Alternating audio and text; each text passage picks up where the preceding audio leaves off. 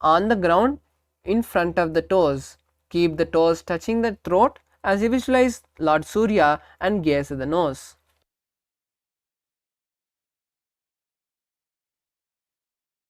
दोबू पगदली संपट करे 16 मेढ़ आगा मेधरे अंगुल 8 अंतरो राशे एडी को ऐसे विदिदाशे.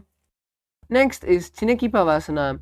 Now bring the legs towards the perineum and hold the legs with the respective hand. Open the legs up like a book, keeping the soles facing upwards. Visualize Swamiji as you place the elbows on the knees and gaze at the nose.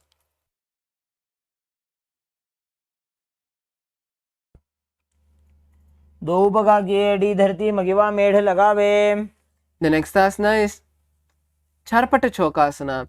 Now bring your heels completely towards the perineum, touching the perineum, and place the hands on the respective knee.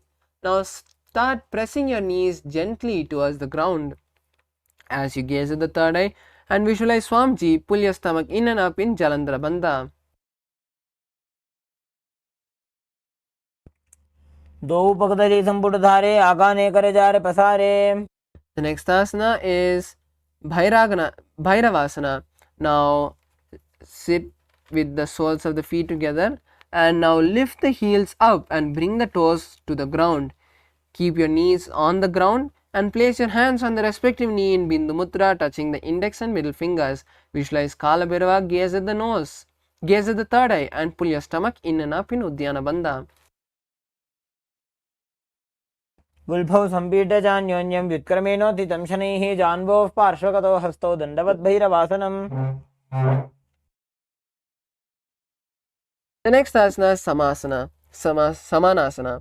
Now sit with one heel at the perineum and lift the other leg towards the chest with both the hands. Visualize Swamiji and gaze at the third eye. समानासनमावक्षे सिद्धमन्त्रादि साधनात्.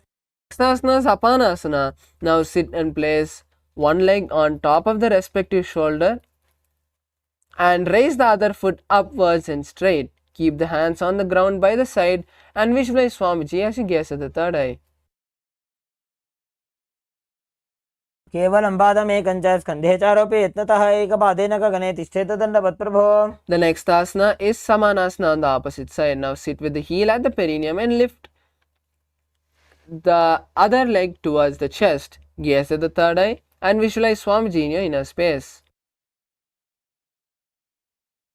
समानासनमावक्षे सिद्धमन्त्रादि साधनात् एकपादं रोदत्वा गुह्योऽन्यलिङ्गवक्त्रके.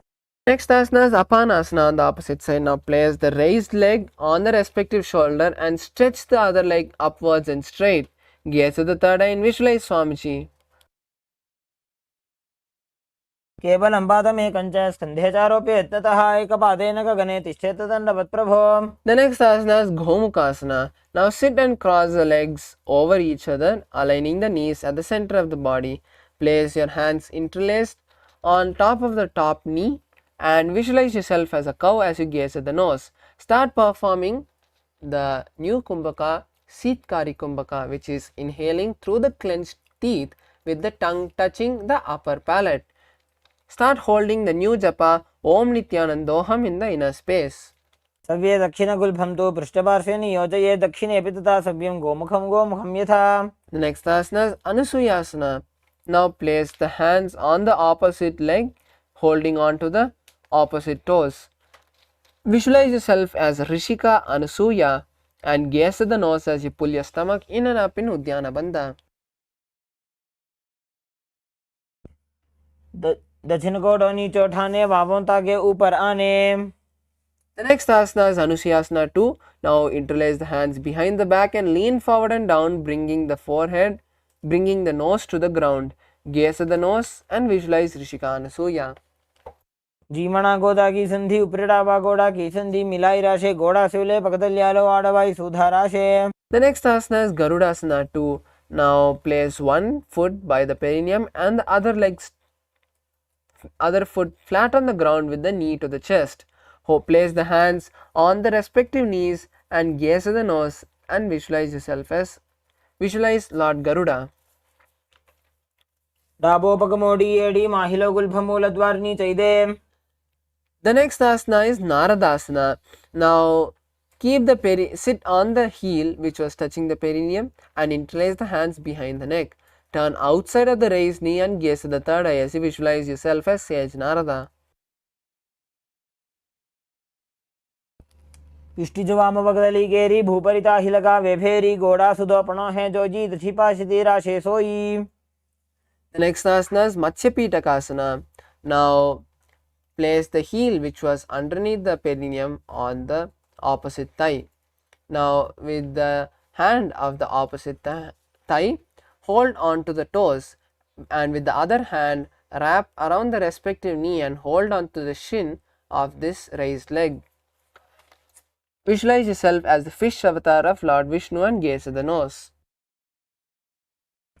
Women वामाङ्गुष्ठन्तो गृहीतं मत्स्यपीठकं योनि वामेन सम्पीड्य मेढ्रादुपरि दक्षिणम्. The next asana is Gomukhasana on the opposite side. Now again cross your legs, aligning the knees to the center of the body. Place the heels by the hip and interlace your hands, placing them on the top knee. Gaze at the nose and visualize the face of a cow. सव्ये दक्षिणगुल्फं तु पृष्ठपार्श्वे नियोजये दक्षिणेऽपि तथा सव्यं गोमुखं गोमुखं यथा. The next asana is Anusuyasana. Now hold on to the opposite big toes with your index and middle fingers and gaze at the nose as you visualize Rishika Anusuya perform Udyana Bandha.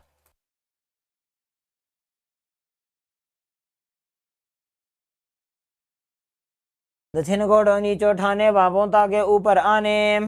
The next asana is Anusuyasana 2. Now from Gomukhasana position, interlace the fingers behind the back and lean forward and down, bringing the nose to the ground. Visualize Rishika Anusuya and gaze at the nose.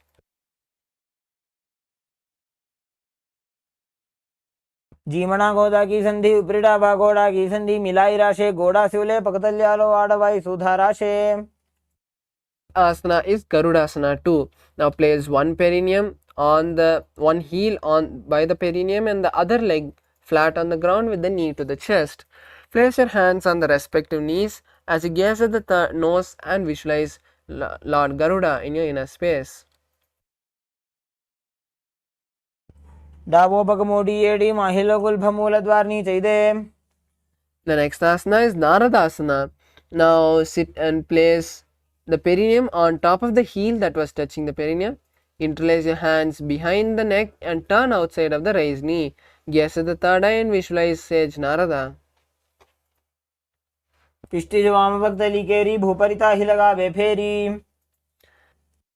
Next asana is Matsyapitakasana. Now place the heel which was under the perineum on top of the other thigh, opposite thigh, and with the hand of the opposite thigh hold on to the foot.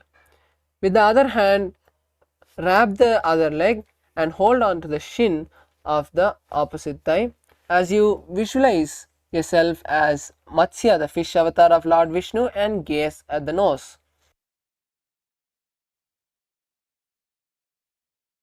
Women वामाङ्गुष्ठन्तो गृहीतं मत्स्यपीठकं योनि वामेन सम्पीड्य मेढ्रादुपरि दक्षिणम्. The next asana is Matsyendrasana. Now place one foot on top of the opposite thigh and place the opposite foot on the ground beside the opposite thigh. Twist your body and bring the elbow outside of the raised knee, keeping the raised arm by the neck and turn the head back. Gaze at the third eye and visualize the sage Matsyendranatha. उदरं पश्चिमाभासं कृत्वा तिष्ठति यत्नतः नम्राङ्गं वामपादं हि दक्षजानुपरिन्यसेत्. The next asana is Kubhasana. Now from Matsyendrasana, place the hand which was on the ground onto the respective ear and with the other hand hold on to the leg of the stretched which is stretched. Visualize yourself as a camel and gaze at the third eye. आसन को गुण झोलो जाए. The next asana is Matsyendrasana 2. Now place the hand which is touching the ear onto the ground. Visualize yourself as Matsyendranatha and gaze at the third eye. मत्स्येन्द्रपीठं जठर प्रदीप्तिं प्रचण्डरुक्मण्डलखण्डनास्त्रम्. The next asana is Matsyendrasana on the opposite side. Now place one foot on the opposite thigh and place the opposite foot on the ground beside the opposite thigh. Twist and bring the elbow outside of the raised knee as you keep the raised arm by the neck. Turn back and gaze at the third eye as you visualize Matsyendranatha. उदरं पश्चिमाभासं कृत्वा तिष्ठति यत्ततः नम्राङ्गं वामपादं हि दक्षिणानोपरिन्यसेत्. The next asana is Kubhasana. Now maintaining the same posture, place the hand which is on the ground to touch the respective ear, and with the other hand hold on to the foot which is extended. Visualize yourself as a camel and gaze at the third eye as you continue to gaze backwards. आसन को गुण झोलो जाए. The next asana is Matsyendrasana too. Now place the hand which is touching the respective ear onto the ground and turn back as you gaze at the third eye and visualize the great sage Matsyendranatha.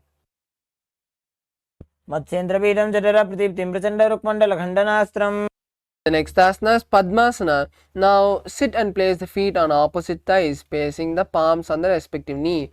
Perform Mahamudra Bandha. Visualize yourself as Lord Shiva. Gaze at the nose and hold the new japa Om Nithyananda Paramashivoham in your inner space.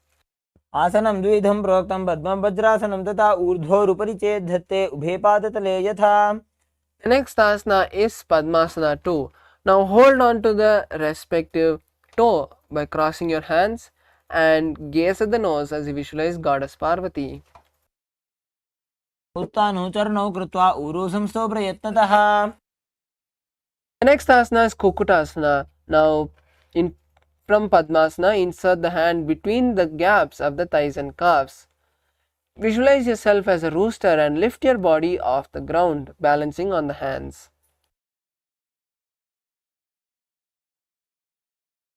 पद्मासनं सुसंस्थाप्य नान्वरोरन्तरेकरौ निवेश्य भूमावासिष्ठेद् व्योमस्थः कुक्कुटासनः. The next asana is Baddhakeki asana. From Padmasana, now raise onto the knees and keep the hands on the ground with the elbows bent. Now slowly lean onto the elbows, placing the navel on the elbows. Slowly lift the legs off the ground and visualize Swamiji. धरामष्टविकरद्वयेन तत्कूर्परिस्थापिता नाभिपार्श्वः. The next asana is Mayurasana. Now come to a kneeling position and keep the palms on the ground. Slowly lean onto the elbows, placing the navel on the elbows, and lift your legs off the ground, balancing on the hands. Visualize yourself as a peacock and start performing Sahaja Kumbhaka, which is inhaling, holding the breath and exhaling comfortably. अथ वक्षे महादेव मयूरासनमुत्तमं भूमौ निपात्य हस्तौ द्वौ कूर्परोपरि देहकम्. The next asana is Makarasana. Now lie down with the feet stretched apart, interlace the hands behind the head, and visualize yourself as a crocodile. अध्यासिशेते हृदयं निधाय भूमौ च पादौ च प्रसार्यमानौ. The next asana is Shalabhasana. Now place the hands by the chest and lift the legs off the ground. Visualize yourself as a locust. अध्यासिशेते करयुग्मवक्षो भूमिवशभिकरयोस्तलाभ्याम्. The next asana is Ushtrasana. Now lay on the stomach and bring the hands to the respective feet. Pull the feet to the ground beside the hips as you visualize yourself as a camel. अध्यासिशेते पदयुग्मव्यस्तं पृष्ठे निधायापि धृतं कराभ्याम्. The next asana is Dhanurasana. Now from Ushtrasana, tighten the grip on the feet and lift the legs and body up simultaneously. Visualize yourself as a bow and gaze at the third eye. प्रसार्यपादौ भूदण्डरूपौ करौ च पृष्ठे धृतपादयुग्मम्. The next asana is Bhagasana. Now sit on the heels with the toes flat, place the hands on the respective knees. Gaze at the third eye and visualize Swamiji as you hold the new japa Om Nithyananda Paramashivoham for the rest of the sequence. उल्टा मोड़ी पाव दो ऐसे बहुरो जुगदी करे एक ऐसे. The next asana is Gohi asana. Now place the forearms on the ground. This is an inverted asana to all the participants. This is an inverted asana, so you can take the support of a wall to perform this asana. Now place your forearms on the ground and interlace the fingers. Place the head between the interlaced fingers and slowly walk your feet forward, stacking the hips to the shoulders. Slowly kick the legs off the ground, keeping the knees bent. Balance in this position, visualizing Swamiji and gazing at the nose. दो हाथ की कहुनी जोजी पुनः कलाई जाने दोई. The next asana is Shirasasana. Now stretch the legs up as you continue to balance and maintain the balance. Visualize Swamiji and gaze at the third eye. विपरीतं मण्डलं च द्विधैव विदितं हिनः. The next asana is Podhyasana.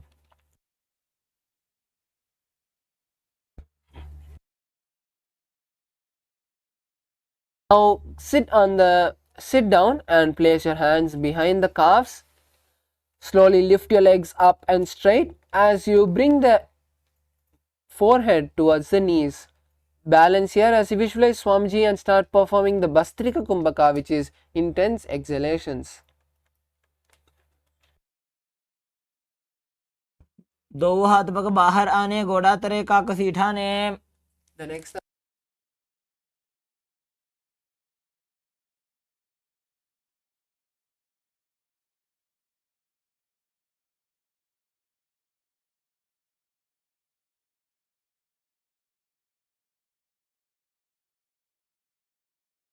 उत्तानशयनं कृत्वा पादौ मिलित्वा प्रसार्य. Next asana is Naukasana. Now rest the legs on the ground for a moment and raise them back up at a 45-degree angle. Keep your hands parallel to the ground beside the legs or keep them on the ground. Visualize yourself as a boat and gaze at the third eye.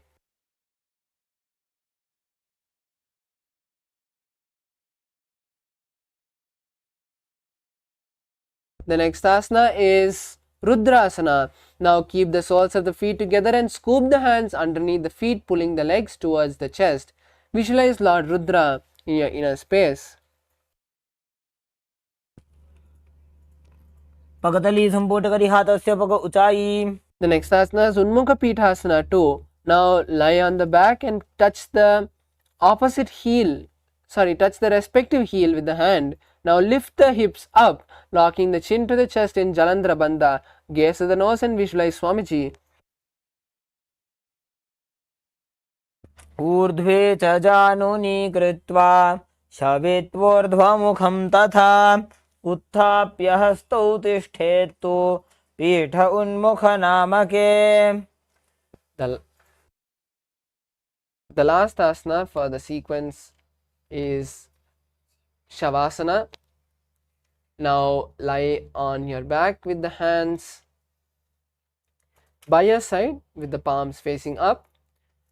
Visualize Swamiji and visualize the Kundalini traveling from the root center to the crown in Shakti Chalana Mudra, completely unclutched from your body.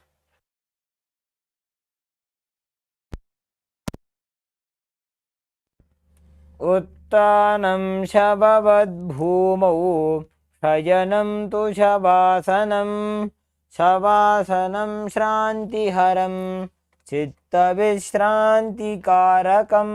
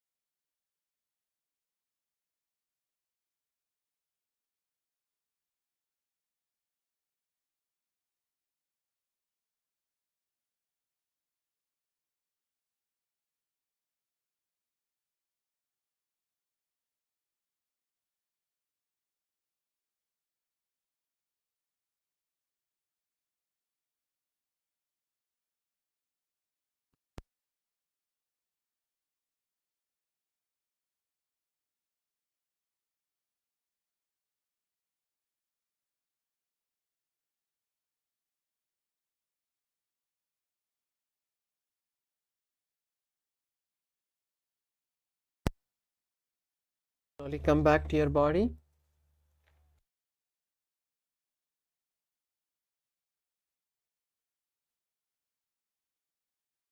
Come back to your body. Start shaking your legs and hands.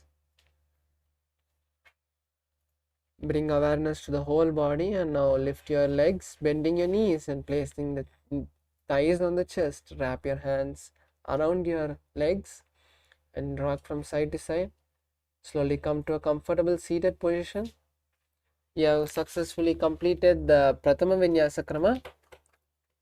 Now let's continue and intensely finish the Dvitiya Vinyasa Krama with the first asana, Yatha Shanishtasana.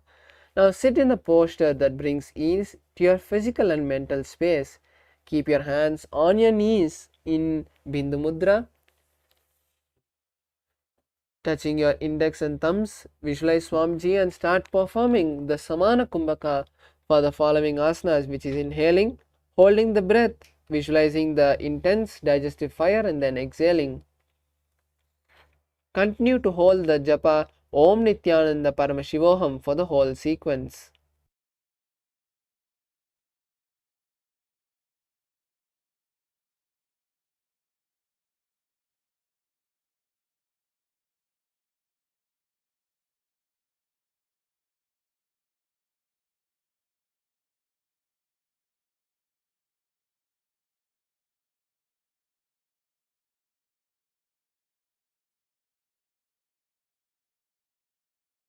पर्यङ्कं तत्समाख्यातं यतसंस्थं यथा स्थितिः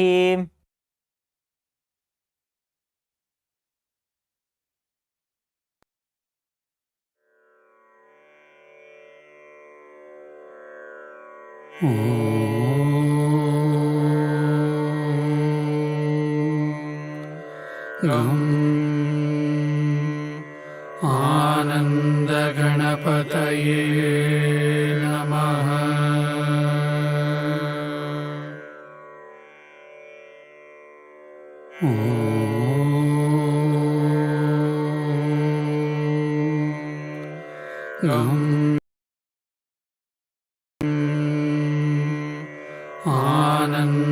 आनन्दगणपतये नमः। आनन्दगणपतये नमः।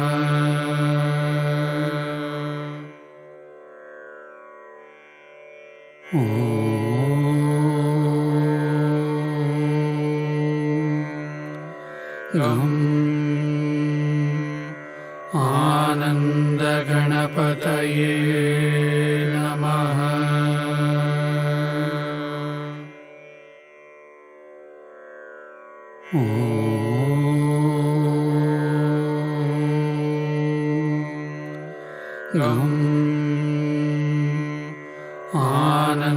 आनन्दगणपतये नमः।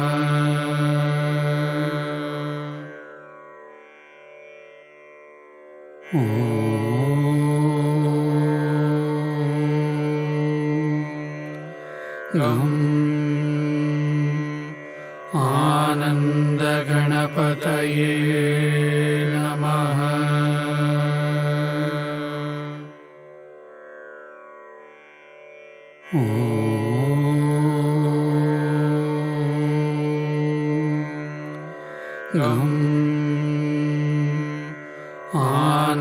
आनन्दगणपतये नमः।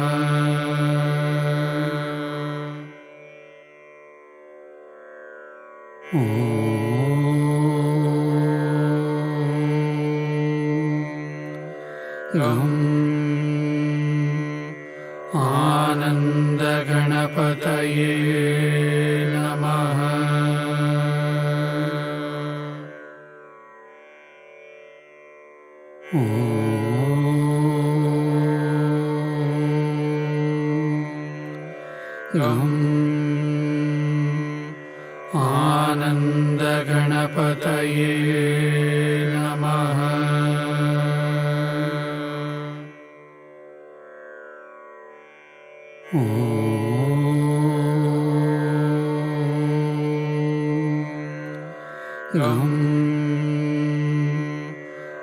आनन्दगणपतये नमः।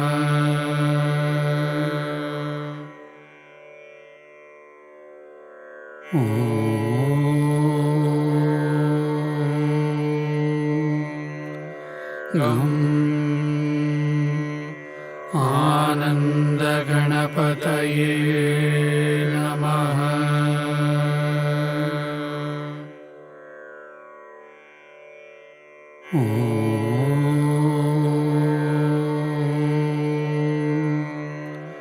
Gam Ananda Ganapataye Namaha.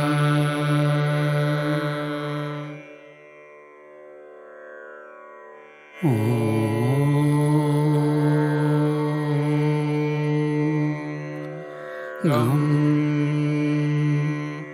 Ananda Ganapataye Namaha.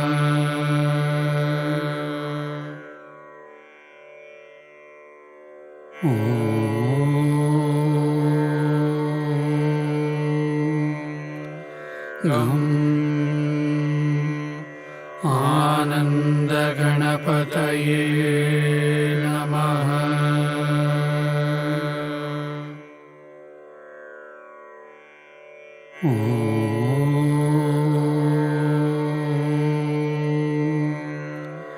Gam Ananda Ganapataye Namaha.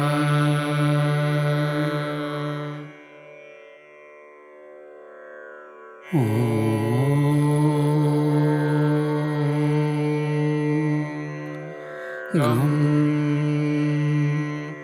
Ananda Ganapataye Namaha.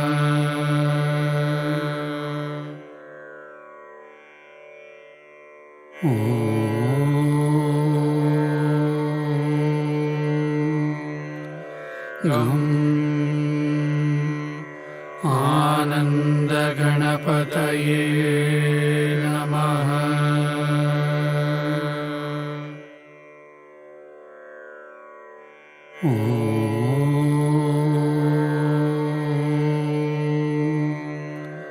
Gam Ananda Ganapataye Namaha.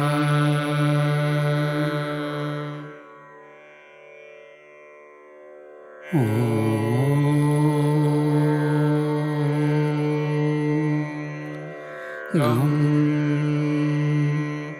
Ananda Ganapataye Namaha.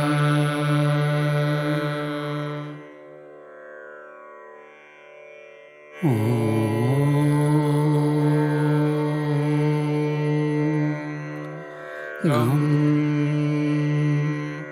Ananda Ganapataye Namaha.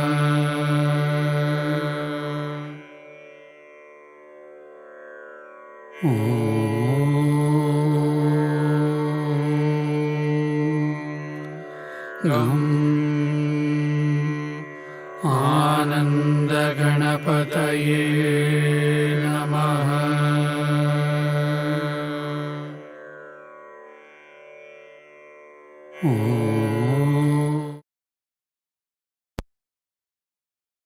Sorry for the technical glitch.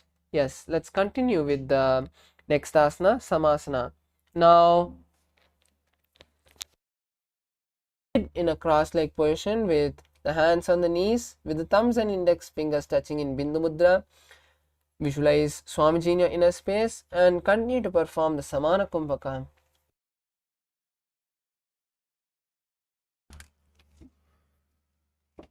इदानीं गर्भिणीनां योगाभ्यासो यथा लघुसुखप्रसवलाभाय प्रोच्यते प्राक्तने पथि. Next asana is Muktasana. Now maintain the same position and visualize Swamiji is liberating you. Gaze at the nose in Shambhavi Mudra and continue to perform Samana Kumbhaka. निबीड्य सीविनीं सूक्ष्मां दक्षिणेतरगुल्पतः वामं याम्येन गुल्फेन मुक्तासनमिदं भवेत्. The next asana is Siddhasana. Now maintain the same posture and just roll the palms, placing the palms on the knees. Visualize Swamiji and gaze at the third eye in Shambhavi Mudra. स्थानुसंयमितेन्द्रियोतलदृशा पश्यन् भ्रुवोरन्तरं चैतन्मोक्षकपातभेदजनकं सिद्धासनं प्रोच्यते. The next asana is Siddhi Asana. Now maintain the same posture as you just switch the gaze to the ground and perform the Mahamudra Bandha. Visualize Swamiji. वामपादके इडीजानो सीवनिमदितासको ठानो Asana is Rudrasana too. Now keep the legs in the same posture as you just roll your hands back up into Bindu Mudra, touching the index and middle fingers. Visualize yourself as Lord Rudra and gaze at the third eye. परिदक्षिण राखे एक जुगति ऐसे विधि दाखे. Next asana is Sandadhunasana. Now maintain the same posture as Rudrasana too and just switch the gaze to the nose. Visualize yourself as the embodiment of unshakable nature. आसन की गुणमणि की चंचलता मीटे. The next asana is Siddhasana too. Now maintain the same posture as you just bring the hands, cupping one palm over the other. Visualize Swamiji in your inner space. ऋजुकाय समासीन सिद्धासनमुदीरितं प्रसार्य भूपादौ तु दोर्भ्यामङ्गुष्ठमादरात्. The next asana is Bandha Yoni Asana. Now maintain the same position of your legs. You visualize yourself as the womb of creation. Now lock yourself in Shanmukhi Mudra, which is closing the mouth with the little and middle and the ring fingers, closing the nose with the middle finger, closing the eyes with the index finger, and closing the ears with the thumbs. चित्र मध्ये महादेव बन्धयोन्यासने शृणु यत्कृत्वा अमरो धीरो भवत्येवेह साधकः. Next asana is Virasana. Now maintain the same posture of your legs as you just place your hands in Bindu Mudra, touching the index and middle finger and thumbs. Visualize yourself as the embodiment of bravery as you continue to perform the Samana Kumbhaka.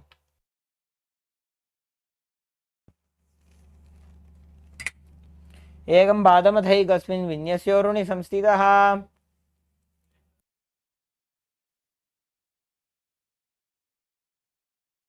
The next asana is Valmikasana. Now maintain the same posture of your legs and just switch the gaze to the third eye. Visualize the great sage Valmiki.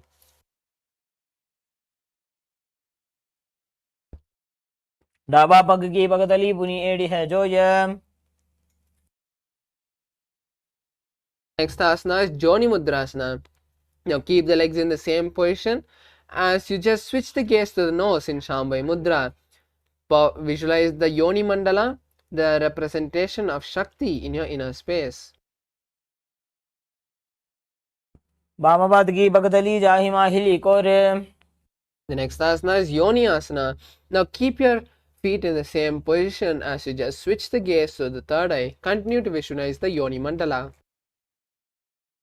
योन्यासनं पर्वतेन योगं योगफले नीलं तत्काल फललं तावत् खेचरो यावदेव हि. Next asana is Bhadrasana 3. Now bring the soles of the feet together and hold the soles with both the hands.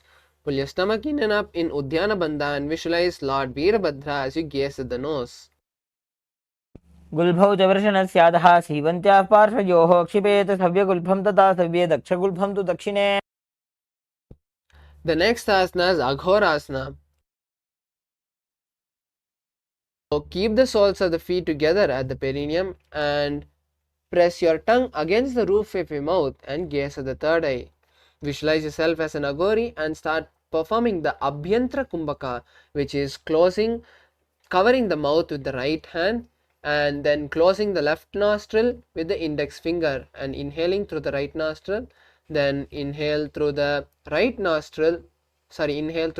nostril, closing the right nostril, then hold the breath and then exhale through the left nostril. पूर्व कहो भिश्रिका जोजी वाही विधि जोगी जैसोजी. Next asana is Kaneri Pavasana. Now bring the feet together in front and place the elbows on the soles. Rest your chin on the palms as you visualize yourself as a female elephant drinking water.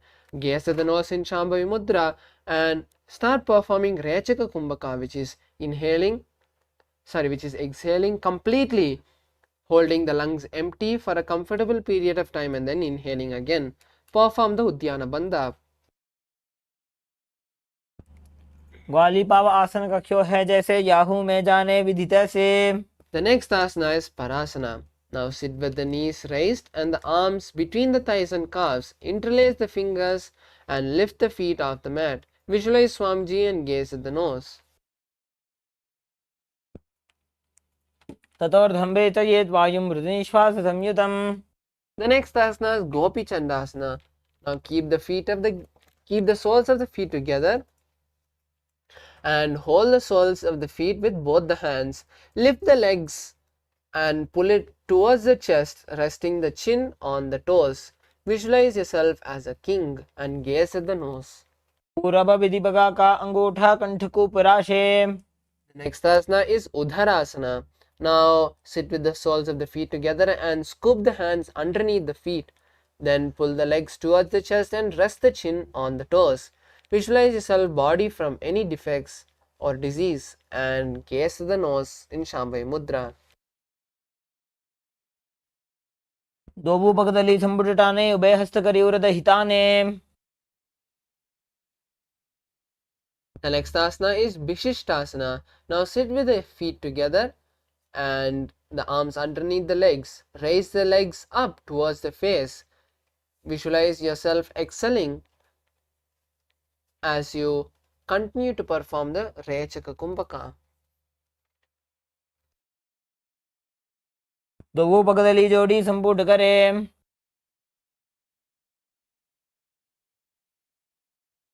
The next asana is Bhujasana. Now from a seated position, lift the legs and place them over top the respective shoulder. Bring the arms underneath the legs and then up, interlacing the fingers behind the neck. Visualize yourself as a cobra. शिरासनं तो विज्ञेयं कक्षासनम् अतः परं ग्रीवासनं च परमं भुजासनमिहोच्यते. The next asana is Kalyanasana. Now maintain a seated position with the legs over top the respective shoulder. Bring the hands down and lock them, interlace them behind the back. Visualize yourself as a beautiful goddess and gaze at the nose in Shambhavi Mudra. दोवो हाथ पगम नीच आने तिनको गोड़ा नीचे ठाने. The next asana is Sankatasana. Now with the left knee on the mat, place the left foot flat and sit on the left heel. Raise the right leg over top the left leg and bring the right heel to the left hip. Place the hands on opposite knees and visualize yourself as a swan. Start performing the Ujjayi Kumbhaka, which is inhaling and exhaling, making an ocean-like sound. वामपादं चितेर्मूलं सन्न्यस्य धरणीतले पाददण्डेन याम्येन वेष्टयेद्वामपादकम्. The next asana is Dhenukasana. Now from Sankatasana, slide the left heel from under the perineum and place it by the right hip.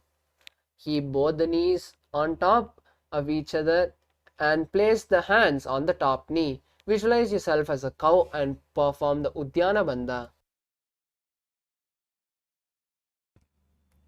अनुषागी Nagar पंचडं वृषेलिन्दकल्यम्नी. Next asana is Machandrasana. Now place the right foot on the left thigh and the left foot on the right knee. Bring the left hand behind the back and hold on to the right thigh. Place the right hand on the left thigh and twist the body as you visualize Swamiji and gaze at the third eye. वामजङ्गपरदक्षिणटाने वामहस्तपिष्टी दिश आने. Next asana is Machandrasana too. Now untwist the body and hold on to the opposite legs. Lean forward and down, placing the forehead on the ground. Visualize Swamiji in a space. प्रथमजी मनो चरणजोजी वामजङ्गपरिराखे sooji. The next asana is Guruvasana. Now interlace the hands and place them on the top knee. Visualize Swamiji and perform Mahamudra Bandha. ऊर्मूले इतरपादस्य कनिष्ठिका प्रदेशगुल्भं संस्थाप्य. The next asana is Sankatasana.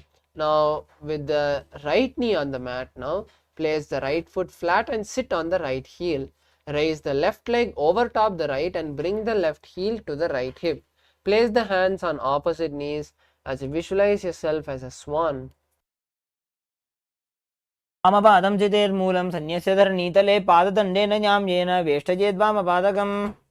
The next asana is Bhenukasana. Now from Sankatasana, slide the right heel from underneath the perineum to the left hip. Keep the legs stacked with the knees aligned to the center of the body and place both the hands on the top knee. Visualize yourself as a cow and perform the Udyana Bandha. अनुषागीनकरपञ्चडं ऋषीलिन्दकल्यम्नि. The next asana is Machandrasana. Now place the right foot on the left thigh and the left foot on the right knee. Bring the left hand behind the back and hold the right thigh. Place the right hand on the left thigh and twist the body. Gaze at the third eye and visualize Swamiji. वामजङ्गभरदच्छिनटाने वामहस्तपिष्टे दिश आने. The next asana is Machandrasana too. Now untwist the body and hold on to the opposite legs. Lean forward, placing your forehead on the ground. Visualize Swamiji in your inner space. प्रथमजी मनोचरणजोजी वामजङ्गपरिराखे sooji. Next asana is Guru Asana. Now maintain the feet in the same position as you interlace the finger and place them on the top knee. Visualize Swamiji and perform the Mahamudra Bandha. ऊर्मूलैत्रपादस्य कनिष्ठिकाप्रदेशगुल्फं संस्थाप्य. Next asana is Pashasana. Now sit with the feet flat on the ground, the knees against your chest and hands holding the opposite knees. Keep the thighs together and lift your tongue and touch the back of your throat as you gaze at the third eye and visualize Swamiji in your inner space.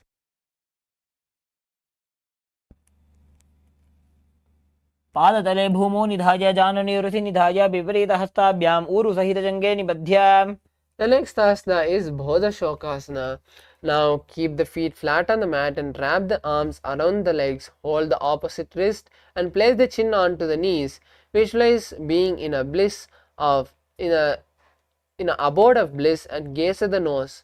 Perform Kechari Mudra, which is rolling your tongue back and touching the back of your throat. दोबू भगदली भूपर दरे कोरमा हिलिए से करे. The next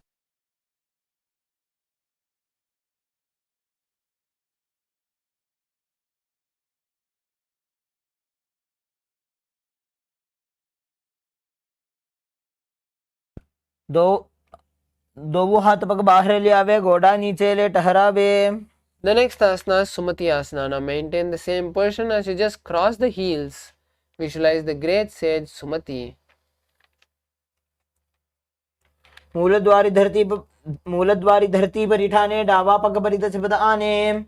The next asana is Dandasana. Now from a seated position, extend the legs out and straight. Keep the arms raised above the head with the elbows straight, fingers interlaced and the palms facing out. Visualize Swamiji in your inner space and gaze at the nose as you perform Mahamudra Bandha. इदानीं गर्भिणीनां योगाभ्यासो यथा लघु सुखप्रसवलाभाय प्रोच्यते प्राक्तने पथि.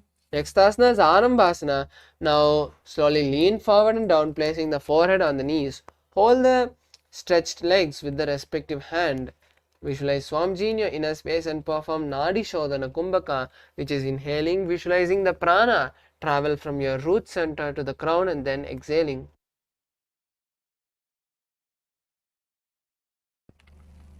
दो पग मिलिवा पसारी पगा का अंगूठा पकड़ी लीलाट गोड़ा लगावे. Next asana is Bhidokasana.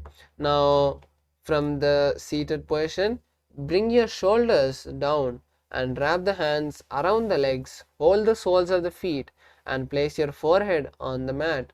Visualize Swamiji and gaze at the third eye in Shambhavi Mudra. प्रथम बैसी दो पाव पसारी कछुक उर्द को कोरडो डारे. Next asana is Jalandhari Pavasana. Now extend both the legs with the heels together. Place the forehead on the legs and insert the hands below the legs, keeping the elbows and touching the knees and the palms facing up. Keep gaze at the nose and visualize Swamiji in your inner space.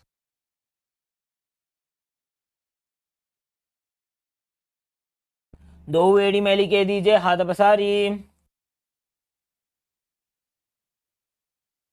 The next asana is Urdhva Paschimottanasana. Now sit with the legs extended out and lift one foot behind the neck. Lean forward and down, placing the forehead on the knee. Hold the stretched leg with both the hands and visualize Swamiji. पश्चिमतानवत् संस्थितिं कृत्वा एकं पादं ग्रीवायां धृत्वा तिष्ठेत्.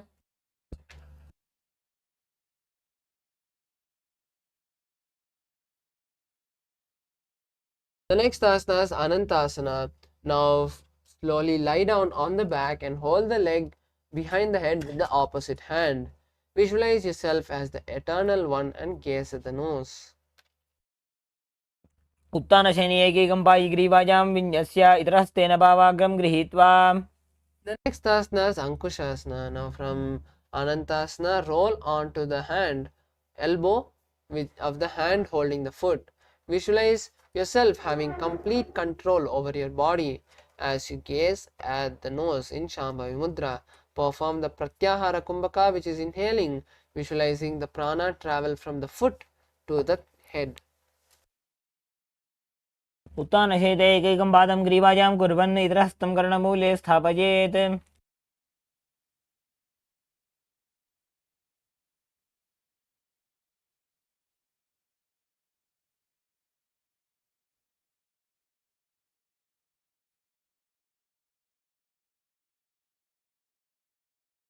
उत्तानशयनं जानुनी हृदयपष्टम्ब जङ्घासहित ऊरूणि करद्वये बद्ध्वा. The next asana is Urdhva Paschimottanasana.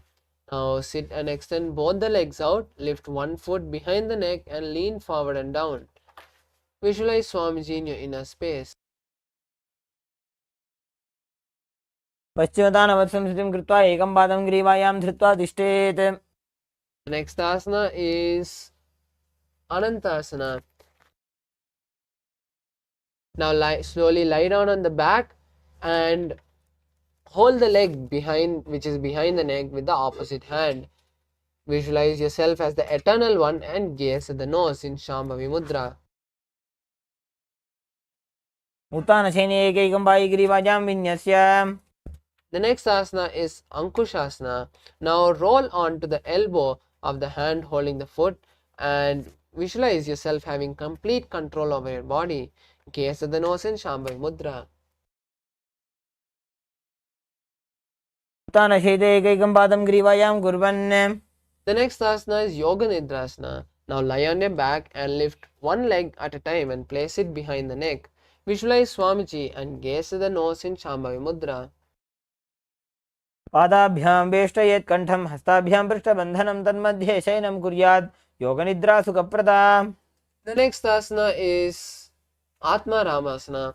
Now from the lying down posture, raise your legs towards the head, wrap the hands around the leg and interlace the fingers behind the nose. Visualize yourself being blessed by Lord Vishnu and gaze at the nose in Shambhavi Mudra. आत्मा राम आसन प्रथमसोधो सोवे. The next asana is Kochikasana. Now lay on the back to the knee with the soles facing up. Extend the arms sideways and gaze at the third eye. Visualize Swamiji in your inner space and gaze at the third eye. दो हाथ सीधा सा करे तनसो ube Sapa करे. The next asana is Jatara Parivritti. The sequence of 6 asanas will be performing now. Now visualize Swamiji throughout the whole sequence. Now lie down on your back and keep the knees to the chest, the arms reaching to the sides at a shoulder level. Now Jatara Parivritti 1, keep one knee bent to the ground and the other leg extended straight.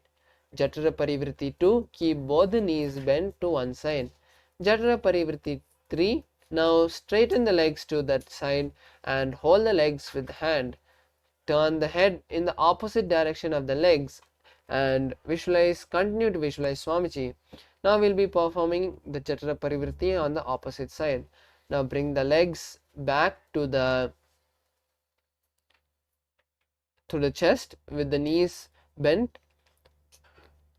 Keep the arms to the sides at a shoulder level.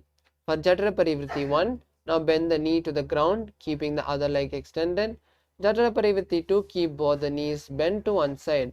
And Jatara Parivritti 3, bring both the legs straight to one side and hold it with the hand on that side. Gaze at the opposite side of the legs and visualize Swamiji. परिवृत्ति कुक्षिभागे त्रिधा हि परिकीर्तितः बद्धकोणं सुप्तकोणम् ऊर्ध्वकोणमथापि च. Next asana is Dvipada Pitam. Now lie on the back and bend the knees, placing the feet flat on the ground. Tuck the chin to the chest in Jalandhara Bandha and start performing Murcha Kumbhaka, which is inhaling and exhaling in Jalandhara Bandha. Visualize yourself as a bridge and gaze at the nose in Shambhavi Mudra. यायुतं द्वन्द्वपीठः सर्वबलप्रदं गर्भिणीनां दुर्बलानाम् इति गार्गी जगादनु.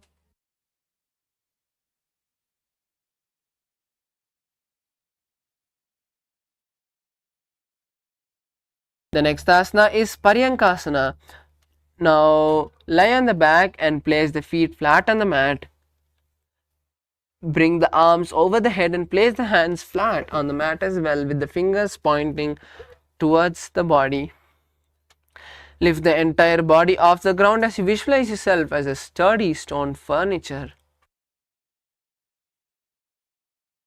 अनशेनं हस्ततलाभ्यां भूमिं अष्टभ्यः पादतलाभ्यां भूमिं धृत्वा.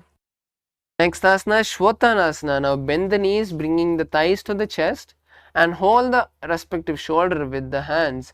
Start circling the hips as you visualize yourself as a dog lying on its back. संवत्सरीरं संस्थाप्य जानुनी सम्मील्य नाभौ वा निज्या हस्ताभ्यां कन्दरां बद्ध्वा. The next asana is Viparita Karani. Now lie on the back and raise the hips and legs up. Bring the hands to the lower back for support if needed, or else keep the elbows and hands extended straight on the mat. Move your legs around in a circle. Visualize Swamiji in your inner space and lock your chin to the chest in Jalandhara Bandha, performing the Murcha Kumbhaka, which is inhaling and exhaling in Jalandhara Bandha. भूतले सशिरो दत्त्वा खेनये चरणद्वयं विपरीतकृतिः शैषा सर्वतन्त्रेषु गोपिता. The next asana is Viparita Karani too. Now maintain the same posture as Viparita Karani and just stop the rotation of the legs. Visualize Swamiji in your inner space. करणी विपरीताख्या सर्वाधिव्याधिनाशिनी नित्यम् अभ्यासयुक्तस्य जाठराग्नि विवर्धनी. The next asana is Langalasana. Now slowly from Viparita Karani, lower the legs behind the head. Continue to keep the hands behind the back and interlace the fingers. Visualize yourself as a plow. नरकासने स्थित्वा नासिकाप्रदेशे भूमौ पादपृष्ठे स्थाप्य. Next asana is Shaitya Paschimottanasana. Now maintain the same posture as you hold on to the respective toes. Visualize Paramashiva in your inner space. तानं शयित्वात् कुर्वीत शयितपश्चिमतानकम्. The next asana is Supta Konasana. Now maintain the same posture as you slowly spread the feet out wide. Visualize Swamiji in your inner space. परिवृत्ति कुक्षिभागे त्रिधा हि परिकीर्तितः बद्धकोणं सुप्तकोणम् ऊर्ध्वकोणमथापि च. The next asana is Chakrasana. Now bring the legs over top the head and bring the toes to the ground. Hold the ankles, keeping the knees straight, and roll backwards onto the back. Keep the legs straight and visualize yourself as a chakra, the wheel. शवासनस्तद्वौ पादौ कुर्यान्मस्तकतः परो व्युत्क्रमेण ततः शीघ्रमेतत् सर्वस्य साधनम्. The next asana is Supta Prasarita Padangushtasana. Now lie on the back with the legs vertical. Hold the big toes in Prana Mudra and open the legs wide. Visualize Swamiji in your inner space. And start performing the Ujjayi Kumbhaka, which is inhaling and exhaling, making an ocean-like sound. उत्तानपादं क्रौञ्चं च मरीचिं वीरभद्रकं नटराजं त्रिकोणं च सुप्ताङ्गुष्ठप्रसारणे. Next asana is Supta Padangushtasana. Now from Supta Prasarita Padangushtasana, just bring both the legs together and keep the legs facing upwards. Visualize Swamiji in your inner space.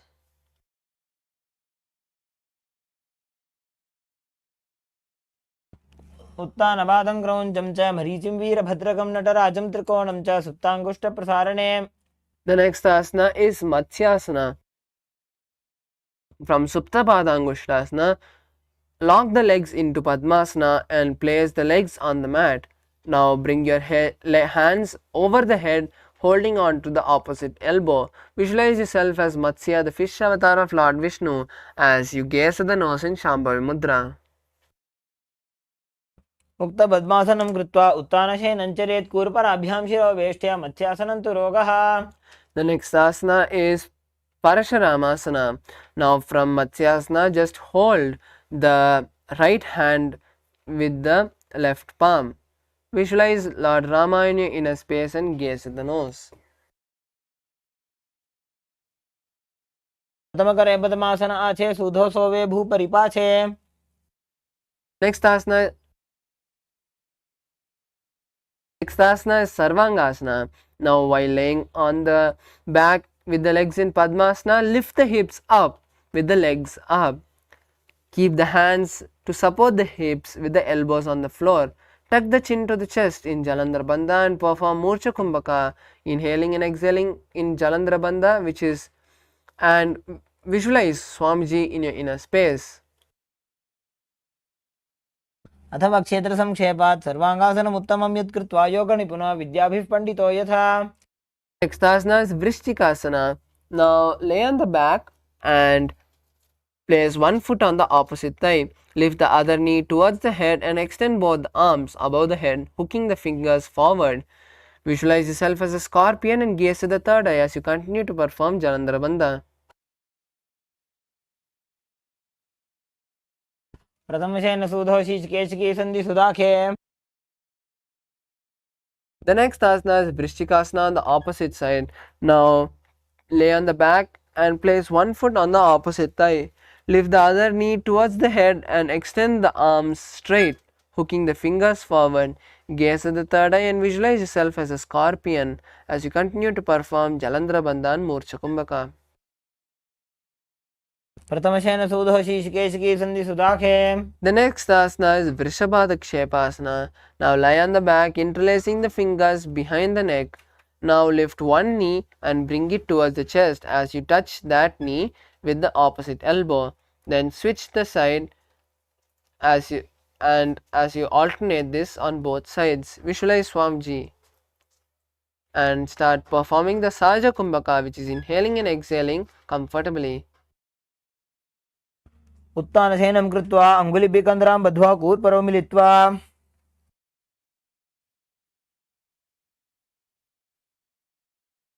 Next asana is Marottananasana. Now lie on the back.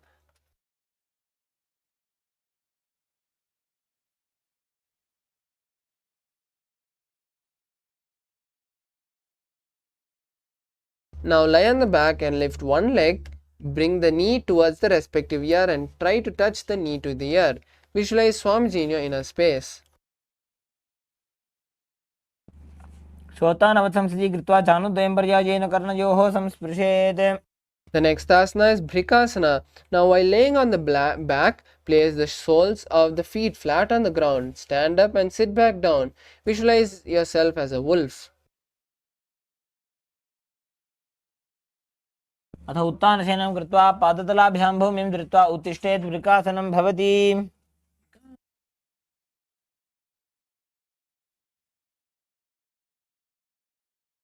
Next asana is Luthasana. Now lay on the back and quickly throw the legs above the head. Completely roll over and finish in a prone posture. Repeat this again and again.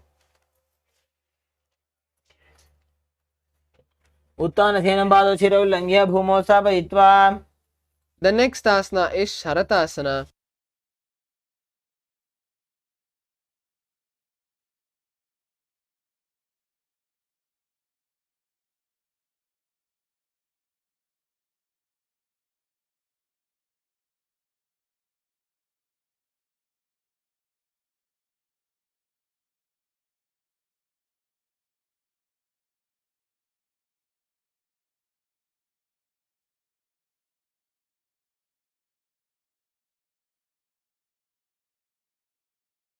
Sorry for the technical glitch. The next asana is Saratasana. Now lie on your belly with the toes extended. Keep the hands on the ground by the shoulders. Contract the lip and make a flute-like sound. Visualize yourself as a chariot. निर्जशयनं कृत्वा नाभिं भूमौ निधाय स्तम्भोद्यस्ताभ्यां भूमिमष्टभ्य Next asana is Dehalyulanghanasana. Now place the palms on the mat in a plank position and jump the legs forward and back between the arms. Repeat this again and again as you visualize yourself going beyond the body and mind. हस्तद्वयं बद्ध्वा तन्मध्यचरणद्वयम् उड्डानैव बहिरानीय अथ नियेत् देहल्युल्लङ्घनं भवति. Next asana is Jatyasana. Now stand tall and lean down, placing the hands on the mat. Start walking on all the four limbs as you visualize yourself as an elephant. अथ जात्यासनं वक्ष्ये येन जातस्मरो भवेत् हस्तान्द्रिभूमौ च गमनम् आगमनं ततः. Why a 60-year-old elephant?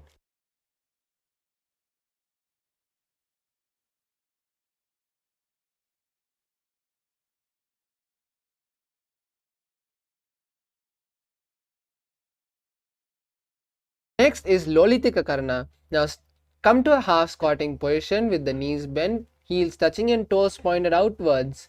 Now tilt your head back and stretch your hands to the side, parallel to the ground. Now bring one arm at a time towards the chest and back straight. Rotate your head in all the directions.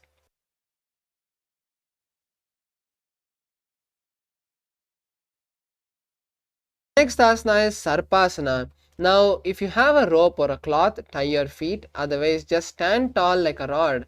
Keep your arms at the side with the hands touching the thighs. Visualize your Kundalini curling and through all the energy centers and going to the crown center. Visualize the Kundalini travel and continue to perform the Saja Kumbhaka.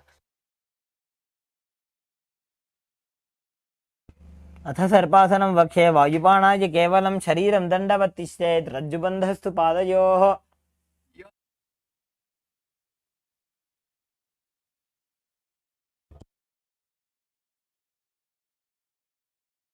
Next asana is Ushtrasadhanasana. Now stand tall and lean forward. Place the back of the palms on the mat. From the front, place your fingers underneath the legs and start walking in your mat, visualizing yourself as a camel. मुष्टिकनिष्ठिकाप्रदेशेन भूमौ निधाय उपरि पादतले संस्थाप्य. The next asana is Ashwasana. Now stand tall again and lean forward, placing the back of the palms on the mat. Now place your hands from the side of the foot and start walking back and forth in the mat, visualizing yourself as a horse. मुष्टिकनिष्ठिकाप्रदेशेन भूमौ निधाय उपरि पादतले संस्थाप्य अश्ववत् शरीरं चलनीयम् अश्वासनं भवति. The next asana is Kapotanitakasana. Now stand straight with the feet together. Interlace the hands.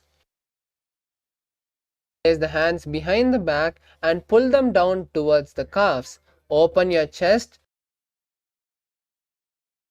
as you visualize yourself as a soaring bird.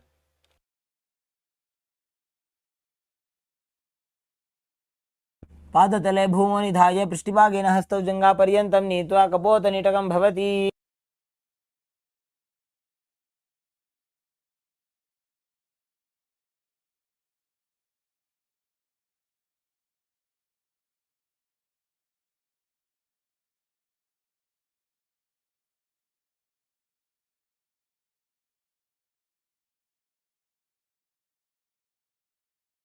The next is Talapushpapatam Karna. Now stand tall with the legs in a half squatted position with your knees bent and heels touching. Now bring your hands to a Namaskara Mudra and bend to one side, lifting simultaneously, opening the palm and raising the heel of the respective side. Slowly lower the waist and shoulder as you visualize offering flowers to Paramashiva. The next asana is Khadgasana. Now lie on your stomach and jump the feet up, with the hands and stand, bringing the palms together, forming the horn of the rhinoceros. Visualize yourself as a rhinoceros and gaze at the nose. नुचसरतमासनं कृत्वा पादतलाभ्यां भूमिं धृत्वा The next asana is Angamottanam.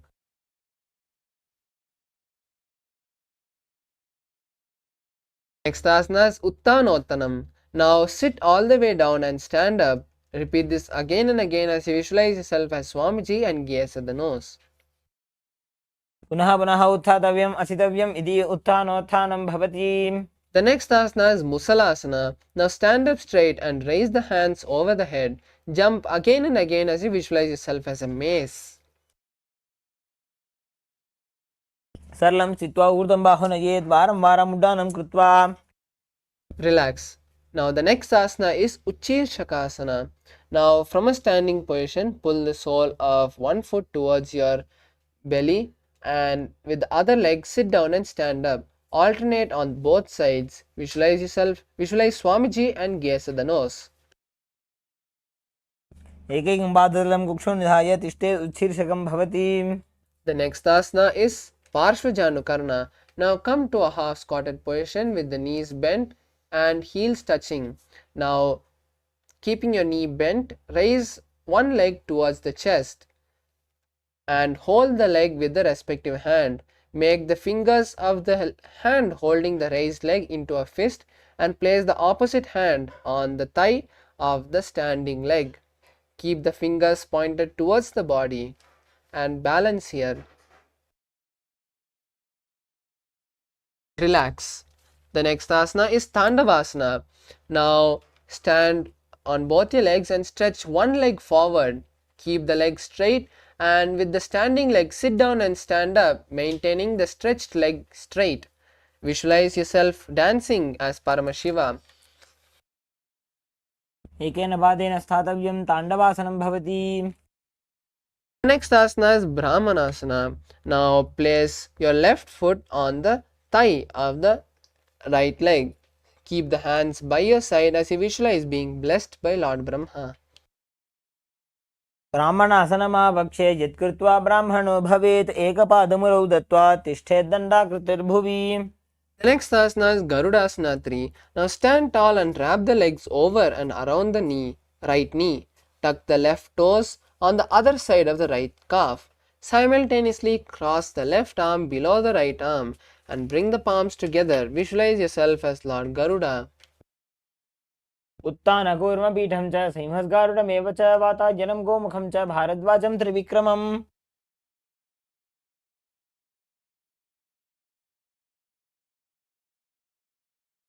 The next asana is Ekapadasana.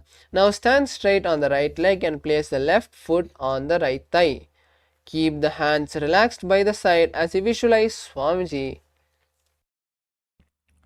दक्षाङ्घ्रिं वामपादस्य जङ्घोपरि निधाय च.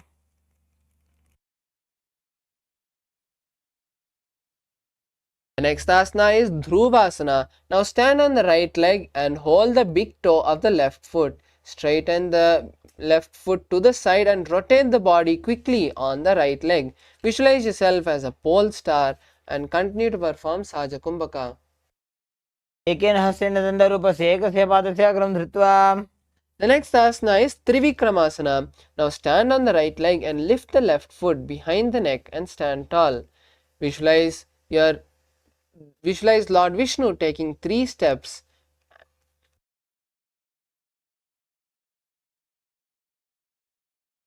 ग्रीवायां पादं संस्थाप्य स्थातव्यम् उत्थातव्यं त्रिविक्रमासनं भवति. The next is Parshvajanukarna on the opposite side. Now again come to a half squatting position with the heels touching and the toes and knees bent. Lift the opposite knee towards the chest and hold the leg with the respective hand. Keep the hand which is holding the raised knee into a fist and with the other hand place it on the straight leg. Keep the fingers pointing to the body and balance here. Relax. Now let's perform the next asana, which is Tandavasana on the opposite side. Now stand on one leg and straighten the opposite leg forward. Sit down and stand up on one leg as you maintain the stretched leg straight. Visualize yourself as Lord Paramashiva dancing. एकेन पादेन स्थातव्यं ताण्डवासनं भवति. The next asana is Brahmanasana on the opposite side. Now place the right foot on the inner thigh of the left foot. Keep the hands by the side and visualize being blessed by Lord Brahma. ब्राह्मणासनमावक्ष्ये यत्कृत्वा ब्राह्मणो भवेत् एकपादमुरो दत्त्वा तिष्ठेदण्डाकृतिर्भुवि. The next asana is Garudasana 3. Now stand tall and wrap the right leg over and around the left knee. Tuck the right toes to the other side of the left calf. Simultaneously cross the right arm below the left and bring the palms together. Visualize yourself as Lord Garuda.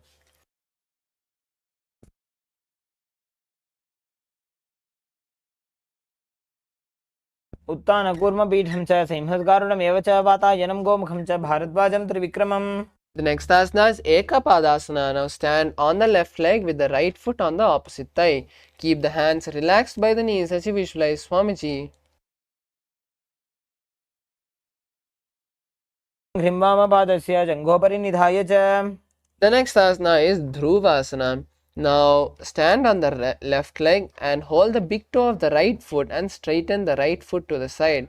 Now quickly rotate your body on the left leg as you visualize yourself as the pole star. एकेन हस्तेन दण्डरूपस्य एकस्य पादस्याग्रं धृत्वा. The next asana is Trivikramasana. Now stand on the left leg and place the right leg behind the neck. Sit down and stand up as you visualize Lord Vishnu taking 3 steps. ग्रीवायां पादं संस्थाप्य स्थातव्यम् उत्थातव्यं त्रिविक्रमासनं भवति. The next asana is Samanaka Karna. Now just stand with the knees straight, toes, heels together and toes pointed slightly out. Intensely just visualize Paramashiva. Relax. Now the next asana is Gorakanjali Asana. Now stand tall and then bend forward, bringing both the hands underneath the knees. Make a finger lock and touch the finger lock to the navel. Visualize the great sage Goraknatha and perform the Jivachala Kumbhaka for the following asanas, which is inhaling and visualizing the prana completely traveling throughout your body and then exhaling. प्रथमैः बोहोए बाहुरी नीचो पुनिहोवे. Next asana is Kanchi Asana. Now insert the hands between the thighs and calves and then wrap the hand underneath the buttocks. Keep the chest straight and visualize Swamiji in your inner space. ऊरुमध्यात् हस्तो निवेश्य नितम्बं धृत्वा पादतलाभ्यां भूमिं वष्टभ्य.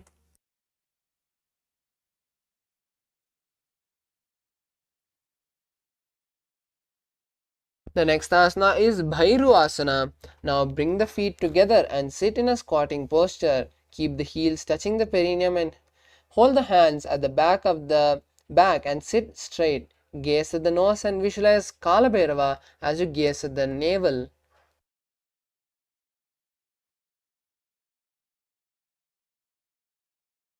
दो पगदली थलिया की माहिली और मिलागी फना पानी उकड़ मोड़ वैसे. The next asana is Varahasana. Now squat all the way down to the ground and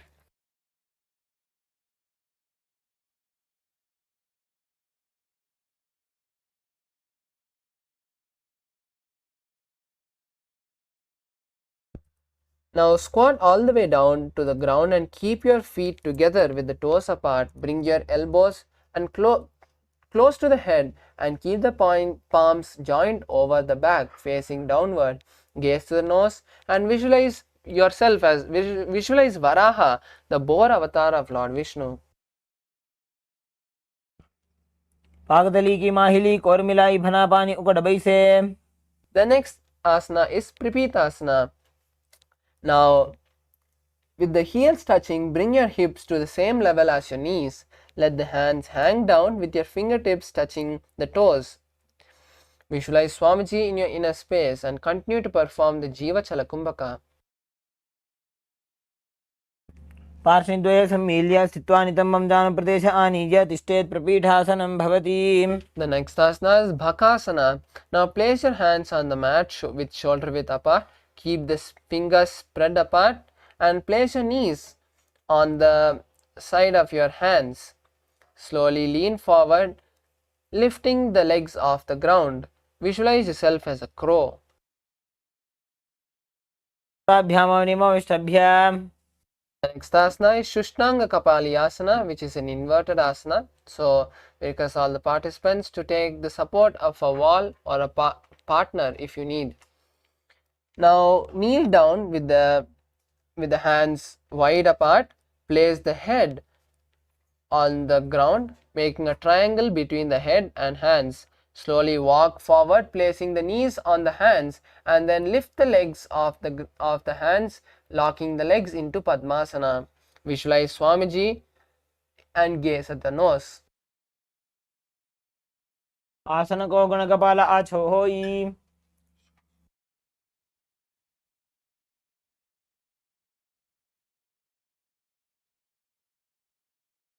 The next asana is Guptasana.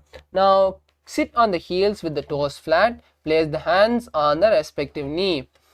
Sit with the head, neck and spine in a straight line and gaze to the nose in Shambhavi Mudra. Visualize you are sitting in the secret seat with Paramashiva. दानोर्भोरन्तरे पादौ कृत्वा पादौ च गोपजेत् पादौ परिच संस्थाप्य कृतं गुप्तासनं विदुः.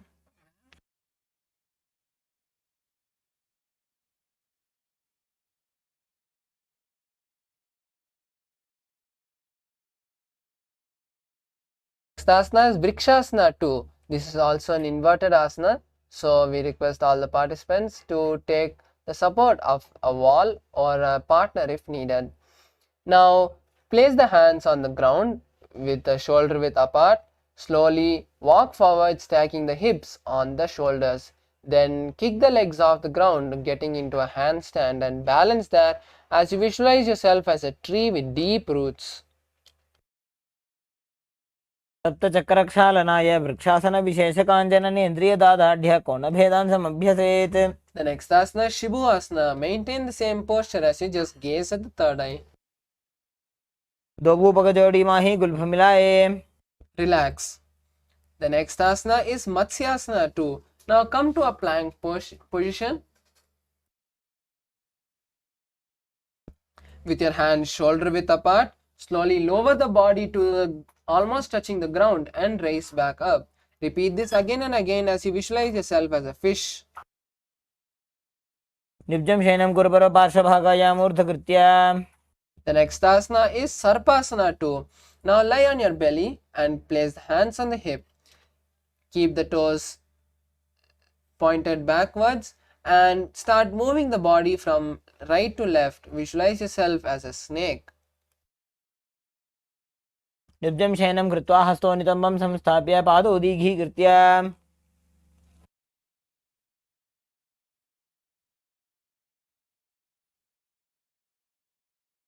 The next asana is Niralambanasana. Now lie on your belly and place your elbows on the ground with the palms supporting the chin. Visualize yourself feeling completely supported as you start performing Saja Kumbhaka, which is inhaling and holding the breath and exhaling comfortably. कराभ्यां पङ्कजं कृत्वा तिष्ठेत् कूर्परयासुधीः. The next asana is Chatrasana. Now lie on your stomach and place the hands in front. Slowly lift the upper body as high as you can, bending the back, and lift your legs and try to touch the legs to your head. Visualize yourself as an umbrella protecting your guru from the sun rays. अर्ध्यासनं स्थित्वा हस्ततलाभ्यां भूमिं धृत्वा. The next asana is Vajrasana. Now sit on the heels with the toes flat. Bring your hands as far as you can from the body and place it on the ground. Place your forehead also on the ground and visualize yourself as the indestructible weapon of Lord Indra. Gesati nos in Shambhavi Mudra. इदानीं गर्भिणीनां योगाभ्यासो यथा लघुसुखप्रसवलाभाय प्रोच्यते प्राक्तनेपथि. The next asana is Meshasana. Now come into a plank position and walk your feet forward, bringing the hips up high. Start alternating, striking one hand to the ground. Visualize yourself as a powerful ram.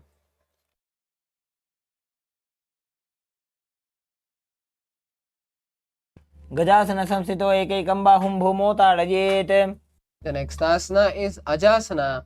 Now come to, this is also an inverted asana. So you can take the support of a wall and or a partner. Now place your hands on the ground, shoulder width apart, and walk your legs forward, stacking the hips to the shoulders. Slowly kick the legs off the ground and slowly bring your forehead to the mat. गजासन संस्थितो पादद्वयमन्तराळे कृत्य.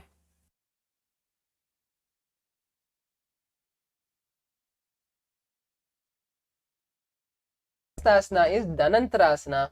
Now sit on the heels with the toes flat and hold the toes and pull the feet towards the perineum. Then place the hands on the respective knee and keep the spine straight. Visualize Swamiji and gaze at the nose in Shambhavi Mudra. Start performing Ujjayi Kumbhaka, which is inhaling and exhaling, making an ocean-like sound.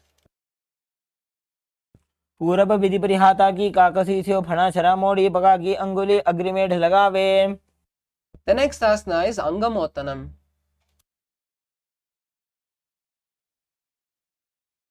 The next asana is Angamotanam. Now interlace your hands in front and then behind you. Stretch the arms forward to the side and then backward, giving a massage to various joints and muscles. Visualize Swamiji and continue to perform the Ujjayi Kumbhaka. तयोः अंगुलीर्बद्ध्वा हस्तयोर्मध्यात् सर्वंगं निष्कासयित्वा.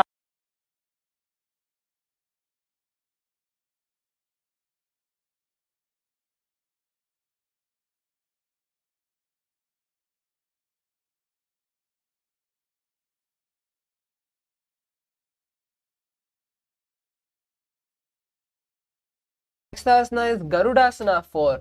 Now sit on the heels in Vajrasana and then turn the feet out to the side.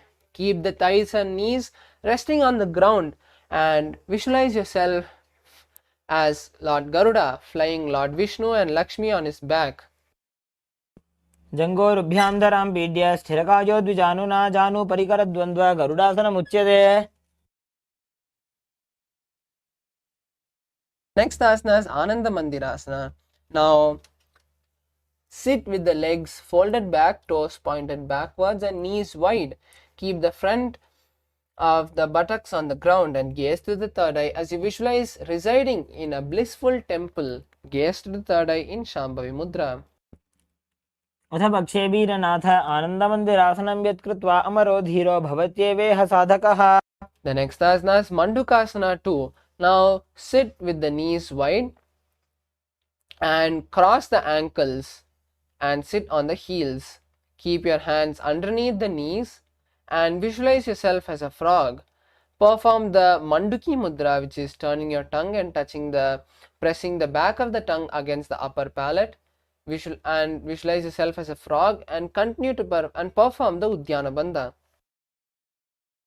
पृष्ठं सम्पीड्य गुल्फाभ्यां जान्वङ्गे सबलयाकृतिः हस्तोपादतले क्षितो मण्डूकं पाददोषहृत्. The next asana is Narasimhasana. Now keep your toes on the mat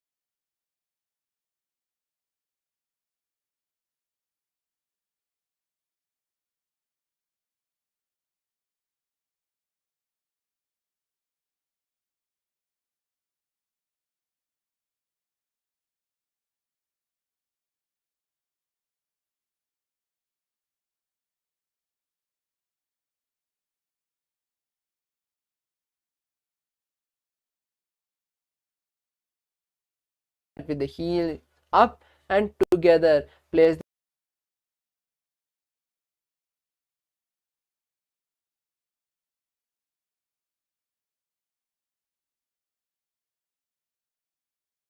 the perineum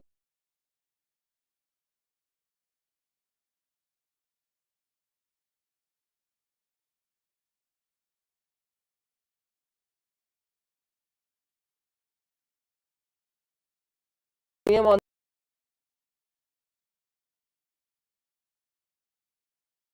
the heels and place the palm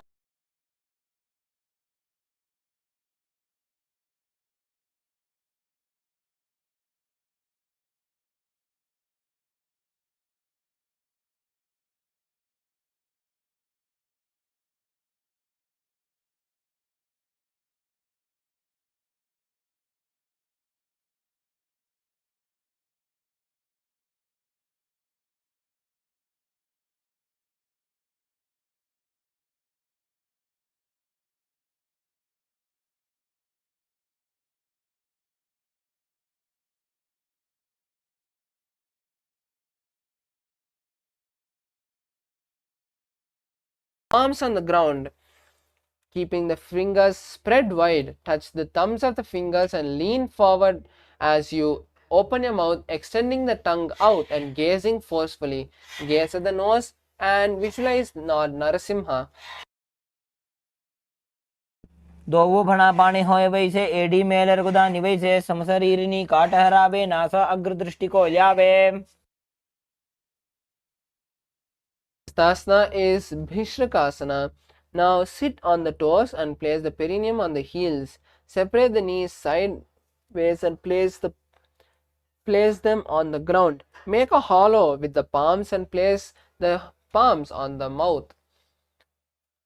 Place the thumbs underneath the teeth and start performing the Bhishraka Pranayama, which is inhaling through the left nostril and exhaling through the mouth. Visualize Goddess Durga in your inner space as you gaze at the nose. दो बगा की AD Joji गोड़ा फनोबान पुनि होई. The next asana is Makadasana. Now keep the soles of the feet together and the top of the feet on the ground. Sit on the heels and bend the elbows touching the chest and start scratching your body, visualizing yourself as a playful monkey. Gaze at the third eye. दोवो भगदली संपुटाने तिनकी बिष्टि भूमि पर इटाने. Next asana is Vajrasangharasana. Now stand on the toes with the soles of the feet together. Sit on the heels with the knees wide apart and knees off the floor. Hold the elbows from behind the back and visualize a diamond as you gaze at the nose in Shavai Mudra. प्रथम वनापाणी होय बैसे दोबू AD गुदा निवैसे गोड़ा उभा राके धीर आड़े वाय पसारे धीर. The next asana is Khanjanasana. Now keep the toes down and ankles crossed behind. Sit on the crossed heels and place the palms on the side of the mat. Visualize yourself having perfect health and gaze to the nose in Shame Mudra. Perform Udyana Bandha. खञ्जनासनमावक्ष्य यत्कृत्वा सुस्थिरो भवेत्. The next asana is Kurmasana. Now with the toes flat, cross the feet and place the perineum on the back of the heels. Keep the knees wide and on the floor as you rest the hand on the respective knee. Visualize yourself as a tortoise and gaze to the nose in Shambhavi Mudra. गुल्फौ च वृषणस्याधो व्युत्क्रमेण समाहितो ऋजुकायुशिरो ग्रीवं कूर्मासनमितीरितम्.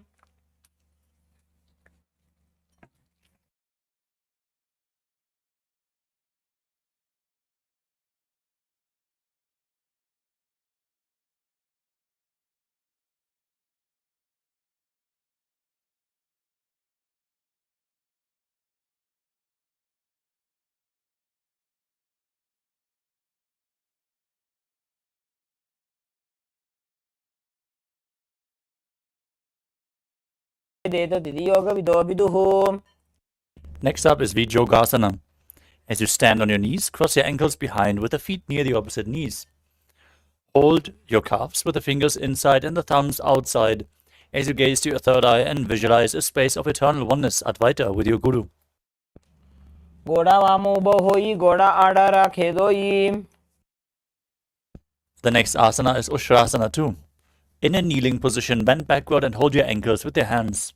Keep your arms straight and push your hips forward as you tilt your head back.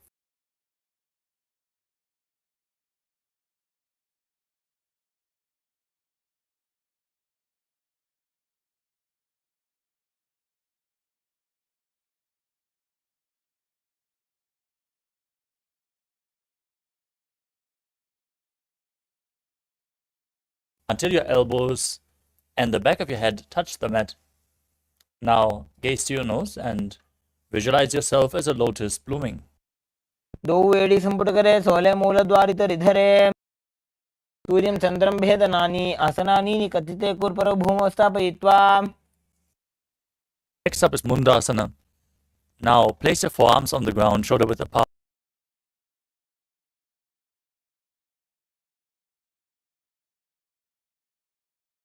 Ground, visualizing yourself as a locust. शलभासन भेदाश्च नटभेरुण्ड नामके गण्डभेरुण्ड सहिते शीर्षदण्डासनं तथा. Next up is Kayakalpa. As you lay on your belly, with your arms at the side of your body, palms facing down, lift your legs up and place your forehead on the ground, visualizing yourself as a skull representing the mind with purified thoughts and the strong will to attain enlightenment. कपालं भूमौ निधाय ऊर्ध्वं पादौ नजेत कपालासनं भवति.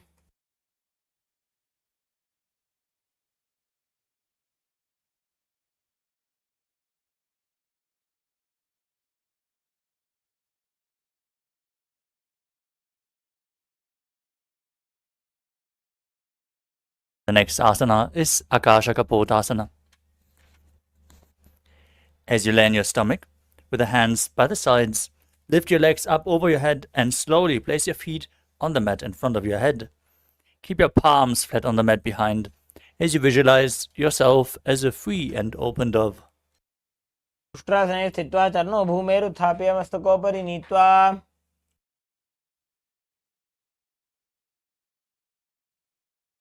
The next asana is Chatakasana. From a kneeling position with your feet flat, place your perineum on the heels, lean forward and down, place your navel on the knees as you bring your forearms to the ground, be stable and visualize yourself as a sparrow. परपर्यन्तौ हस्तोधरामष्टभ्य जानुनी नाभो संकुञ्च्य. Next up is Vrishikasana 2. With your forearms on the ground, raise your hips up and bring your legs over top of your body with the feet touching your head if you can. Balance in this posture as you visualize yourself as a scorpion. विच्छेप पुच्छ प्रतिमाङ्घ्रिपार्श्वनि धृत्वा स्वशीर्षे चिबुकं विधार्य कौ.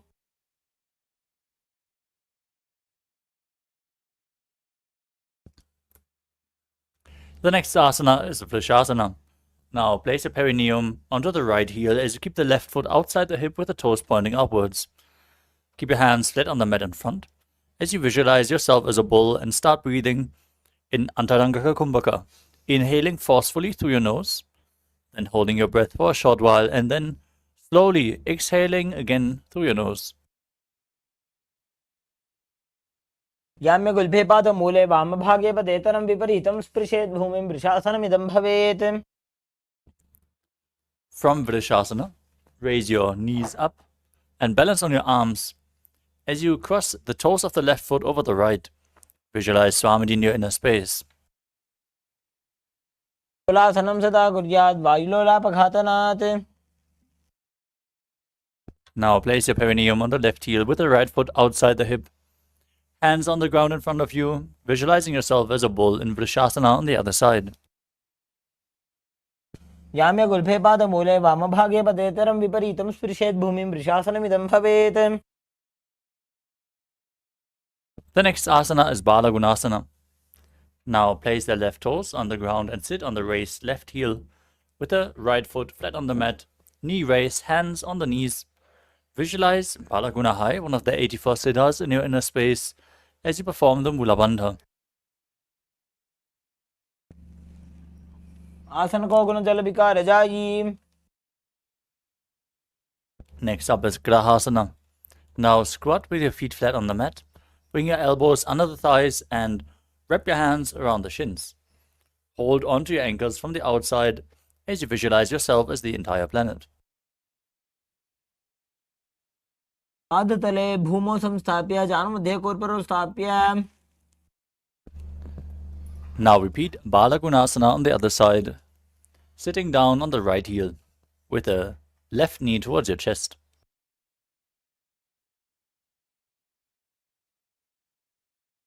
आसन को अगन जल विकार जाई. The next asana is Utkatasana. You can hold weights in this asana if you want to intensify it. Now squat on the toes with the heels up and the knees off the mat. Place your perineum on the heels and your hands on the respective knees as you keep your spine upright and visualize Swamiji in your inner space. युजास्पिजोस्ति यत ऊर्वजानो यत्रासने पादतलद्वयोपरि. Next up is Vajrasangarasana too. Now sit on the toes with the heels raised, perineum on the heels. Keep your knees open wide, lifted off the ground, and hold on to opposite elbows behind your back as you visualize Swamiji in your inner space. प्रथम बना पानी होए जैसे दोवो एड़ी गुदानी वैसे.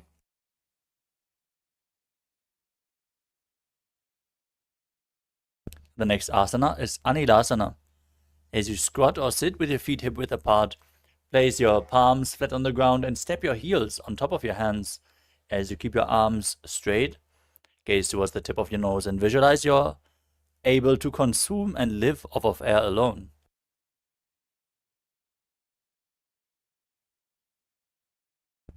दो हाथ भूमि पर टाने कहनी जाड़ी ना भी लगाने. Next up is Padukasana. As you place the back of your hands on the mat with the fingers facing towards your body, step your feet on top of your hands and wrap your hands around the feet like a shoe. Walk around on your mat, visualize you're wearing padukas walking across India. हस्ततलयोः पादतले कृत्वा तिष्ठेत् गच्छेत् पादुकासनं भवति. Next up is Kukkotoddanasana. As you place your palms on the mat, raise both feet upwards into the air and let them fall back down again and again. Visualize yourself as a rooster. हस्ततले भूमौ कृत्वा पादतले च ऊर्ध्वमुड्डानं कृत्वा. Next up is Viparita Nrityasana. Now place your hands on the mat, raise your legs upwards into a handstand, and move around on two hands dancing. Feel yourself become free of all inhibitions. हस्ततलाभ्यां भूमिं अष्टभ्य ऊर्ध्वपादाग्रे कुर्वन्.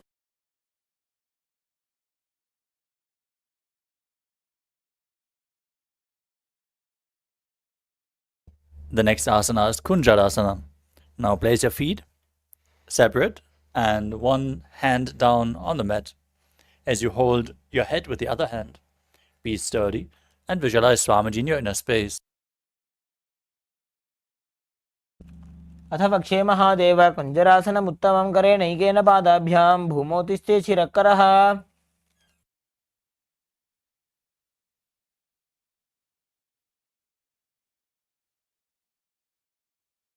Next up is Kunjarasana on the other side.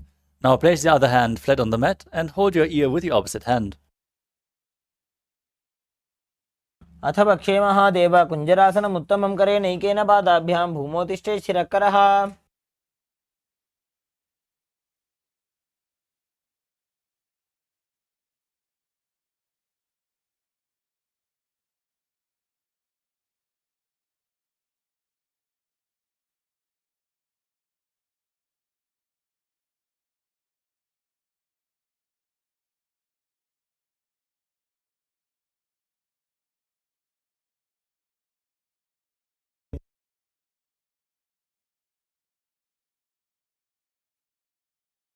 Yes, the next asana is Kadambasana. Now sit on the ground with the feet flat and the heels close to the body. Hold the respective ankle and lift the feet off the ground. Visualize yourself as a Kadamba tree.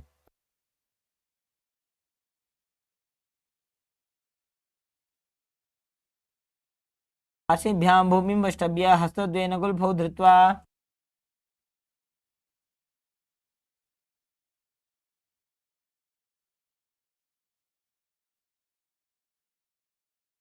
Asana is Pavana Muktasana. Now sit with the heels at the perineum, hold the knees with the hands and press them towards the chest. Visualize the excess vata being balanced within your system. द्वयोस्तु पादयोः पाणिं लात्वा स्वस्ति तम्बके जानुनि वक्षसि साधुर्बभ्रतीकरबन्धनैः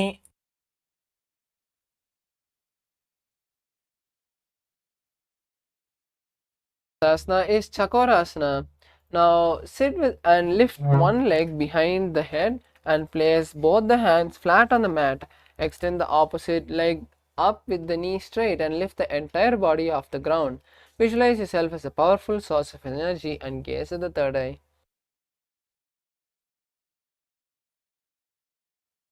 पूर्वदानं चतुष्पादपीठं वज्रासनं तथा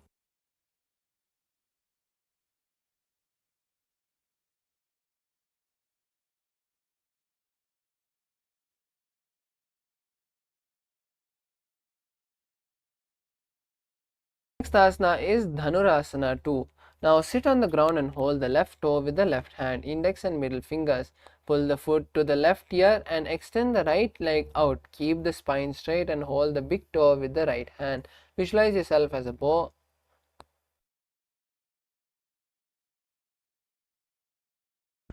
पादाङ्गुष्ठौ तु पाणिभ्यां गृहीत्वा श्रवणावधि धनुराकर्षकाकृष्टं धनुरासनमीरितम्. The next asana is Ashtavakrasana. Now lift the leg over top of the left shoulder and bring the right foot across and hook it on top of the left foot. Lean forward and down while extending the legs out to the left. Lift the head and chest up as you find balance. Visualize yourself as a crane. वासिष्ठमथ कौण्डिन्यम् ऊर्ध्वकुक्कुटमेव च अष्टावक्रमथोत्थानं मयूरं सेतुबन्धनम्.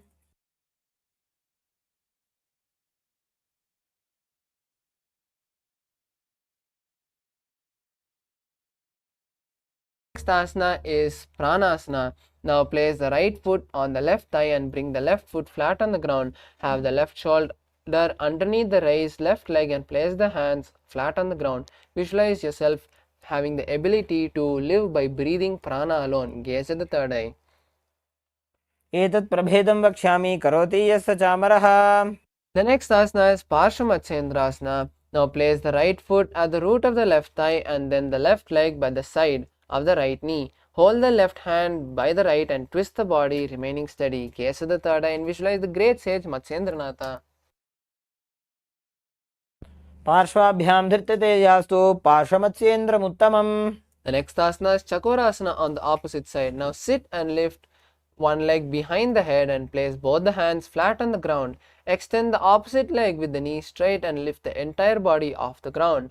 Gaze at the third eye in Shambhavi Mudra and visualize yourself as a powerful source of energy. पूर्वदानं चतुष्पादपीठं वज्रासनं तथा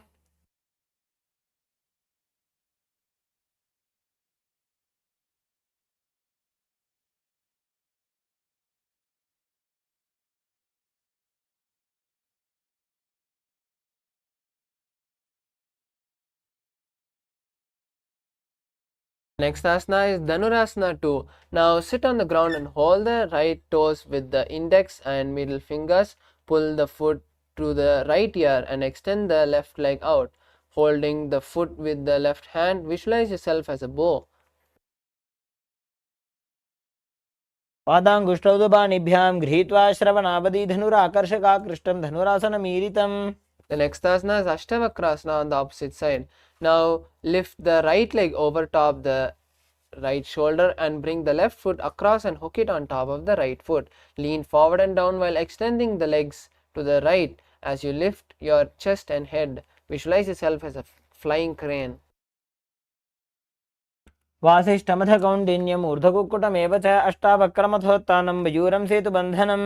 The next asana is Pranasana. Now place the right foot on the left thigh and bring the left foot flat on the ground. Have the left shoulder underneath the raised left leg and place the hands flat on the ground. Visualize yourself having the ability to live prana alone and gaze at the third eye. एतत् प्रभेदं वक्ष्यामि करोति यस्य चामरः. Next asana is Parshamatsendrasana. Now place the right foot flat on right foot on the left thigh and then bring the left thigh by the side of the right knee. Hold the left leg by the right hand and twist the body, remaining steady. Visualize the great sage Matsendranath and gaze at the third eye. पार्श्वाभ्यां धृततेजास्तु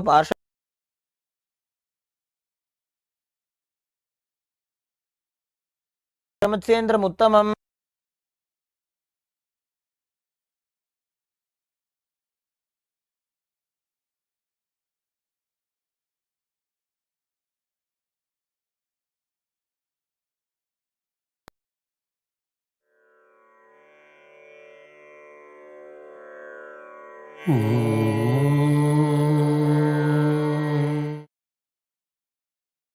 The next asana is Ardha Paschimottanasana. Now keep one leg straight and press the perineum with the other heel. Keep the chest down and hold the front foot as you bring your head towards the knee. Visualize Swamiji.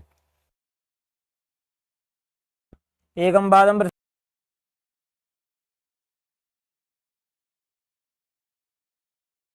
प्रसार्य एकं पादस्य पार्श्वनासीवनी सम्पीड्य. The next asana is Kraunchasana. Now place your left ankle outside of the hip and hold the sole of the right foot. Lift the left leg up towards the forehead and keep the knee straight. Visualize yourself as a crane. वासिष्ठमथ कौण्डिन्यम् ऊर्ध्वकुक्कुटमेव च अष्टावक्रमथोत्थानं मयूरं सेतुबन्धनम्.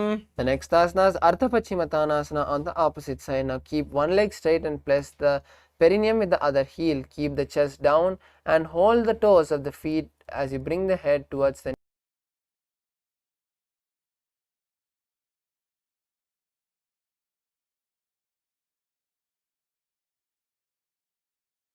hip and hold the sole of the left foot.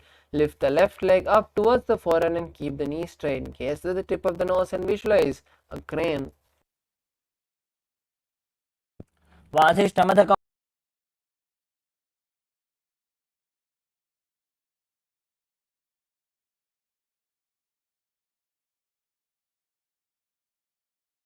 Knees. Visualize yourself as the embodiment of peace and good fortune. Gaze to the nose in Shambhavi Mudra.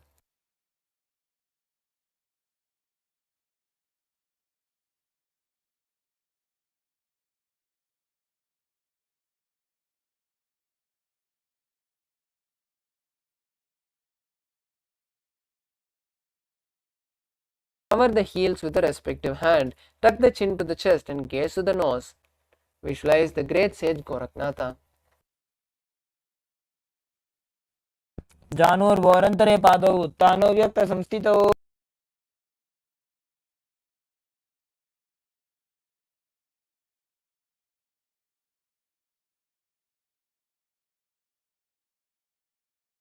Middle finger, lock your eyes with the ring finger in the index finger and close your ears with the thumbs.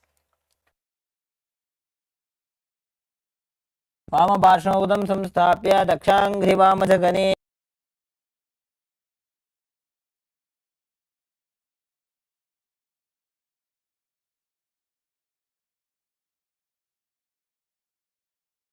Gaze to the nose. Start performing Kakachan Chukumbaka, which is inhaling through the mouth with the tongue folded like a straw. उत्तानौ चरणौ कृत्वा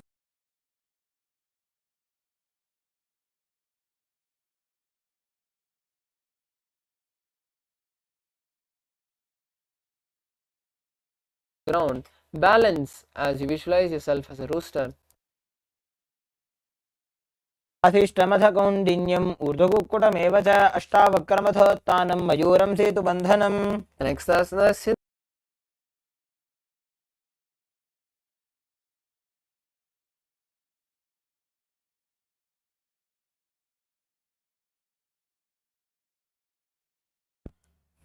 प्रथम पद्मासन को करें, हस्तुतो भूगोड़ासन धरे. Next asana is Hamsasana. Now from that position, lift your body off the ground. Visualize yourself as a swan.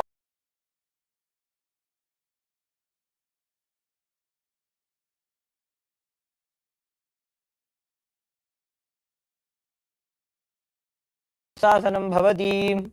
The next asana is Karmukasana. Now from Padmasana, place the hands between the thighs and calves. While sitting, reach the hands behind the body and interlace the fingers. Bring the forehead to the floor as you visualize yourself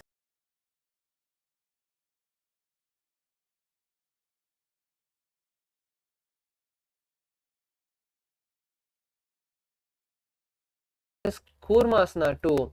Now from Padmasana, insert the hands between the thighs and calves and hold the respective shoulders.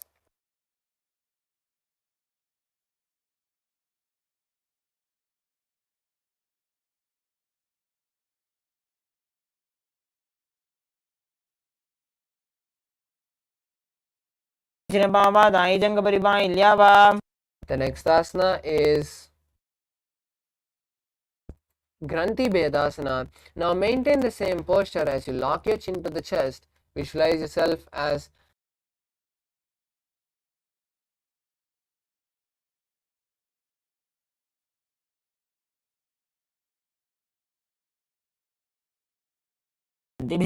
शुभं ज्ञात्वा रुद्रो भवे क्षिप्रं सूक्ष्मवायुनिषेवनात्. the next asana is Uttana Kurmasana.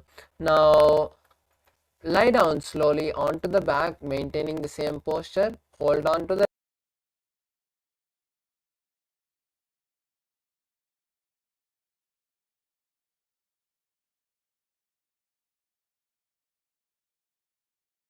एतदुत्थानकूर्मकम्. next asana is Pangu Kukutasana. Now come sit back straight in Padmasana and place both the hands to the gap of the thighs and calves.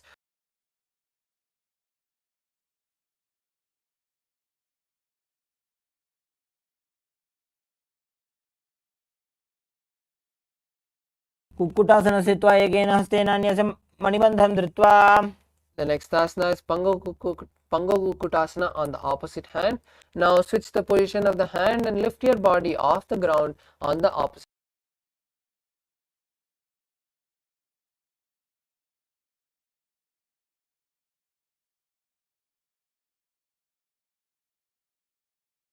On the toes. Interlace the fingers and rest the chin on the knuckles. Visualize Swamiji and continue to perform Kaka Chanchukumbaka. जानुर्भोरन्तरे पादौ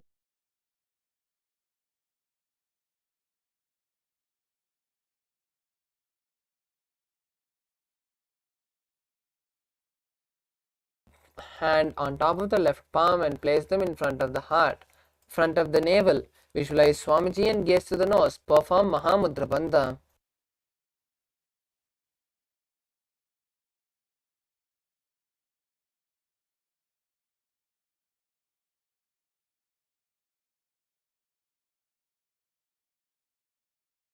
Just place the hands on the respective knee. Gaze to the nose and visualize Paramashiva. एतत् पद्मासनं कुर्यात् प्राणवायुप्रसिद्ध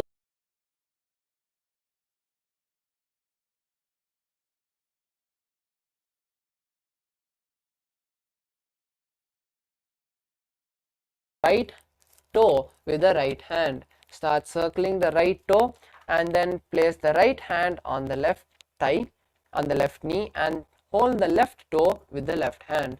Start circling.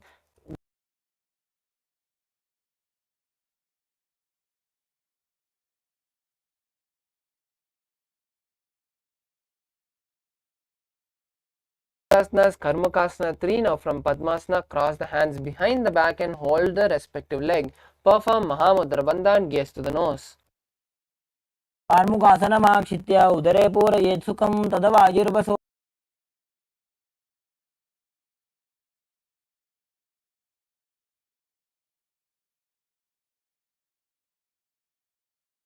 The gaze to the third eye.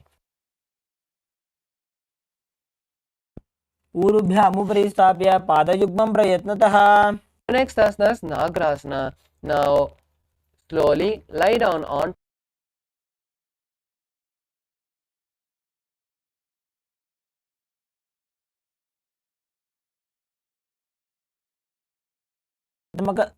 प्रथम पद्मासन को ठाने, दो भू हाथ पाछाने आने. The next asana is Kandukasana. Now lie on your back and release the Padmasana. Bring the thighs to the chest and wrap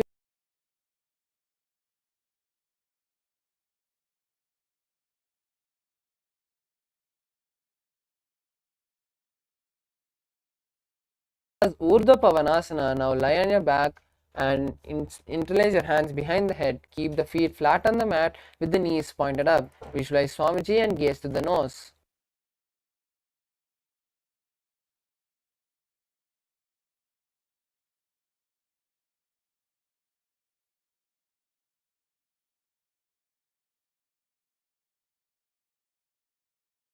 Place the hands underneath the respective heels.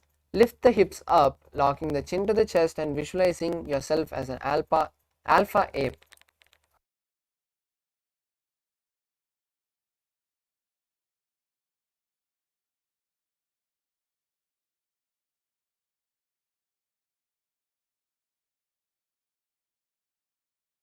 Support your hip with the hand placed at the waist and bear the weight of the body on the elbows. Tuck the chin to the chest and visualize Swamiji. Gaze to the nose. जङ्घोरुबलहीनश्चेत्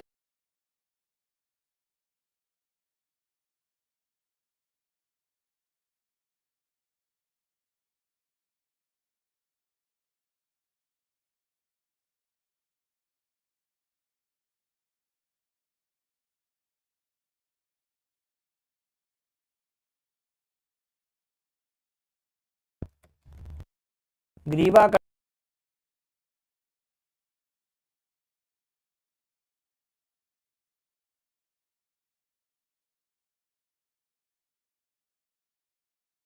Visualize yourself as a boat. नौकावत् स्थित्वात् ऊर्ध्वं पादाग्रद्वयं नयेत्. Next asana is Dvajasana. Now place your hands on the ground and balance.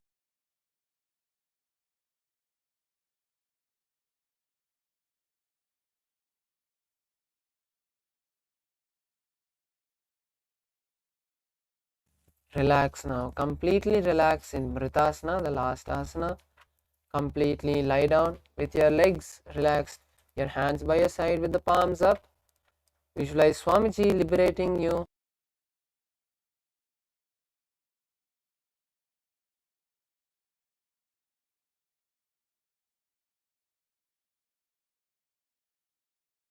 उत्तानं शववद्भूमौ शयनं तोषवासनं शवासनं श्रमहरं चित्तविश्रान्तिकार.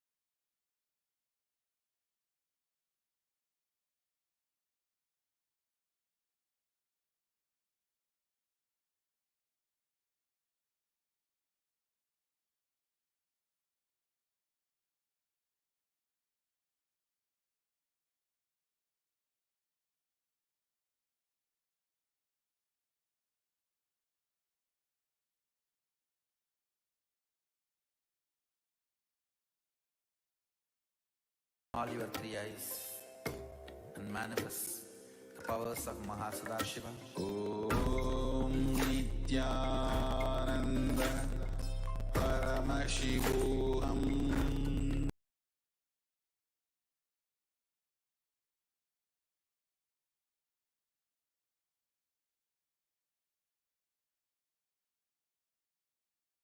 Nithyananda Paramashivoham. Om Nithyananda Paramashivoham.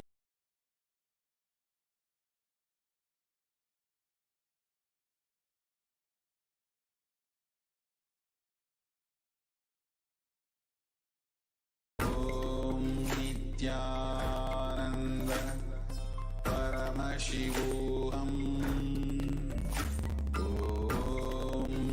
Nithyananda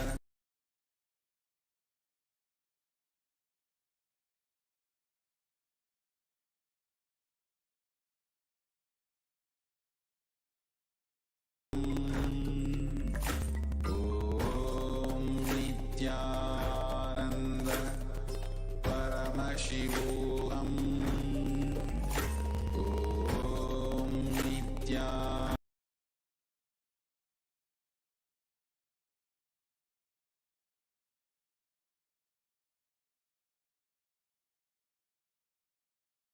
Paramashivoham Om Nithyananda Paramashivoham Om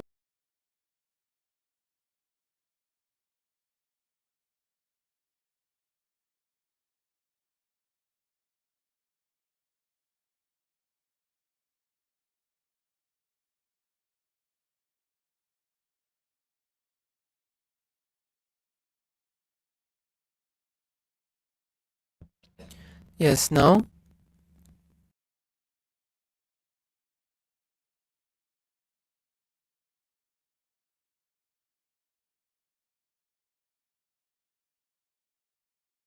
in your chest as you rock, as you wrap your legs with your hands and rock from side to side. Slowly come to a seated position. We have beautifully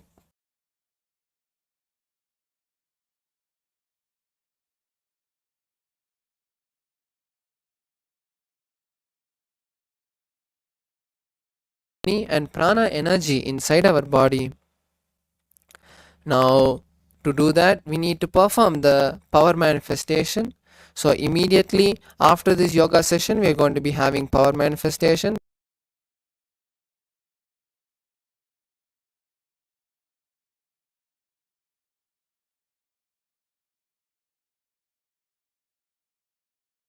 After the power manifestation, you can take a break to refresh yourself for the further sessions.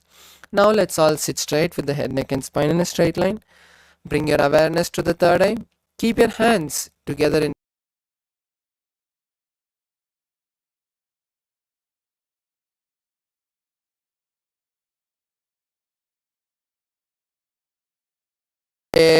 पूर्णस्य पूर्णमादाय पूर्णमेवावशिष्यते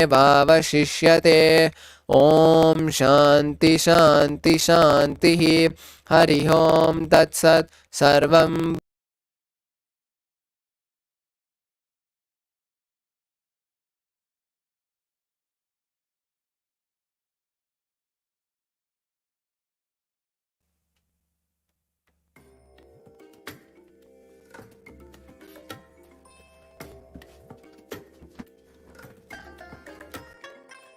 I bless you all. Let you all open.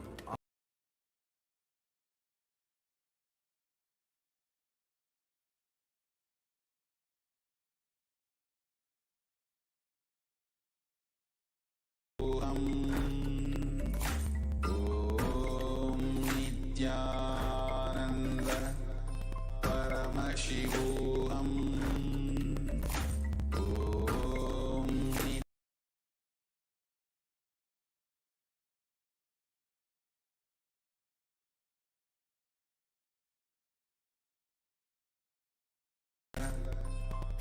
Paramashivoham Om Nithyananda Paramashivoham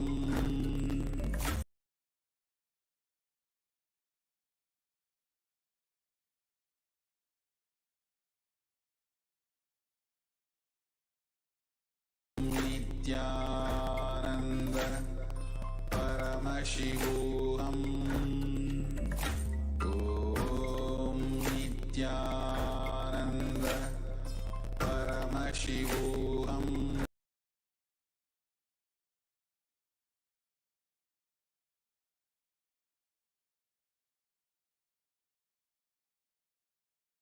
Om Nithyananda Paramashivoham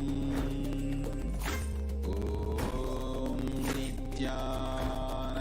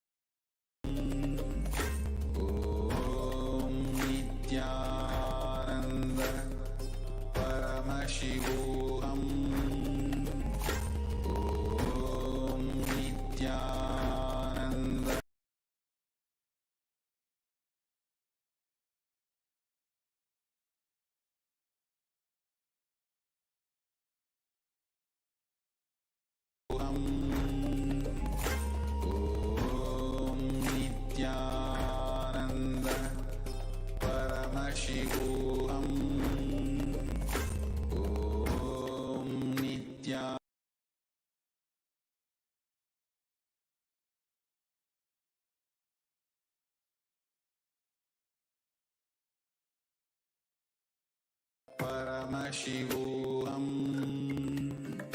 Om Nithyananda Paramashivoham.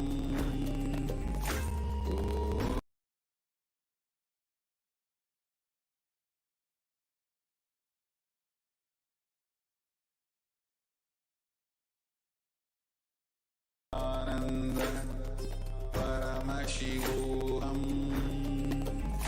Om Nithyananda Paramashivoham.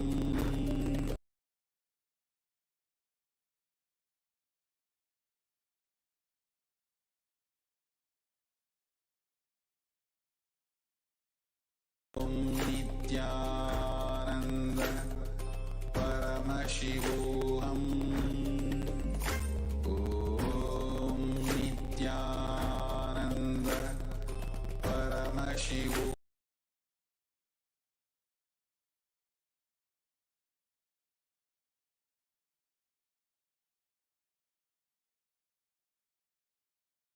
Om Nithyananda Paramashivoham. Om Nithyananda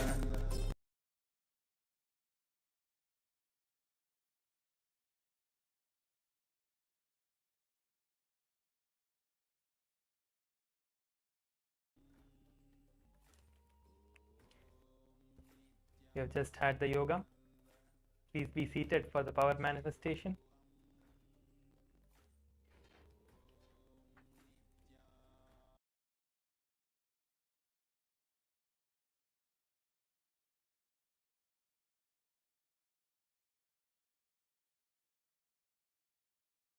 Shivoham. Om Nithyananda Paramashivoham.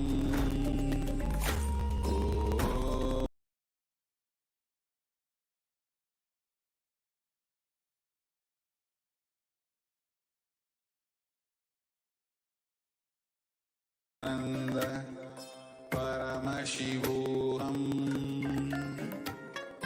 Om Nithyananda Paramashivoham.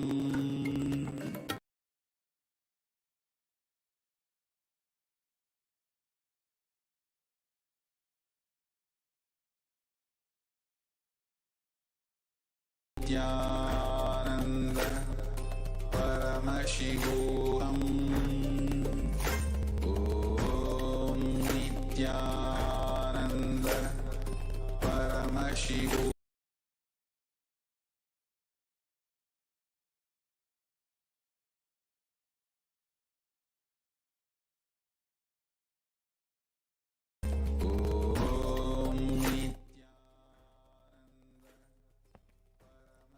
Nithyanandam Paramasukhadam Kevalam Jnanamurtim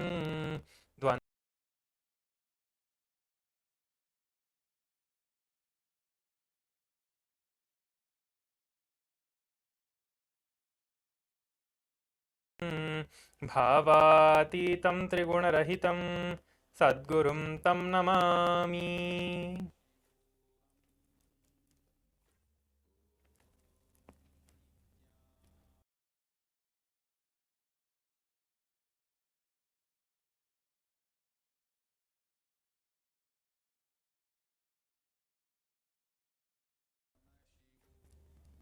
Yes. Nithyanam, I welcome all the Paramashivoham level 3 season 3 participants to the 15th day of the Paramashivoham program.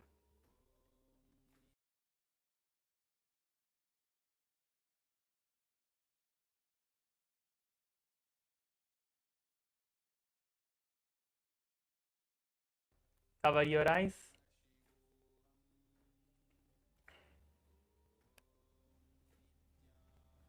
You're going to be manifesting the power of the third eye blindfold reading.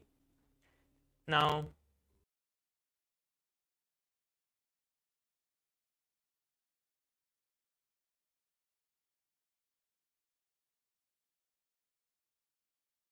with Swamiji, Paramashiva himself, to manifest these great powers.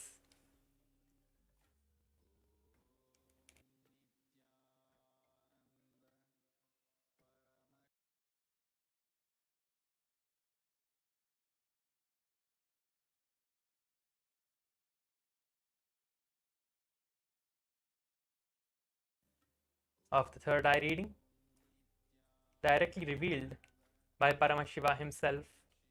Shastra Pramanas are the direct revelations by Paramashiva himself.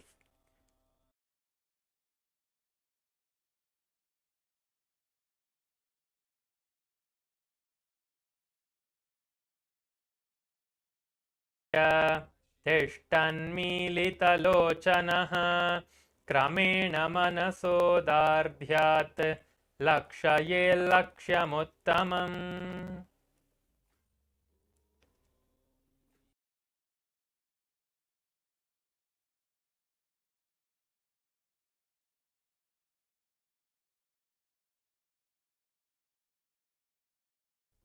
Keep your eyes closed. Make sure to cover your eyes with the eye band.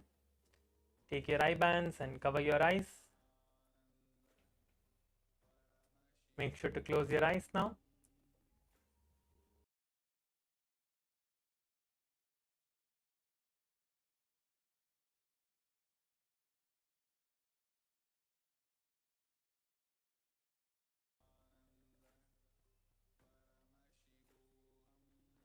Xiafeng, please cover your eyes. Please close your eyes with the eye band. Make sure to close your eyes.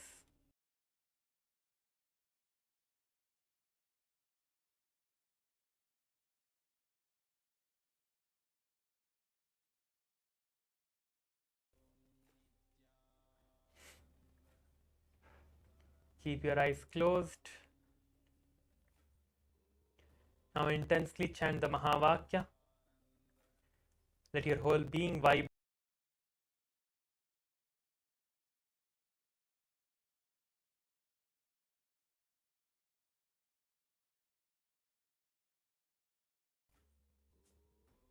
Visualize any form of Swamiji now. Jiafeng, please tie your eyes. We are going to be projecting the image now. Yes, thank you so much.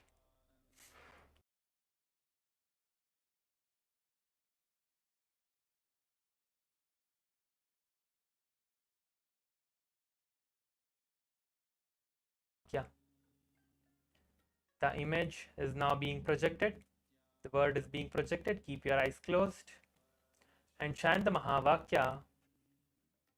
Just request Swamiji in your third eye. Swamiji.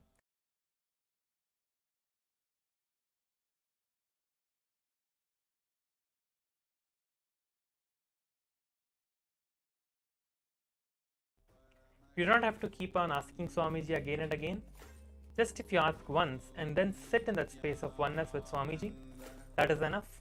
You will start seeing the image.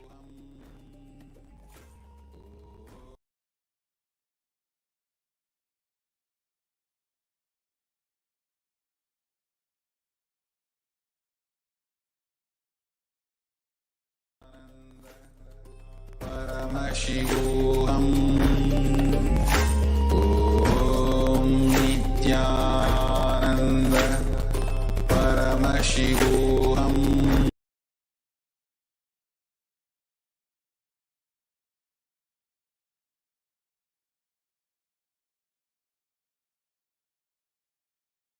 Om Nithyananda Paramashivoham. Om Nithyananda Paramashivoham.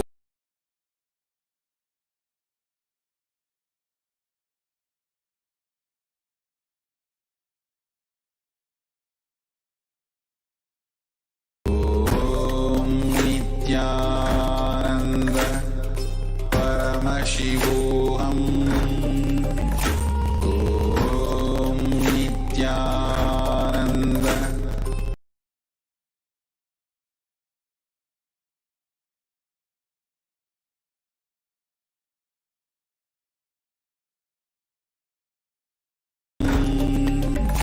Om Nithyananda Paramashivoham. Om Nithyananda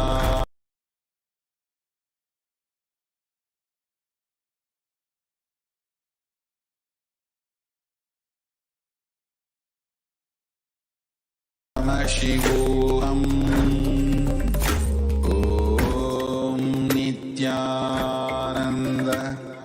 Paramashivoham. Om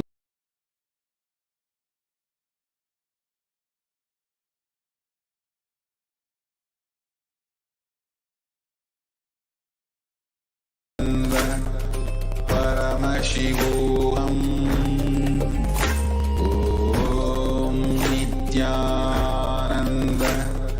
Paramashivoham.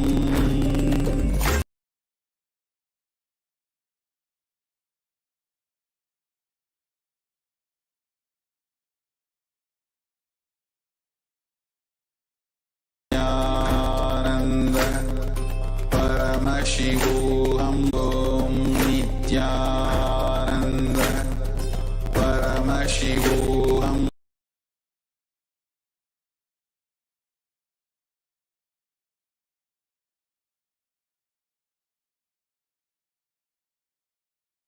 Om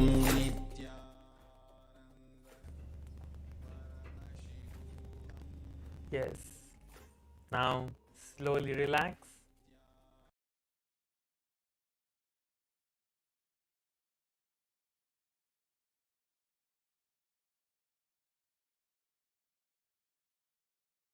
Whatever you saw in your third eye for the first round of the third eye reading, whatever the colors and the word, because the word was the one that was projected, please go ahead and share in the Zoom chat.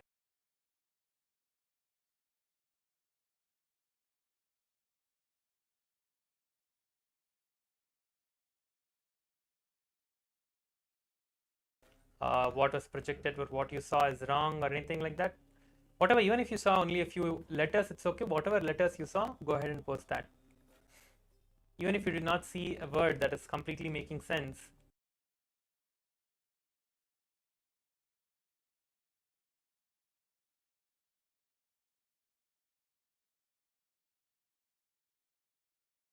color, whatever colors you saw, and the shapes also, you can say that as well. So go ahead and start sharing in the Zoom chat. I'm going to be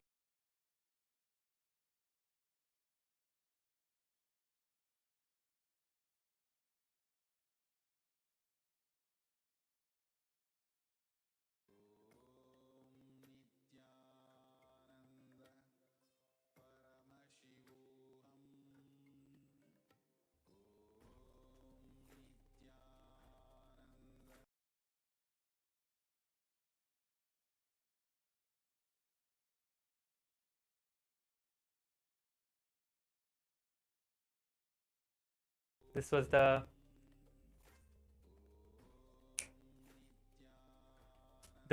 the letter and the word. It is games.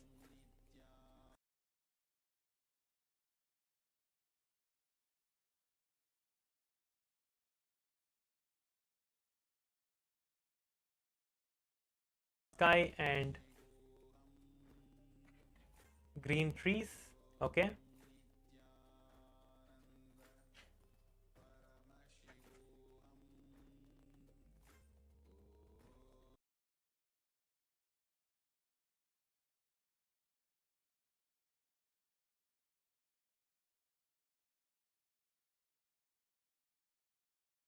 That was that. So you can see it's games. The word projected was games. Okay, let's move on to the next round now. Please make sure to share your answers. Do not be without sharing. Whatever it is,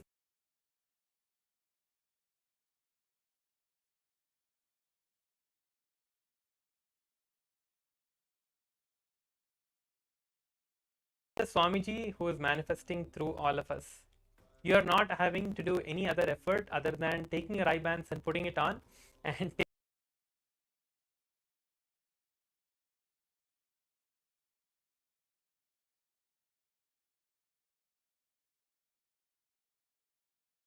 need to do and chant the Mahavakya. There is no pressure or there is no effort from your side other than this. Okay, so if you are feeling, okay, I'm not able to do, I'm getting stressed out, all of that, do not worry about it. You do not have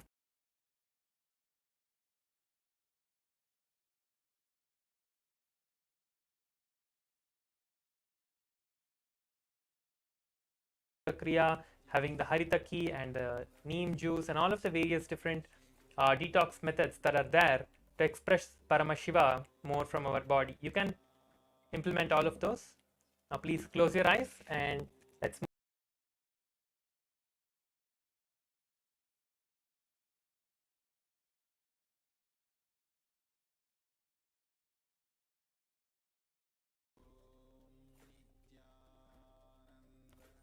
Close your eyes now. I request everyone to close your eyes.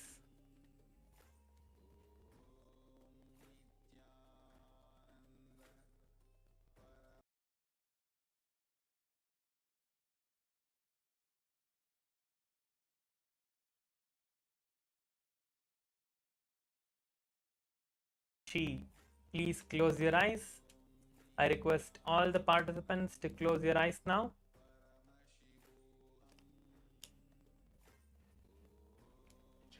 Karma and Dharma, please.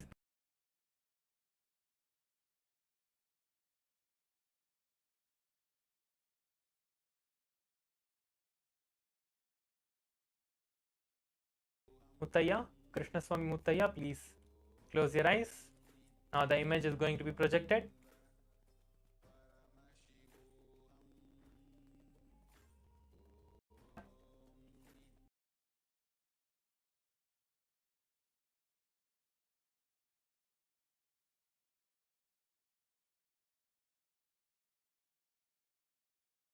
Paramashivoham. Continue to manifest the power.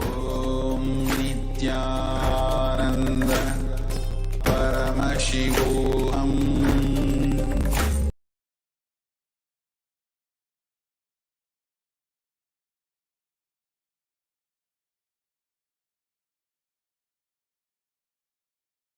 Ananda Paramashivoham. Om Nithyananda Paramashivoham.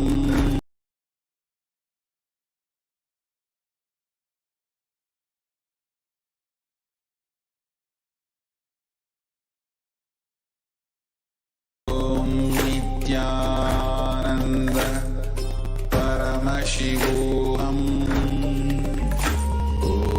Om Nithyananda Paramashivoham.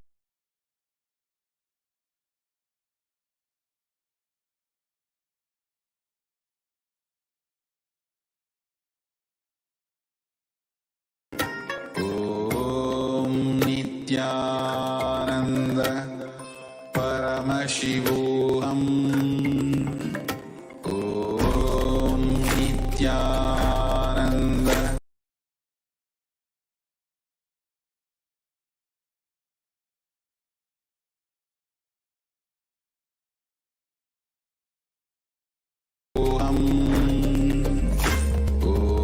Om Nithyananda Paramashivoham.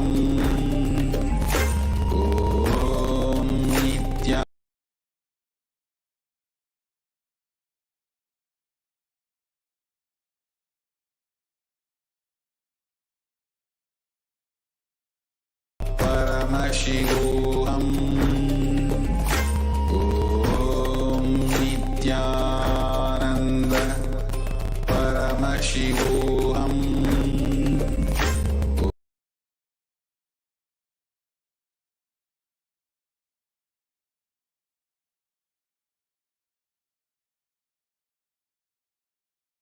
Ananda Paramashivoham. Om Nithyananda Paramashivoham.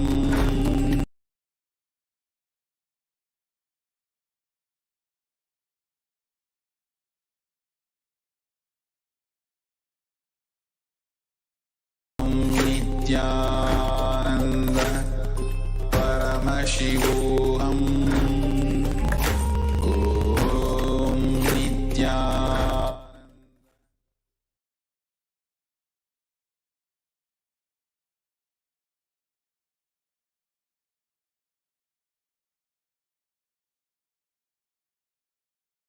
Relax and take your eye bands off and open your eyes.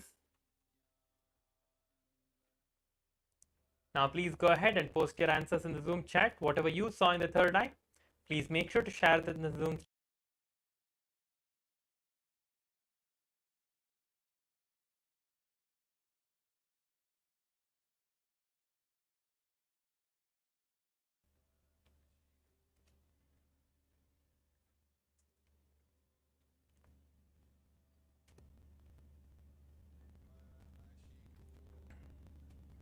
Whatever you see in your third eye, go ahead.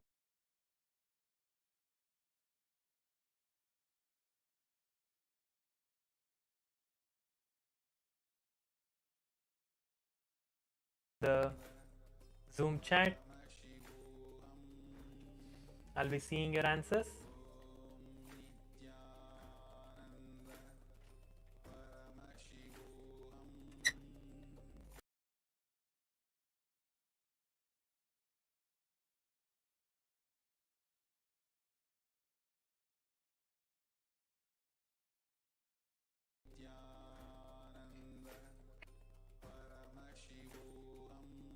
Now I'm going to project the image. You can see that was projected, the word that was projected was class.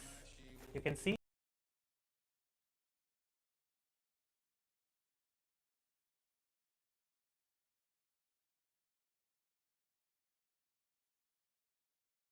Chat whatever you saw, and also make sure to share your experience in the social media.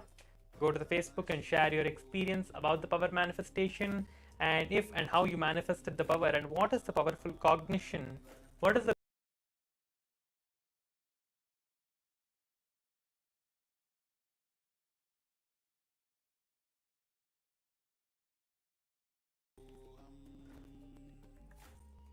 go ahead and share in the social media.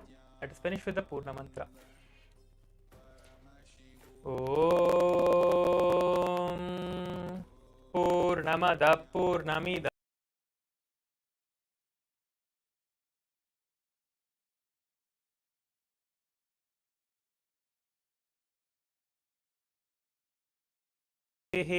Hari Om Tat Sat Sarvam Bhagavat Shri Nithyananda Paramashiva Padukarpanamastu. Om Nithyanandam.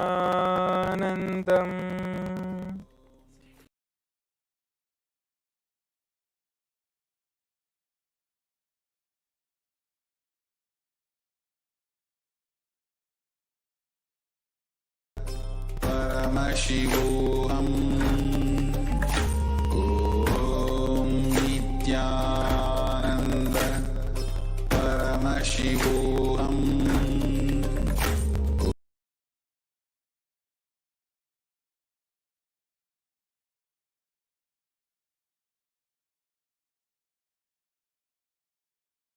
Ananda Paramashivoham.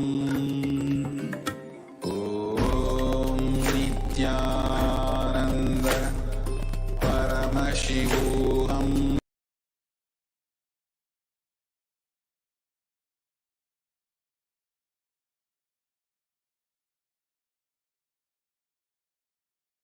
Om Nithyananda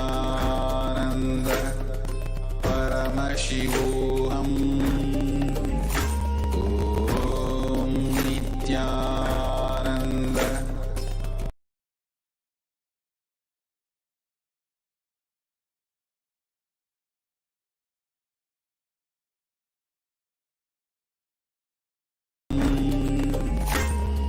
Om Nithyananda Paramashivoham. Om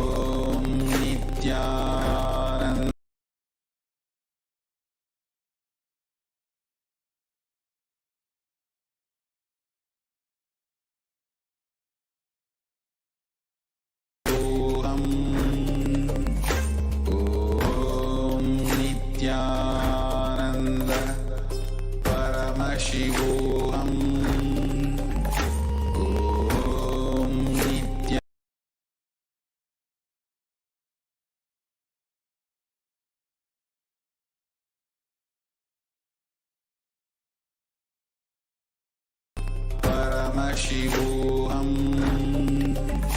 Om Nithyananda Paramashivoham.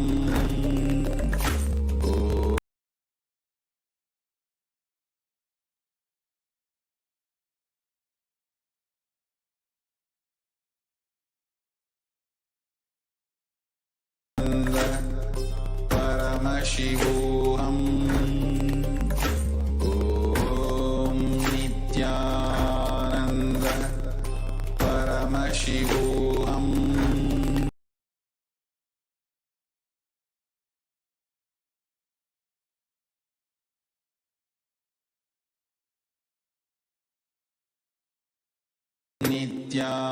Nithyananda Paramashivoham.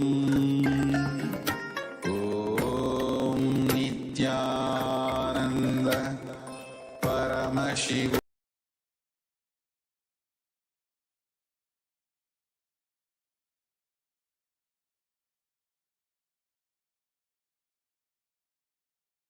Om Nithyananda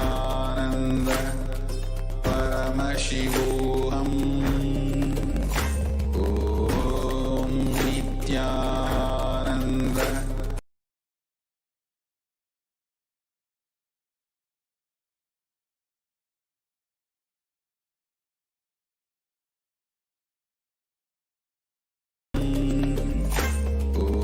Om Nithyananda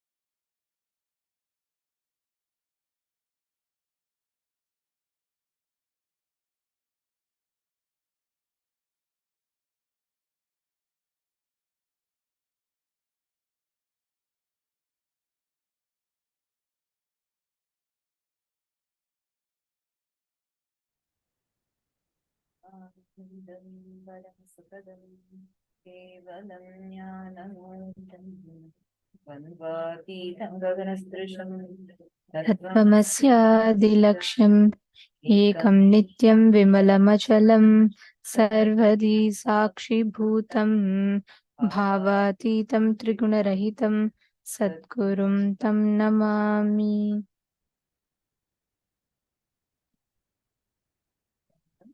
Nithyanandam to all the participants that are here with us.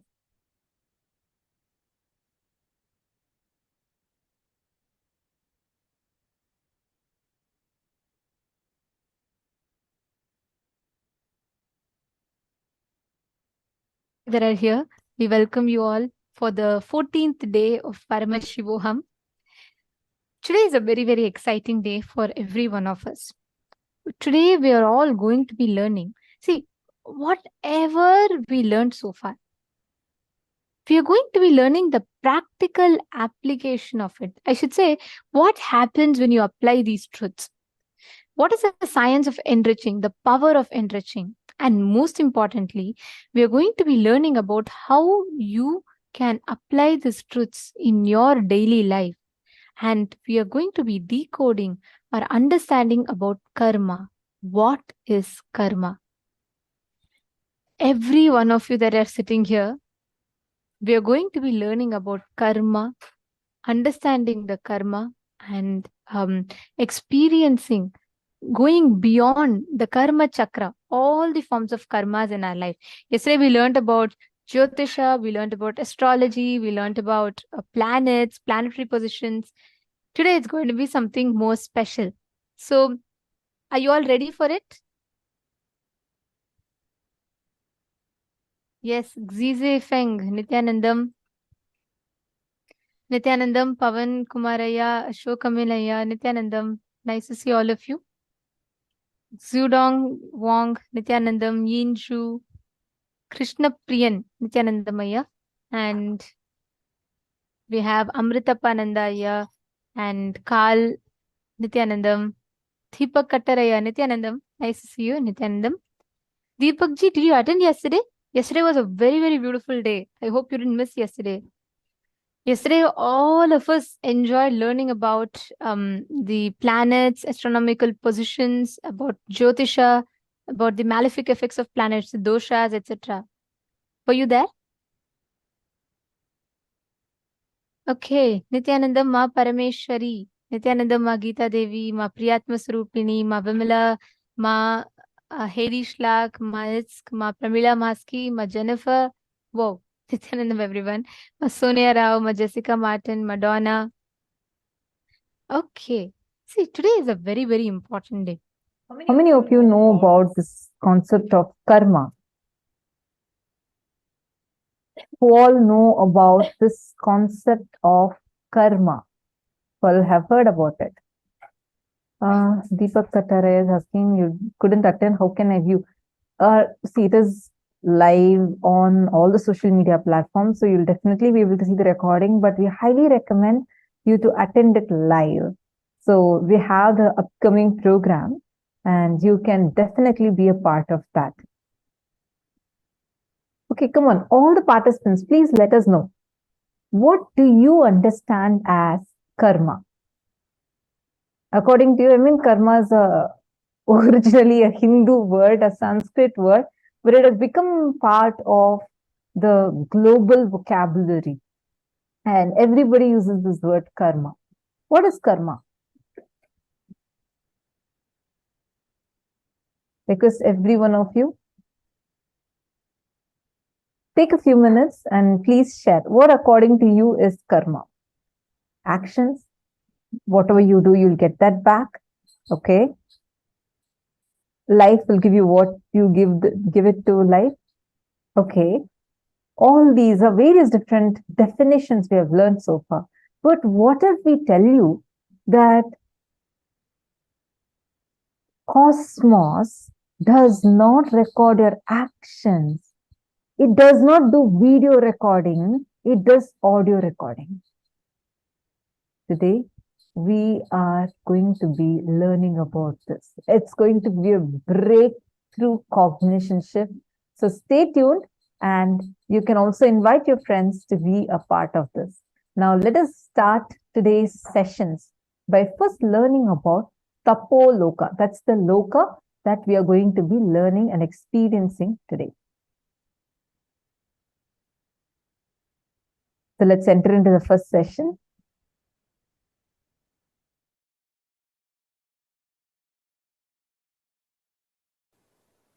All of you have your presence in all 14 lokas. For example, in Nagaloka, there is a being with your face and snake body. I am giving you this as an example. In Tapo Loka, there is a rishi with your face and the body of the rishi, tapasvi. I will give you one more example. In all 14 lokas, you have your account, bank account opened. If you are intense in your tapas, in your Tapo Loka account, you have $1 million. If you are very shallow with your demonic attitude and aptitude, your demonic loka, the patala, your personality has practically zero money. You have the freedom to strengthen any of this identity in this 14. You have a freedom to strengthen or weaken any of these 14 identities. You can be demon if you continuously come to powerful conclusions that demonic qualities are the best to succeed in this world. If you come to this conclusion again and again and start acting on this conclusion, be very clear, you are strengthening your demonic identity and you start planning your future in Patala, the Asura Loka. If you come to the conclusion, very dharmic way of living, win-win, will always be the best strategy.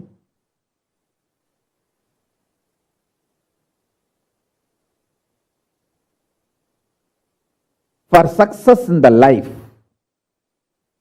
whenever you come to the conclusion, hey, I should also win, he should also win, that is the best strategy to achieve success in the life.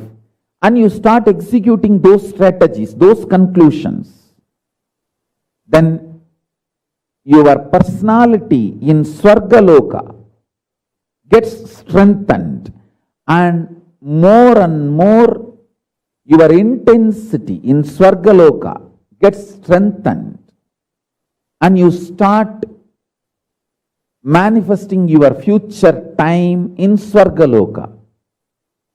And if you feel tyaga, giving up, vairagya, the absolute tyaga is the best strategy for success. Your personality in Tapoloka, highest zone, your identity in Tapoloka gets strengthened. That gets empowered. And naturally your future starts manifesting in Tapoloka. So each of these loka opens up for you based on the powerful conclusions you arrive, based on the actions and activities you do. So understand this truth deeply so you can start manifesting not only the highest zone, Tapo Loka, Satya Loka, all that, you can manifest Kailasa itself. Pure integrity, absolute integrity to Guru and Paramashiva.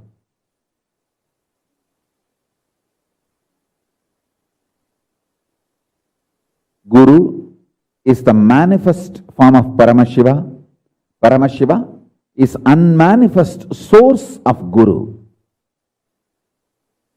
Absolute integrity to Guru and Paramashiva makes your Kailasa personality, identity manifest intensely.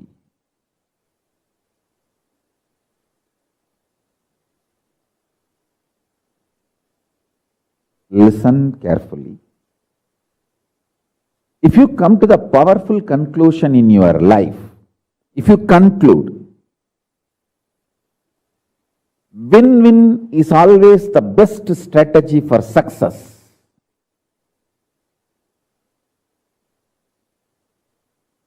Your Swargaloka identity starts getting stronger and stronger.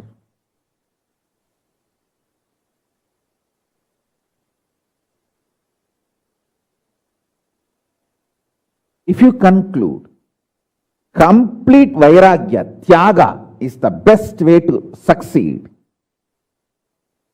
your Tapo Loka personality gets strengthened. It's like you have already 14 accounts. Every day you deposit your money in some account. Based on the conclusions you come and the actions you perform, that account gets larger and larger.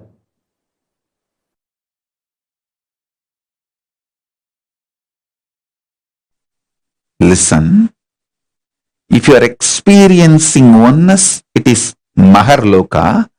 If you are experiencing oneness during the multiple expression, even though there are many people, but you know you are in all of them, that is Jana Loka. Even if you listen to these powerful cognitions, you will be irreversibly empowered.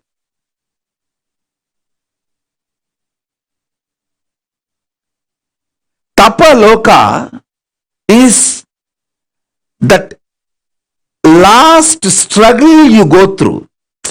Sometimes you know you are Paramashiva, sometimes you just slip off, but again you say, I am Paramashiva. That space is the Tapo Loka. An absolute surrender.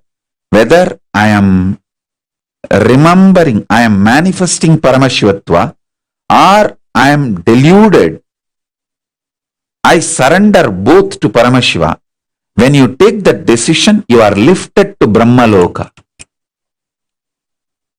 You move to the Brahmaloka. The deep surrender lifts you to Brahmaloka. So understand. Then from there you move to Parandama, Vaikunta, and Kailasa, then Mahakailasa itself.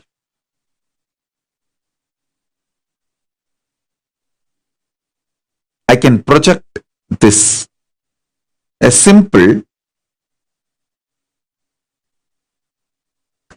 kind of a drawing to give you a rough idea about how the lokas are placed.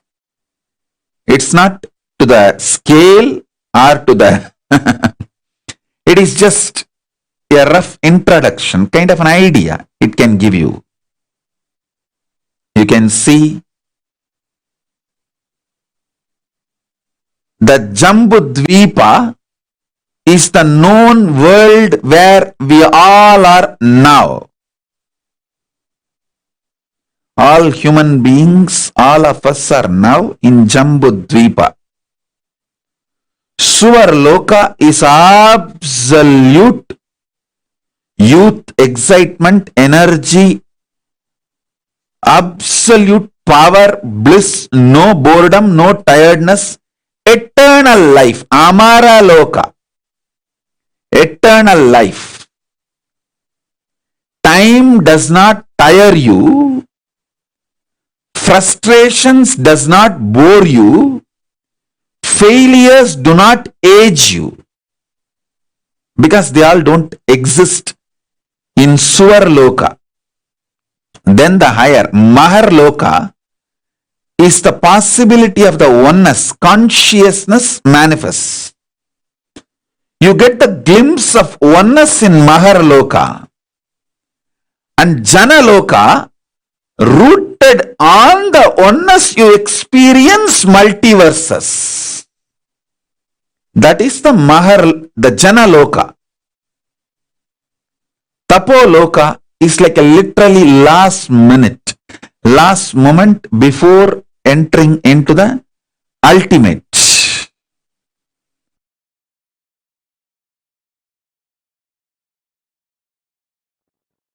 Anything which excites you, inspires you, empowers you is a positive currency. Anything which drains you, puts you in blind spot, deludes you is negative currency. Violence is negative currency. Non-violence is conscious currency.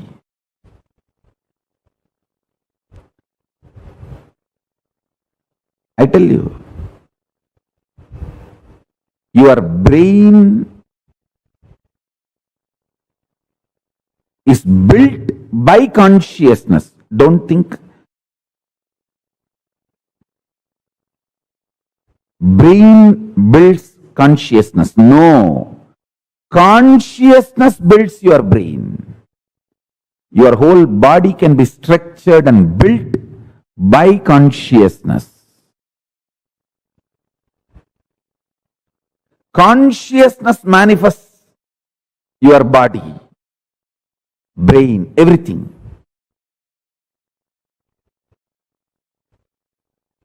This conscious currencies will help you to live in any zone you reach. For example, a person non-violent and non-stealing can live as long as you want in Tapo Loka, higher zone, where the peaceful beings exist.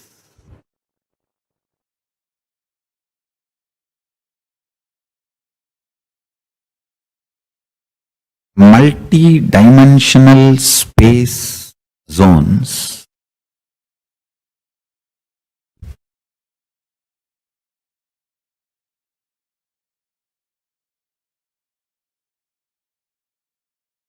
by understanding its existence, by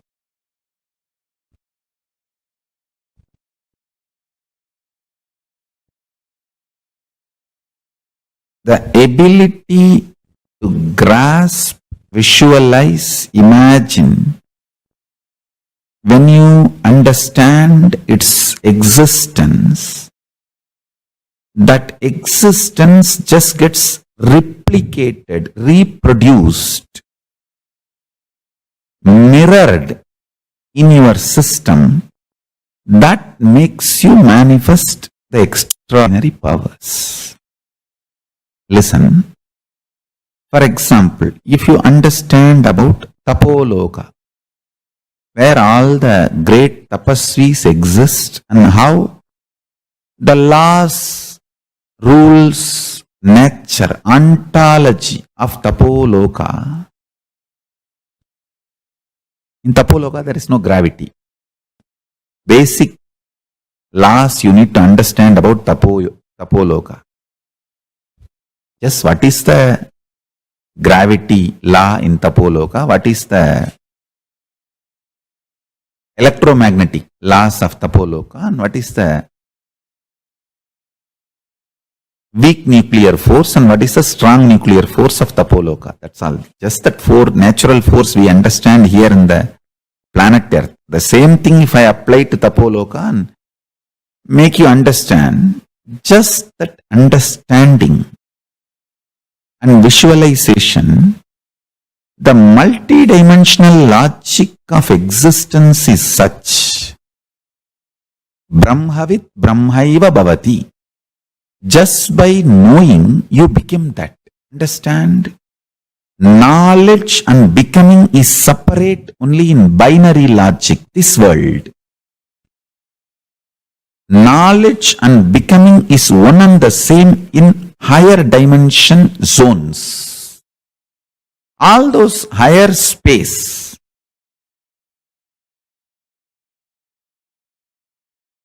higher zones. If you understand the functionality of the higher zones, Tapo Loka's law of gravity, why there is no gravity and how you can also be without influenced by gravity. What is the electromagnetic force of Tapo Loka? See, for example, in the planet Earth, here, your electromagnetic force is lust and fear. If you are terrorized or if you become extremely lusty, your electromagnetic force goes to its peak. In Tapo Loka, another one thing is that all of them are very sweet and highly intimate because there is no jealousy and nobody can own anything or nobody can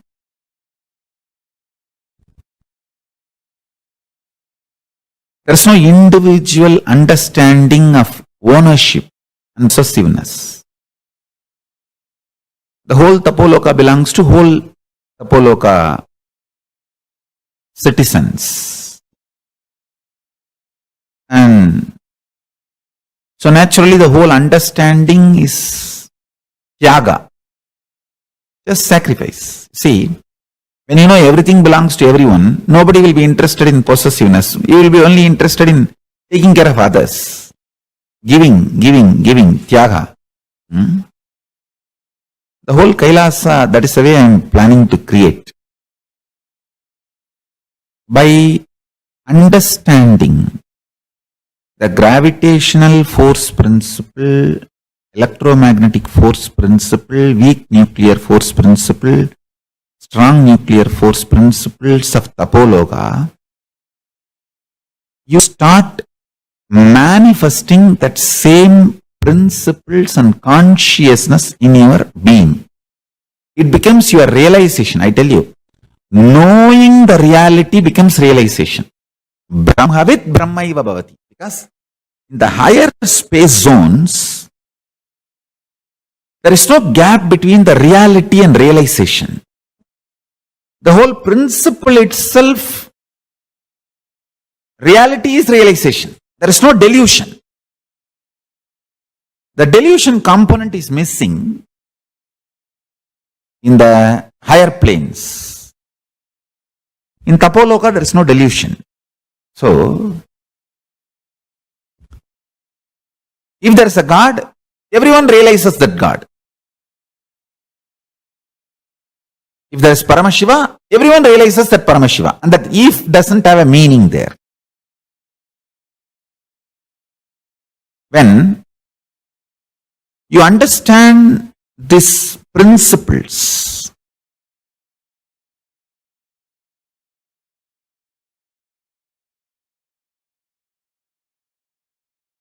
with the, in this planet Earth, understanding does not become you becoming that. Because you have so many SDHD, self-doubt, self-hatred, self-denial and all these problems.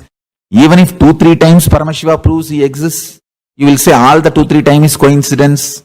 I think I need more convincing proof. All that is planet Earth binary logic. But in the higher space zones, reality is realization. If you are looking inside what you feel as I, that is Dwadashanta, where Paramashiva is sitting, residing. So look inside that Chidambara, where Paramashiva is residing. For you to look inside, you need a deep love for yourself, because if you have love for yourself only, you will not have guilt, pain, ADHD, beating yourself. All that you will not be doing, you will be able to penetrate deeply into Chidambara. If you penetrate the Chidambara also, you will manifest the same powers. If you penetrate the Mahakasha, see, Chidakasha is the space inside your consciousness. Mahakasha is the space outside. Any one, if you penetrate,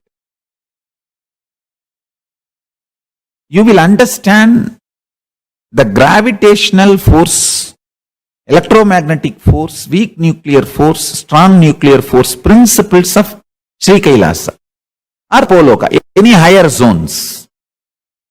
Initially, usually you will understand only Tapo Loka. Directly you will not be able to reach Kailasa. That is too big, too much.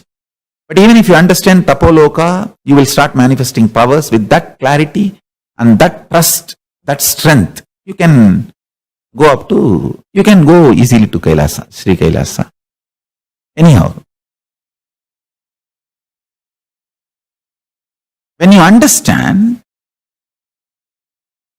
the fundamental principles exist in Tapo Loka, the higher space zones, that understanding, that realization is like you bringing dollars and euros into Indian currency. When you come with the dollars and euro, conversion rate is such that you have large quantity of Indian money, so you can, that's why people feel you are very rich when you are coming back from US or UK, Europe or UK, and they think that US or UK all over in the road, dollars and euros are lying down. You just have to take it and pack it in gunny bag and bring to India.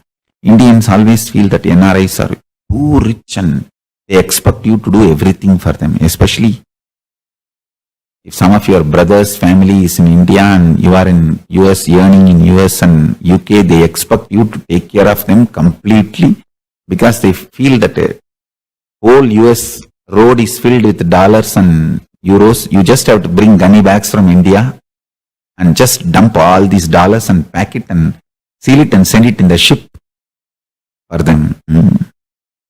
Anyhow, when you go to that high space zone and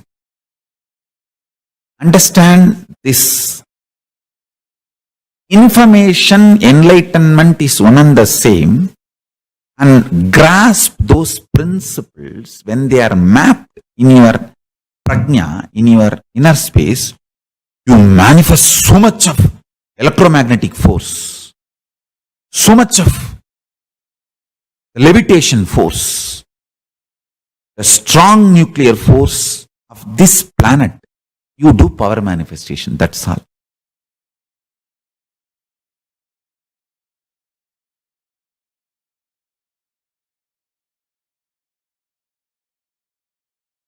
Ishvara manifests in Jiva if the delusion about the Jagat is removed.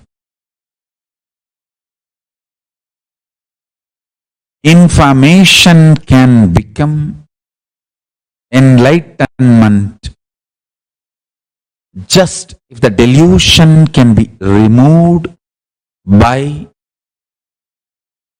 any which way possible. Understand this.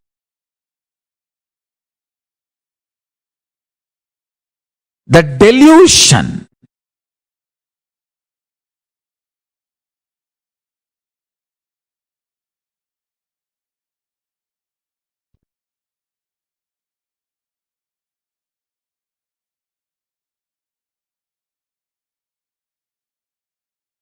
if it can be brought down,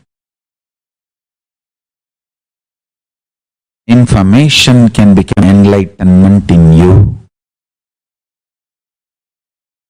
I'll give you a simple introduction. The gravitation rule. Listen, gravitation theory in Tapo Loka is nothing but, see, tapa, exact word tapa means burning. Your ability to burn your thoughts, your ability to burn your thoughts liberates you from gravity of Tapo Loka. Listen. If you have too many thoughts, you will feel heavy. If the number of thoughts inside you is less because of unclutching, unclutching is the ultimate burning. Tapo Loka, gravity will not pull you down. You can just levitate and master the power of gravitational force in Tapo Loka. Then principal forces and the theories for Tapo Loka. Gravitation theory for Tapo Loka, electromagnetic theories for Tapo Loka, and weak nuclear force principles for Tapo Loka, strong nuclear force principles for Tapo Loka. I'll give you all the four for Tapo Loka. Understand?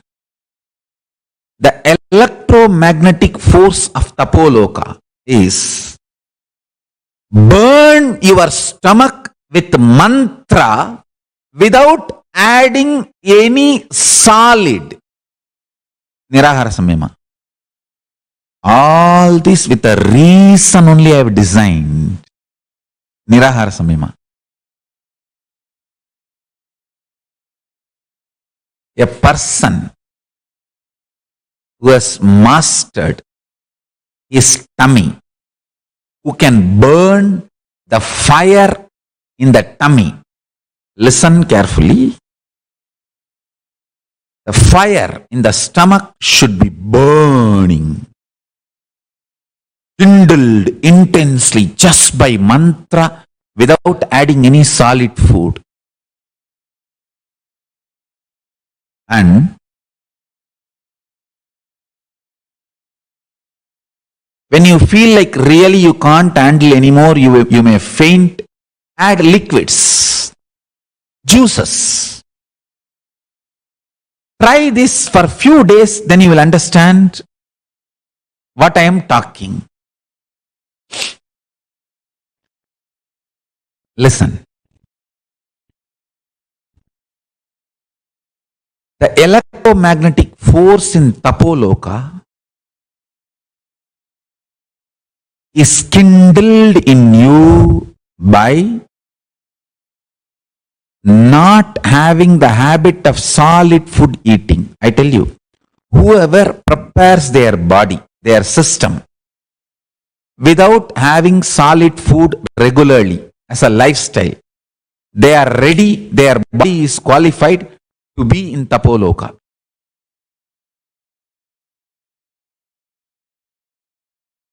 If you can just live by liquid, you can reach Tapo Loka.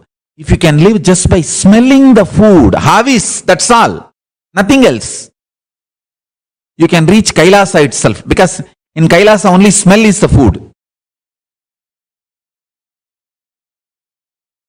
Only smell is the food.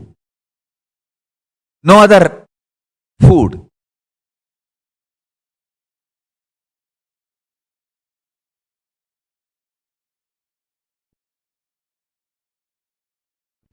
The third force, weak nuclear force. Listen. Listen to this very carefully. When you chant the Mahavagya, or when you unclutch, the intense conscious decision, will, persistence you manifest is the weak nuclear force of Tapo Loka. Your will, persistence is the weak nuclear force of Tapo Loka. And anyone who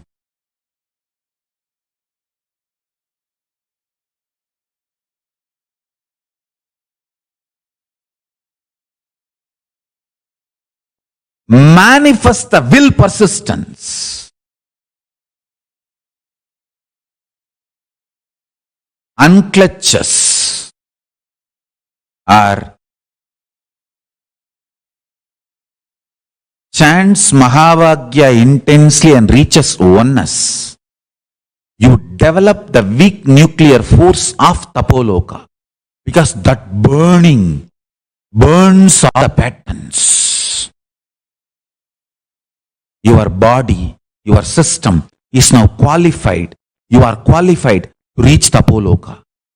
The strong weak nuclear force principles of Tapo Loka is your will, persistence, and ability to unclutch. In planet Earth, the strong nuclear force cannot be manifested. Whatever is manifesting, we can study, that's all.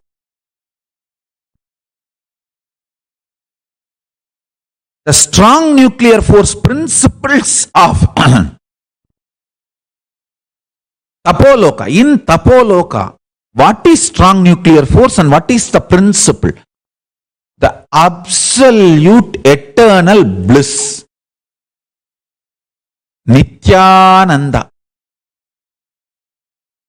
Your ability to generate Nithyananda in you is the principle of strong nuclear force in Tapo Loka. Listen, just like Newton's law of universal gravitation, I'm giving you the law. See, listen, Newton's law of universal gravitation is usually stated that every particle attracts every other particle in the universe with a force which is directly proportional to the product of their masses and inversely proportional to the square of the distance between their centers. Now I am giving you the law of gravitation for Tapo Loka. Law of gravitation in Tapo Loka is every pattern attracts the same frequency vibrational patterns in the universe with a force directly proportional to the number of times it is repeated, encouraged, supported consciously, and inversely proportional to the bio-memory of what you decide as your core existence.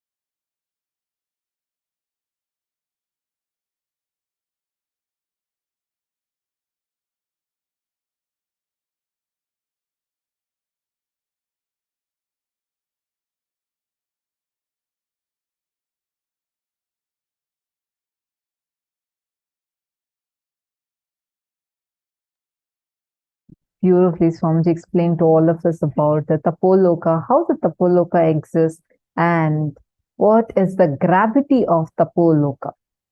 How burning thoughts, meaning the unclutching process, it can liberate you from the gravity of Tapo Loka, meaning you would become such an empowered being who would be able to raise to much higher levels. So what did each of you click with during this full explanation, the powerful revelation from Swamiji? What are the different understandings and clicks each of you had? Understand, you learning about these lokas right now is so important because they are only going to help you even after you leave the body. Even while you're in the body, you would know what exactly to do and how to prepare yourself. Second, when you're even leaving your body, you would exactly know the possibilities that exist for you. You will not have a cultural shock. Tapa itself means burning. Your ability to burn your thoughts because of unclutching liberates you from the gravitational force of Tapo Loka. You can move into higher lokas. If you have too many thoughts, you will feel heavy. You will get more and more pulled down. Swamiji also revealed about the electromagnetic force of Tapo Loka, right? How it gets kindled when we prepare our body without having solid food as our regular lifestyle. The body becomes qualified to reach Tapo Loka. When we learn about the great rishis who were having the powers or ability to travel to any loka that they wanted, there are so many references we have how sage Vashishta, he could go to any loka that he wanted. He can go all the way up to Swargaloka, meet Kamadenu, and go back to Tapo Loka. Like, how did they have this ability? Like Swamiji said.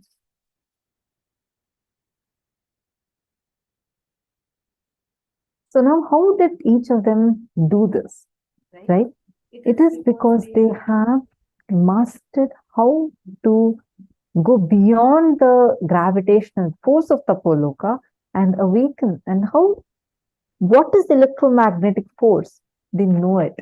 They prepare their body, they prepare their physical body, which qualifies them to go to Tapo Loka. Importantly, the Tapo Loka, the force that holds, like she was explaining, the gravity of Tapo Loka is thoughtlessness. The more and more you are thoughtless, the gravity releases its effect on you. See, understand, our Swamiji tells the richness of our civilization, the way we were advanced, it was not just we did intercontinental travel, we did interstellar travel. We were able to travel to different parallel universes, multiverses. So we knew the vastness of possibilities that exist, and we were able to play with that high zones, the dimensions, and how we are able to constantly manifest that as our experience.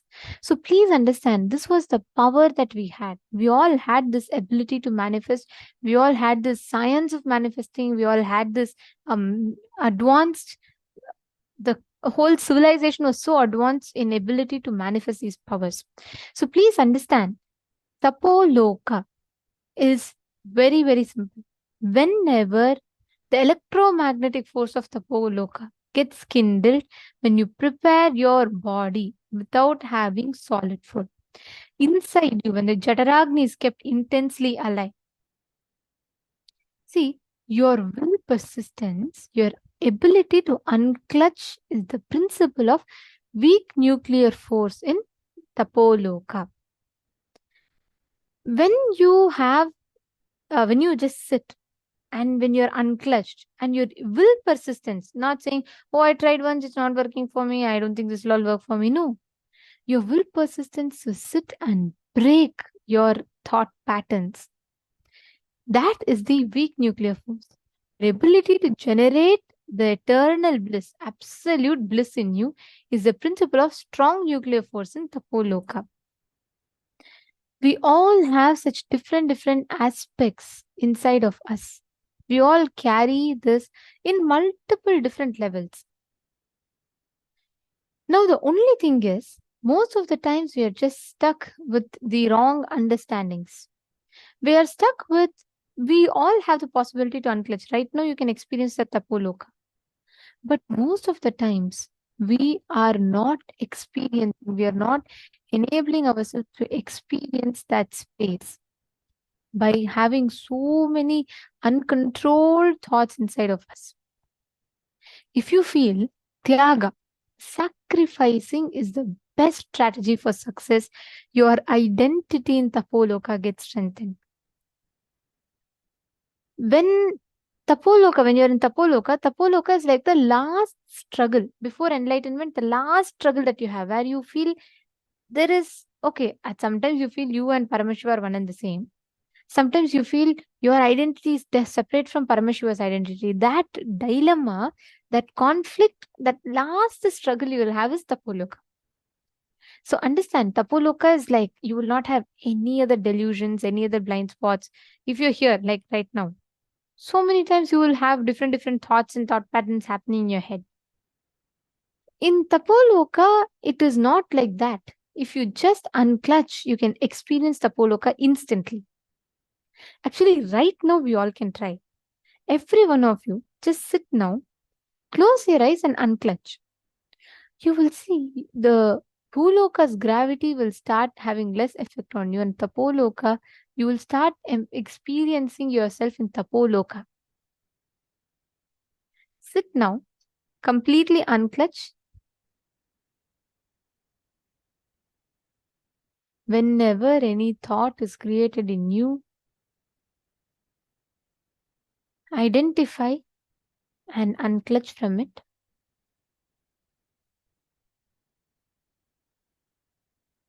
Do not create a thought. Do not sustain a thought. Do not rejuvenate a thought. Just unclutch.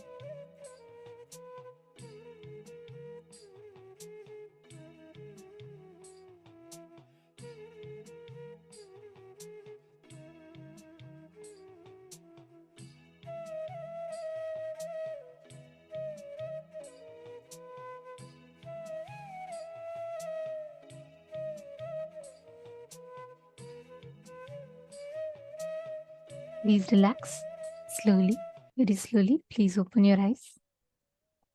See, please understand, every time you are unclutching, right, you are raising your frequency to the higher levels of the cosmos. You are literally manifesting that space where there is no gravity that pushes or pulls you.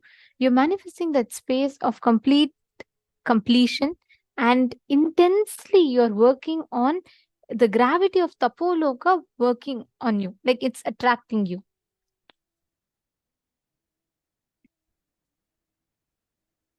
Okay, now listen very carefully.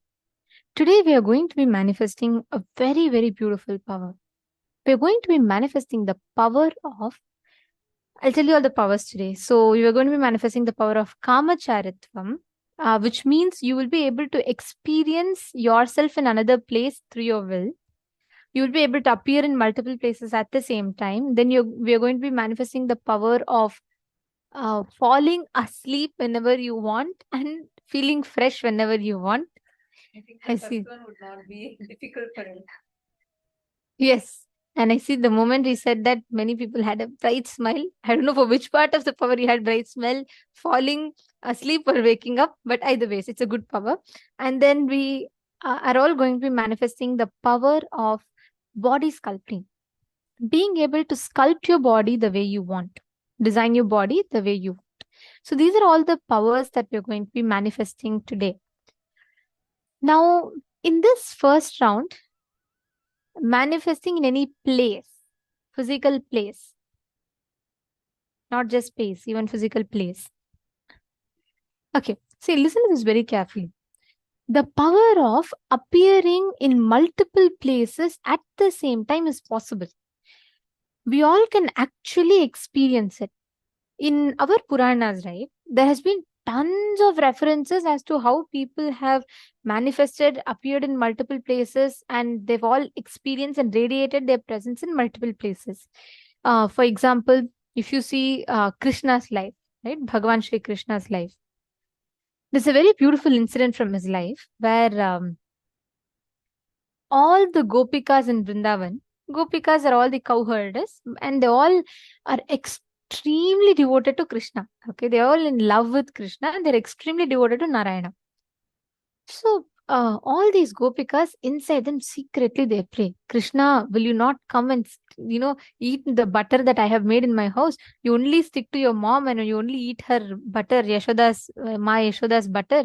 So can you come to our house and eat like that? All of them pray in their hearts. Of course, Bhagavan Krishna, Parandhama himself, he knows everyone is praying for it. And poor kid, he's only 3 or 4 years old. Okay. And people are all praying for Krishna to come into their house. And every time what happens, Krishna goes to their house. He does this whole Leela, Makhan Chor, Navanita, this thing. He goes and basically he steals butter from all these gopis' houses. He does it in his own way. So he will go, every gopi will be praying that Krishna, please come to my house, please come to my house. So what he will do, he will take butter from one gopi's house. These gopis will be seeing, they'll all purposely keep their house open, they'll keep the butter, everything hanging in a way he can see. And they'll hang it tall. If it is too tall, he will make a kind of a pyramid structure with all his friends forming circles and all that. And then he will climb on top of them and he'll go take the butter and eat. These gopikas, all of them used to hide and watch and they all used to enjoy. But after that, their butter is gone. They have to sell the butter. What they'll do is, right after that, they'll come to catch Krishna red-handed to tell, oh, you're stealing butter from our house. By then, Krishna will do something and he'll escape. So all these gopis, all of them, they all plan. Okay, we all should together call, Krishna in each of our houses. And when he comes, we should catch him red-handed. Whose house he comes, we should catch him red-handed. We should take him to Yashoda so that we can tell Ma Yashoda and we can show that how Krishna is stealing butter. All these gopikas plan. And then Krishna goes, and every one of them also, many of them whose house Krishna didn't come, they all want to secretly, they all pray, Krishna, please come to our house and eat. At least this reason we can enjoy you coming to our house. So Krishna takes multiple forms. He appears, he goes to one gopi's house and he starts stealing butter from there. He starts eating, and then that gopi comes, she catches him red-handed. Like this, in 12 to 15 houses, he goes at the same time.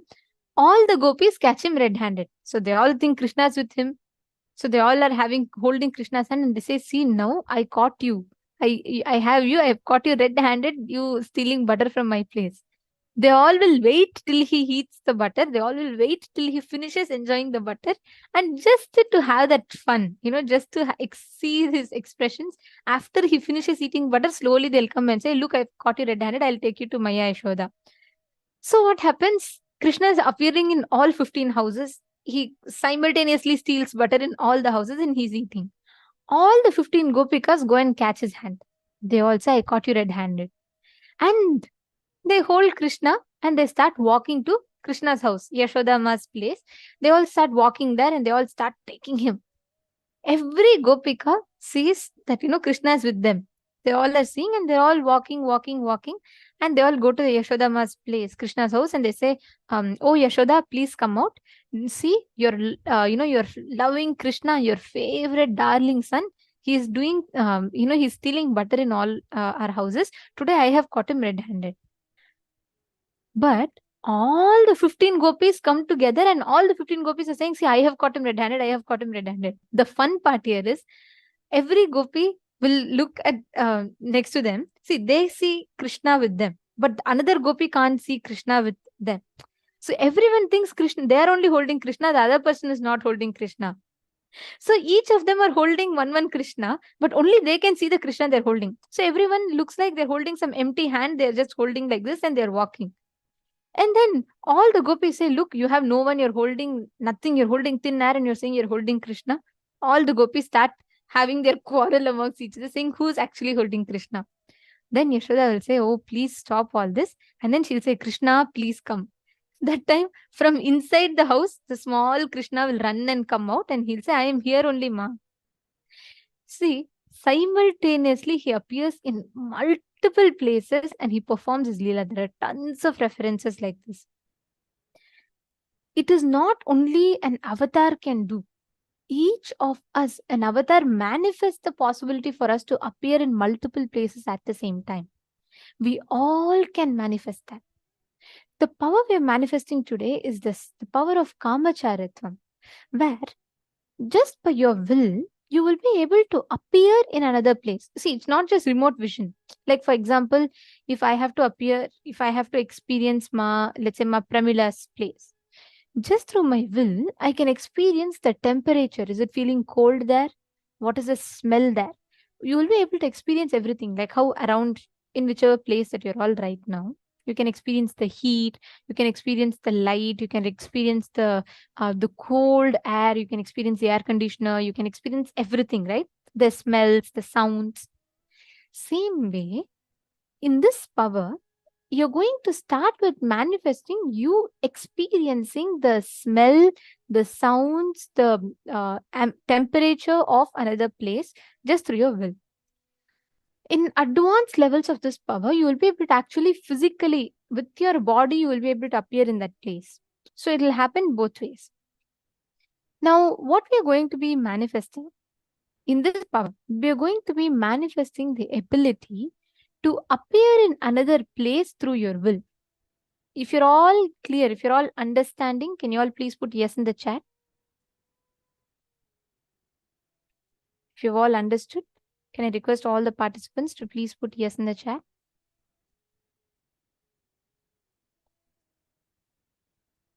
If you're clear with what power you're going to be manifesting. Okay, Ma Prematavasi, Ma Shukra Indrananda, thank you.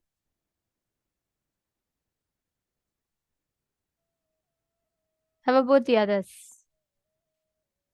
Ma Sonia Rao, Ma Yihan Chen, Ma Winyin, thank you. What about Ma Donna, Ma Jing, Ma Alizu, Ma Jessica Martin? Okay, Yulin. Okay, Ma Yihan, you didn't understand. I'll explain it to you again.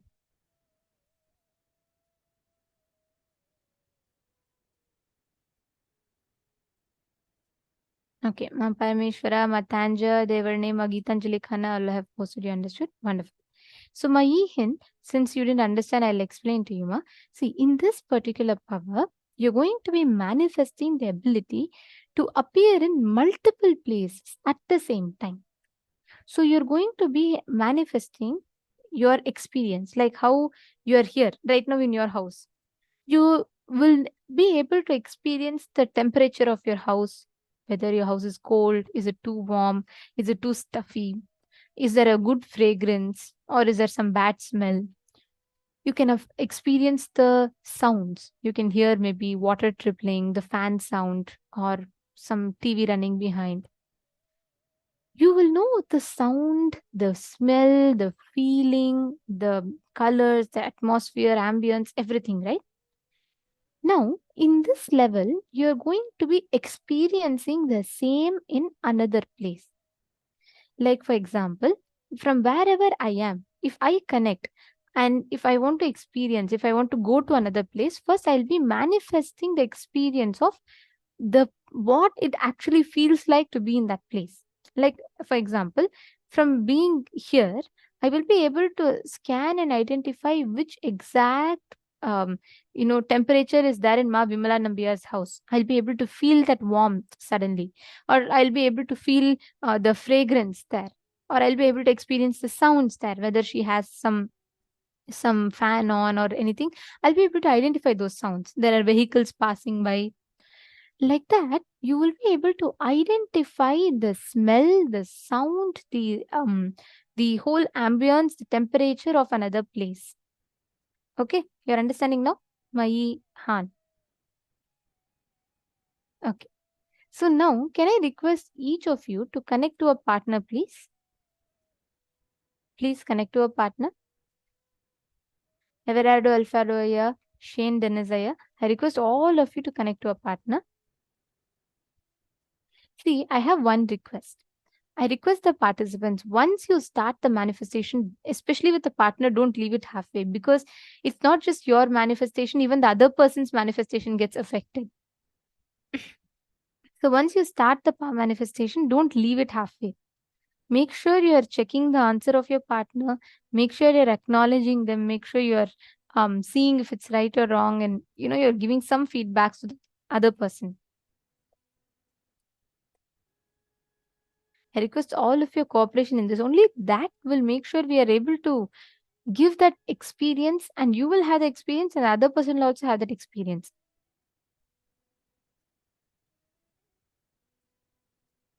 Surendranataya, you can call any of your friends, someone. Even call Ma Atma Prema if you don't know exact kind of place that she's in, or someone you can call and you can manifest with them.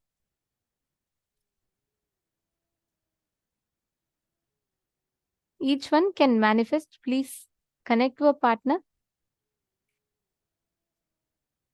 Everardo Alfaroya, Yuxing. Can one of you connect to Shane Denizaya and please start the manifestation? Every one of you here, can I request each of you to please connect to a partner, please?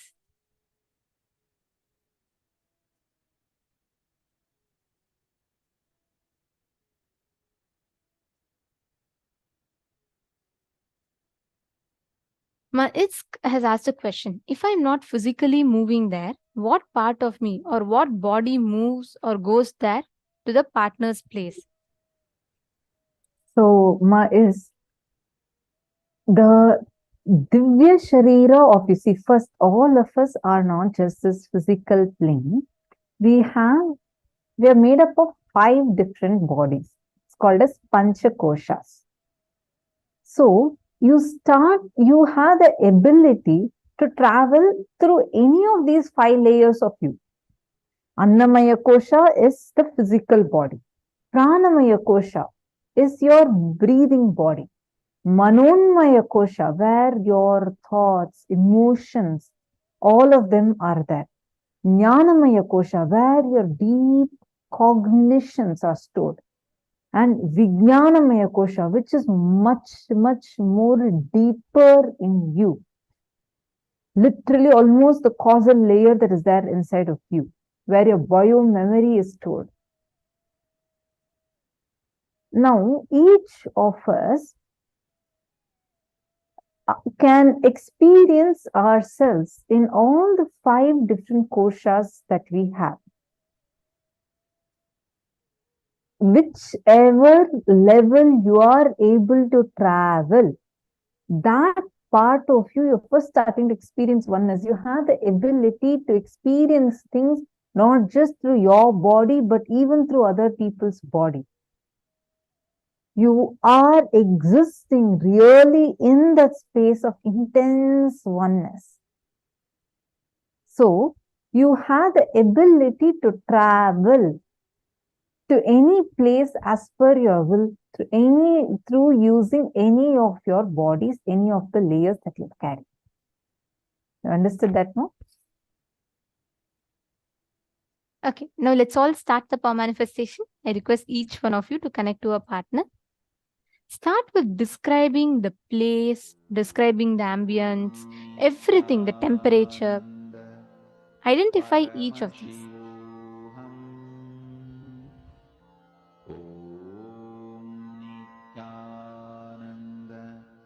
Paramashivoham. Om Nithyananda Paramashivoham.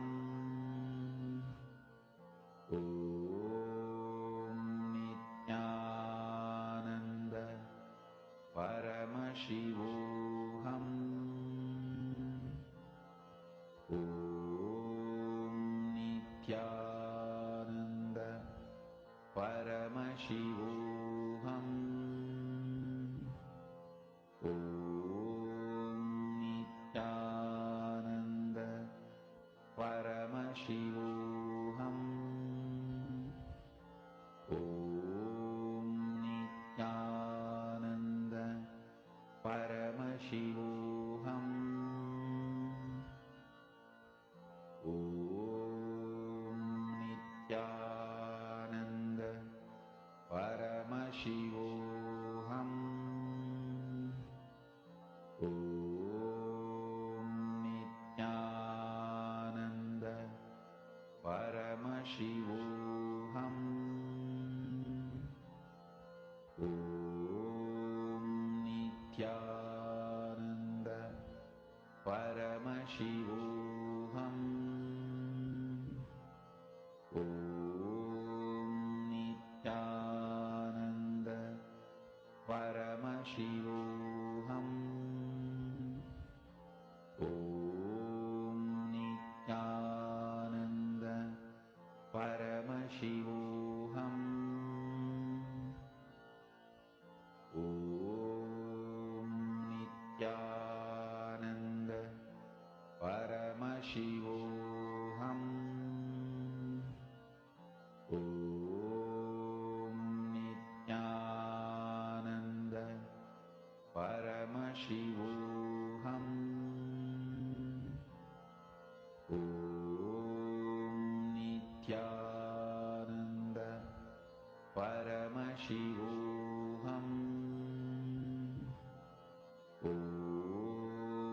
Nithyananda Paramashivoham.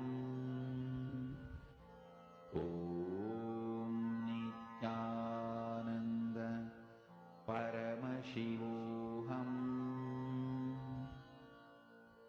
Om Nithyananda Paramashivoham.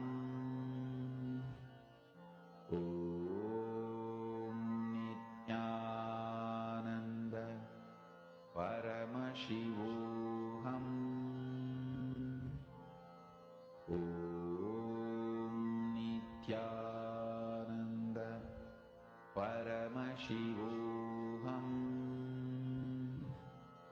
Om Nithyananda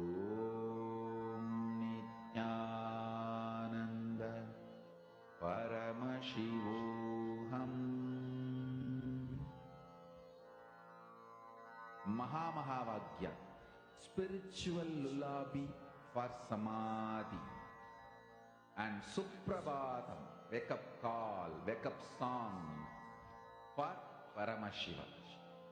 This Mahavagya is spiritual lullaby for you to fall into samadhi. Suprabhatam, wake up song for Paramashiva to wake up in you. Just remember this one powerful cognition. This Mahavagya puts me in samadhi. This is spiritual lullaby for samadhi, and Suprabhatam, wake up song for Paramashiva in me, for Paramashiva to manifest.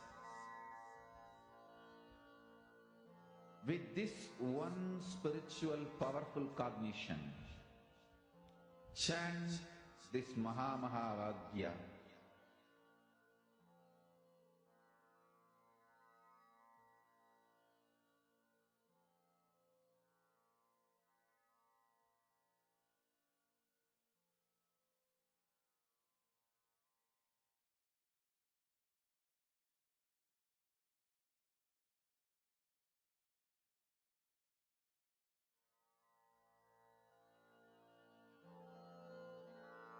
Mahavagya, spiritual lullaby for samadhi, and Suprabhatam, wake up call, wake up song for Paramashiva, for Paramashiva to manifest. With this one spiritual powerful cognition, chant this Mahavagya. Om Nithyananda Paramashivoham. Om Nithyananda Paramashivoham. Om Nithyananda Paramashivoham. Om Nithyananda Paramashivoham. Om Nithyananda Paramashivoham. Om Nithyananda Paramashivoham. Om Nithyananda Paramashivoham. Om Nithyananda Paramashivoham. Om Nithyananda Paramashivoham. Om Nithyananda Paramashivoham. Om Nithyananda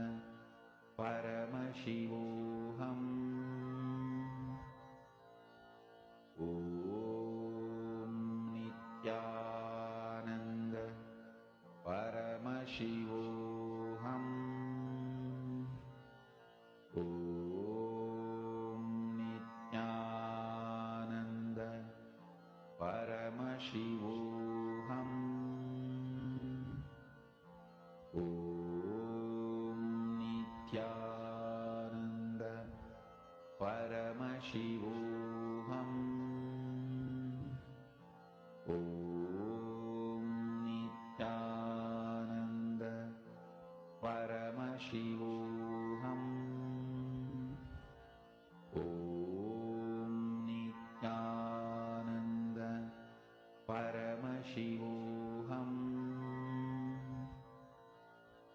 Om Nithyananda Paramashivoham.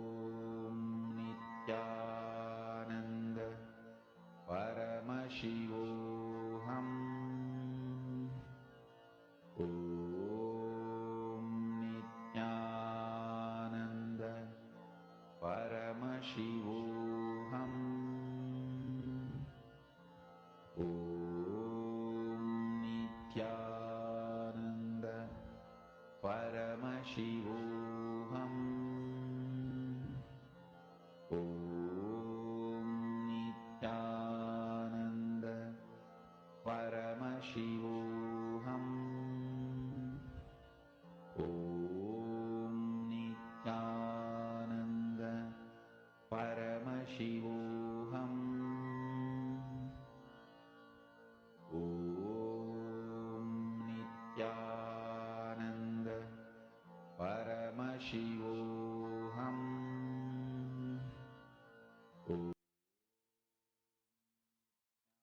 Please relax.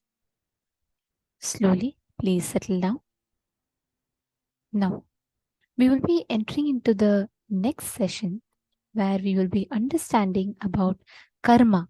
What is karma?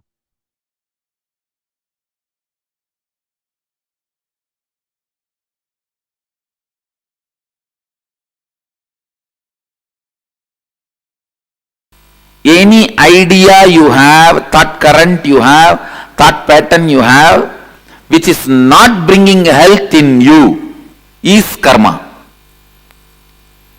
Wealth, any thought current, any thought pattern you have, which is not bringing wealth, what you want to cause as your reality in your life is karma. Anything which is not letting you cause your reality, the stuck thought current which is not causing your reality is karma. Understand? It can be in the field of your relationships, in the field of your wants, in the field of your needs, in the field of your contentment, in the field of your completion, whatever may be the field, in any field, the thought current in which you are stuck, thought pattern in which you are stuck is karma. Listen. It may be a beautiful, profound, logically convincing theory which you read in a great spiritual book or heard from a great spiritual teacher. Anything which is not liberating you, anything in which you are stuck is karma. Please understand.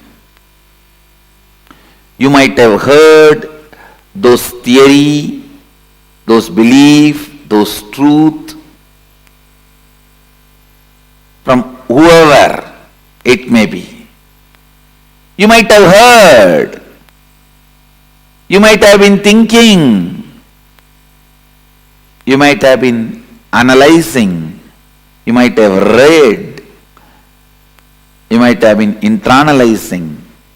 Any thought current which is not letting you cause your reality is karma.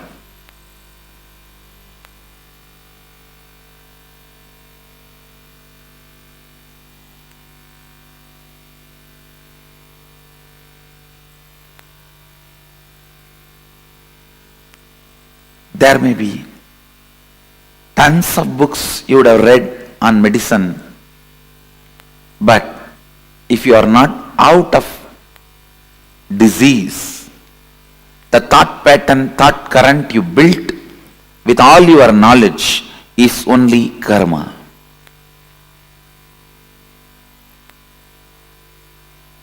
There may be tons of life solutions for every situations you may know,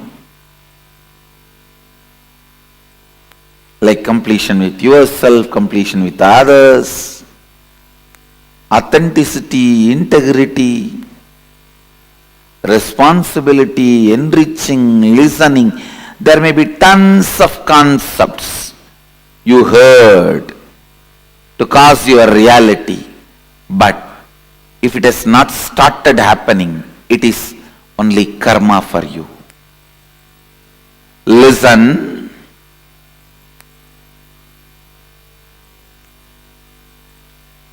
It means still somewhere your logic is not opened up. Any thought current which makes you feel stuck, suffocating, caught, is karma. You may know about completion, incompletion, authenticity, integrity, responsibility, enriching, causing, living Advaita, everything.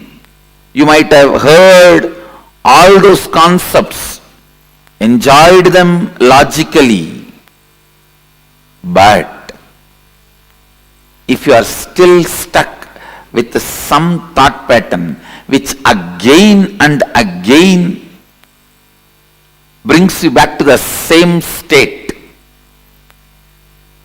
if you have not caused your reality, be very clear, all these thought trends and thought currents and definitions, everything is just karma for you.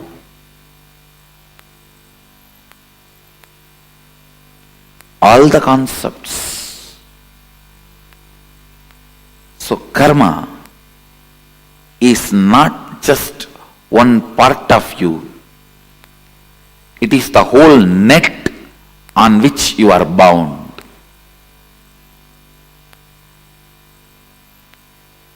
Anything which raises you to the next level, which gives you the push, breakthrough, is freedom, is completion. Understand? If you have come expecting definitions about karma, whether it is Pitrudosha, Nagadosha, Sarpadosha, Snake dosha,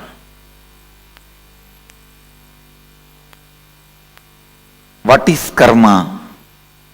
You are wrong. Listen. Any thought current or pattern, thought pattern or lifestyle in which you are stuck, your reality is not caused, is karma. Any thought current, thought pattern which gives you a breakthrough, push to the next level of your reality, which is making you cause your reality, is liberation, is completion.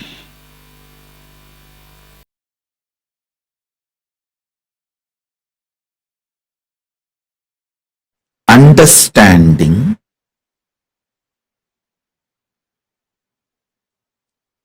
the cosmic flow of life, like karma,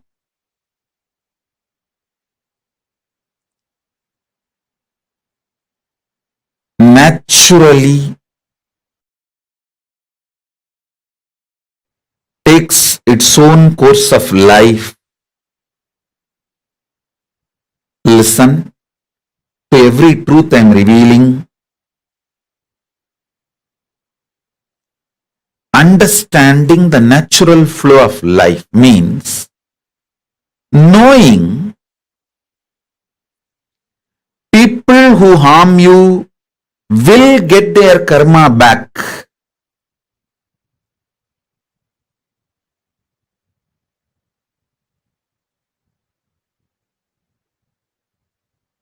People who support you will get their punya back. If you do something wrong, you get the karma.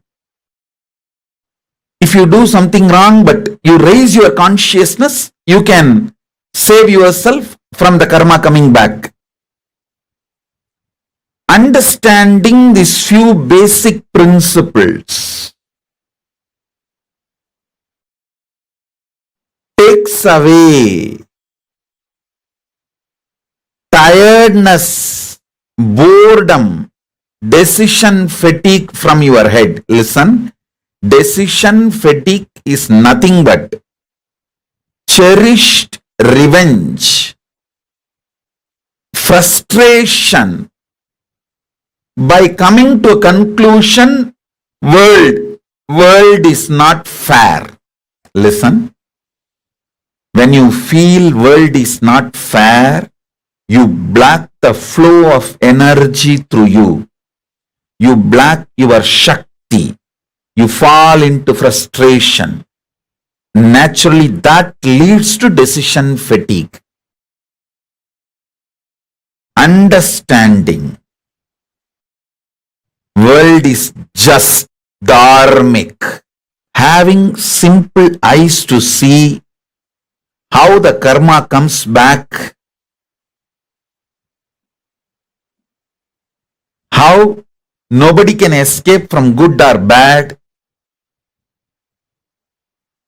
Understanding this basic truth takes away all decision fatigue, frustration, anger about life, vengeance you cherish about people and life, known, unknown, all that just taken away. You become a free channel for energy to flow.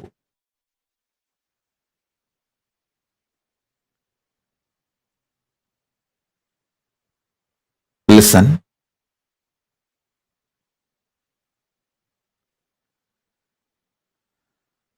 Knowing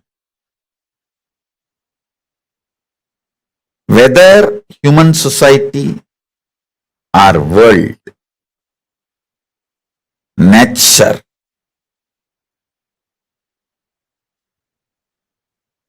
everything known and unknown flows as per dharma.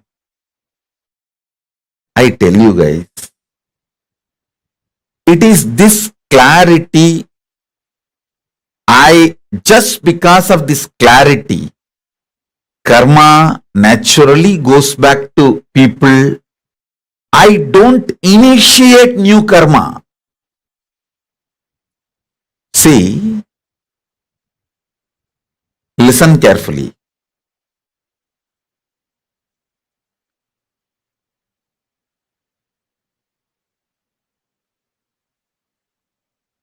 This is one of the biggest confusion, all those so-called logical brains. People try to tell, maybe, see, when I tell them, hey, don't kill the goat and eat, next janma, the goat will come as a human being and kill you and eat.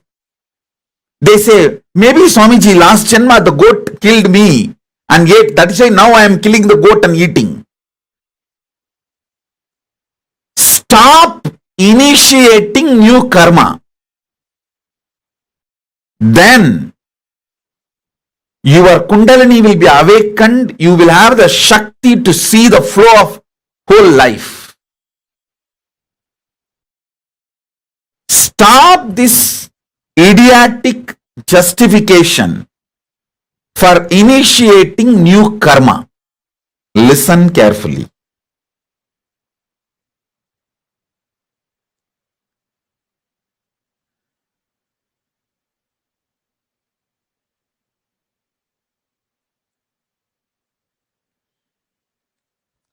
When I realized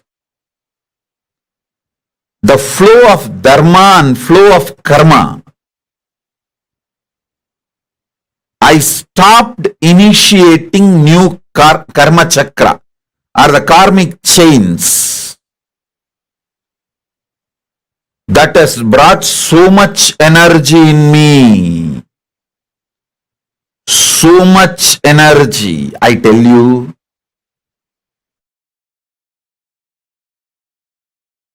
every time I start having larger visualization, larger plans, larger work. Every time when people try to hit me, persecute me, I flare up and become larger than their imagination.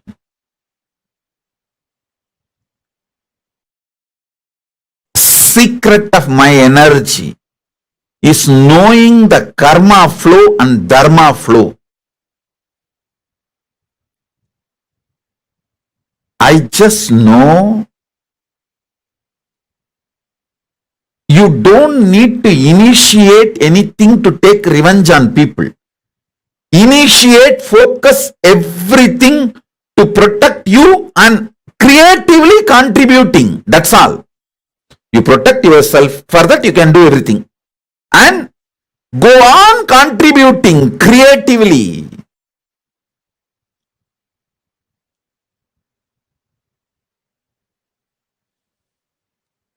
Even when I give a simple hug, it is absolutely creative. I just want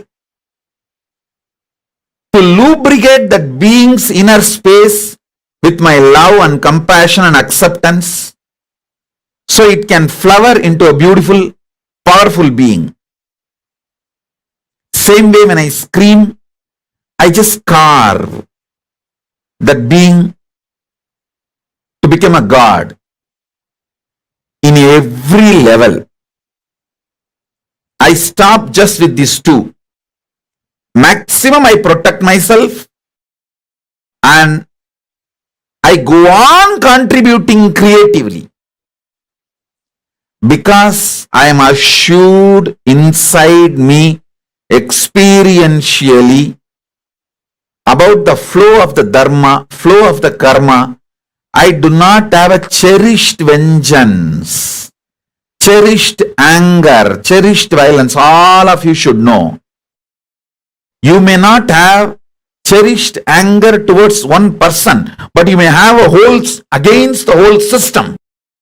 You may have a cherished anger and violence against the whole humanity, against the whole economical system, against the whole currency system. When you cherish the anger against the whole system, or the organization you are working for, or the career you are doing, or the clients you are having, you may have anger towards the whole system. Even that gets you decision fatigue. When you cherish anger towards one person, it's called vengeance. When you cherish anger towards unknown system, it's called frustration. Vengeance and frustration both brings decision fatigue in you.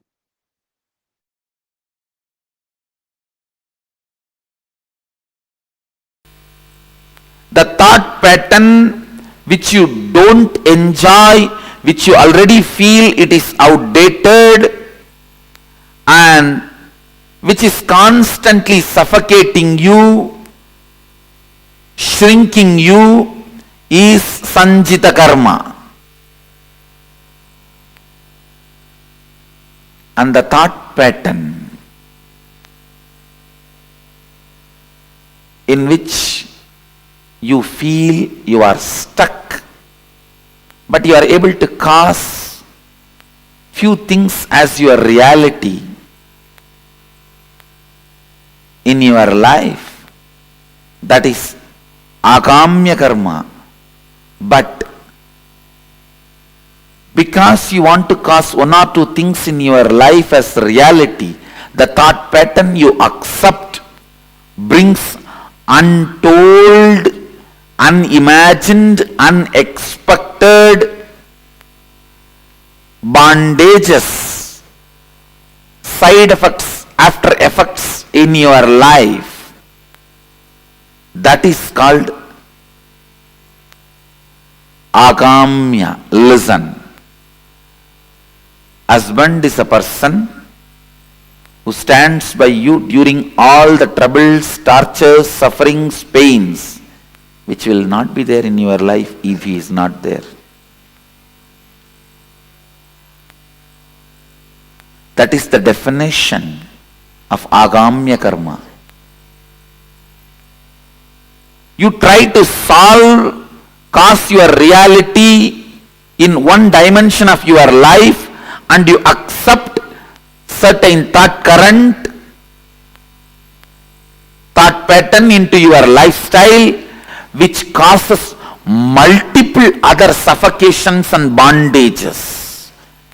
Unimagined, unexpected, untold, unbriefed.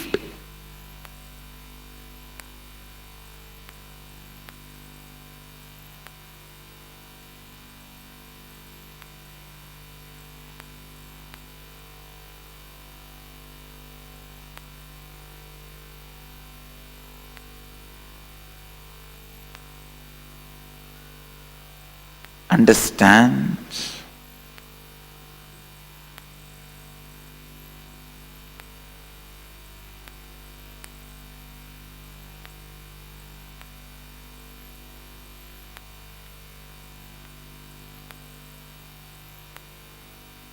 Just because you want to own a home, sometimes you get stuck in the home for next 40 years paying your bank home loan.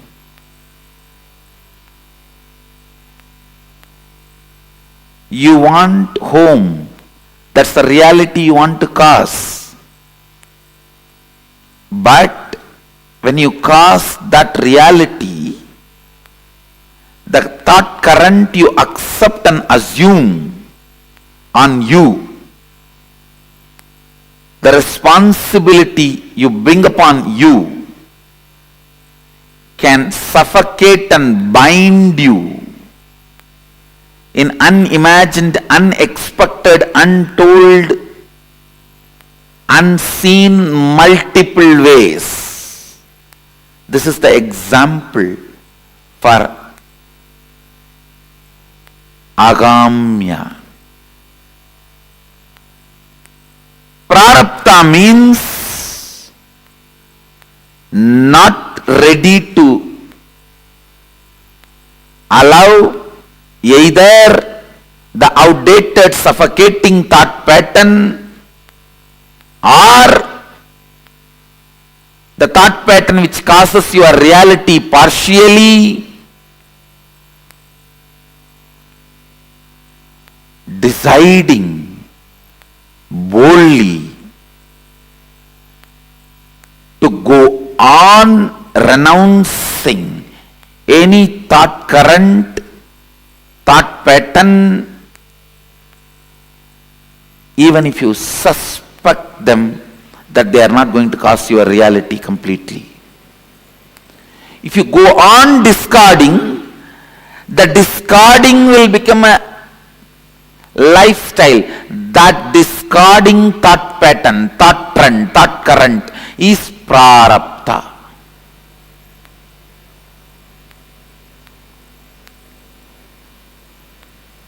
Means only exhausting. No more accumulation.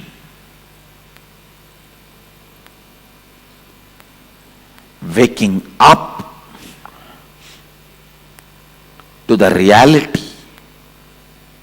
Any thought current, any thought trend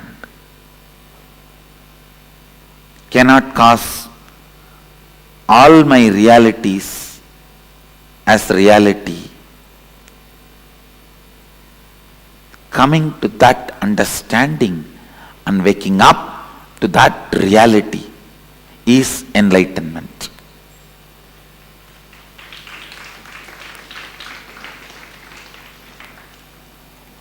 Not ready to be stuck in any thought current is the liberated thinking current.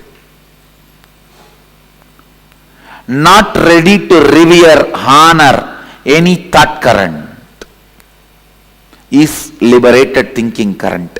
Not ready to honor, revere any thought current is completion. Not ready to honor, accept, revere any thought current is perpetual completion. Not ready to accept any thought current as a lifestyle is perpetual completion.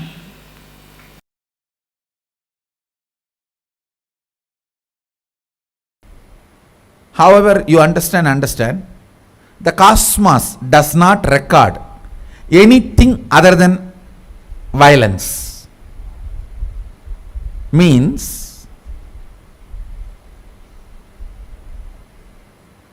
only if you cause pain, karma gets recorded. Other than violence, nothing is recorded as karma. For example, somebody goes and steals $2 billion from a multi-billionaire, and that fellow is loaded with trillions of dollars. He doesn't care.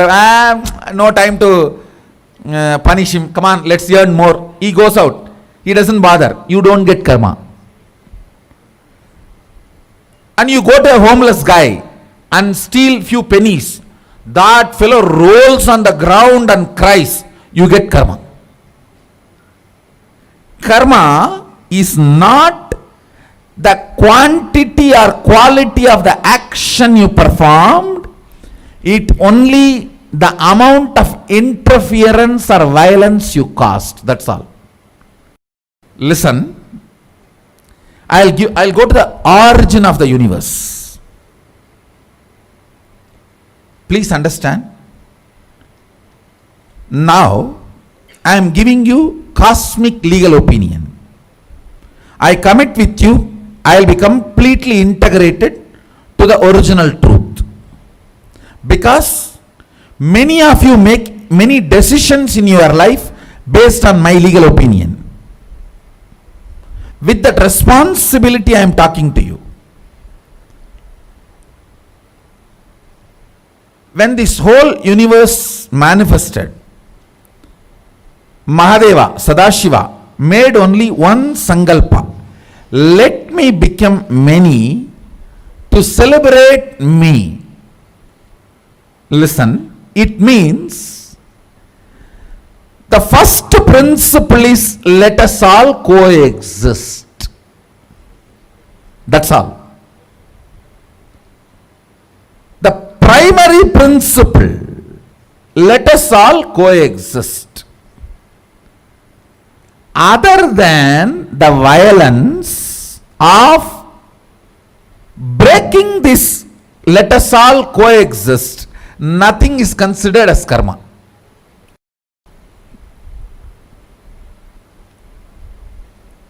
All of you are getting what I am saying?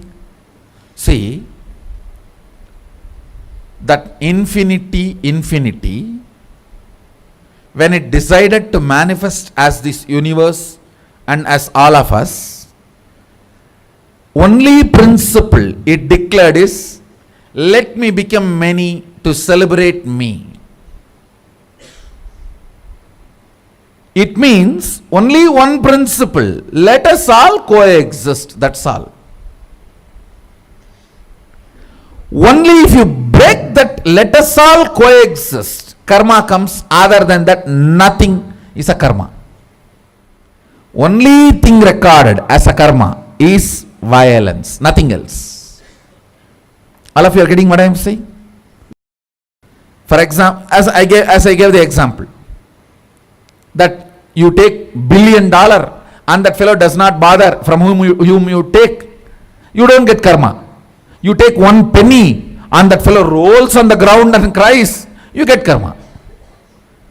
Karma is only the suffering caused, nothing else.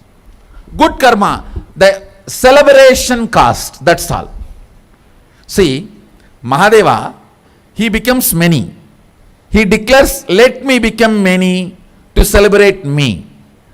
So more and more celebration you cast becomes good karma. More and more pain you cast becomes bad karma. That's all. The same rule applies. You may give $1 billion to somebody and he is not happy about it. You don't get good karma. You may be giving a penny to somebody and he is just praising you and glorifying. He is just ecstatic. You get good karma.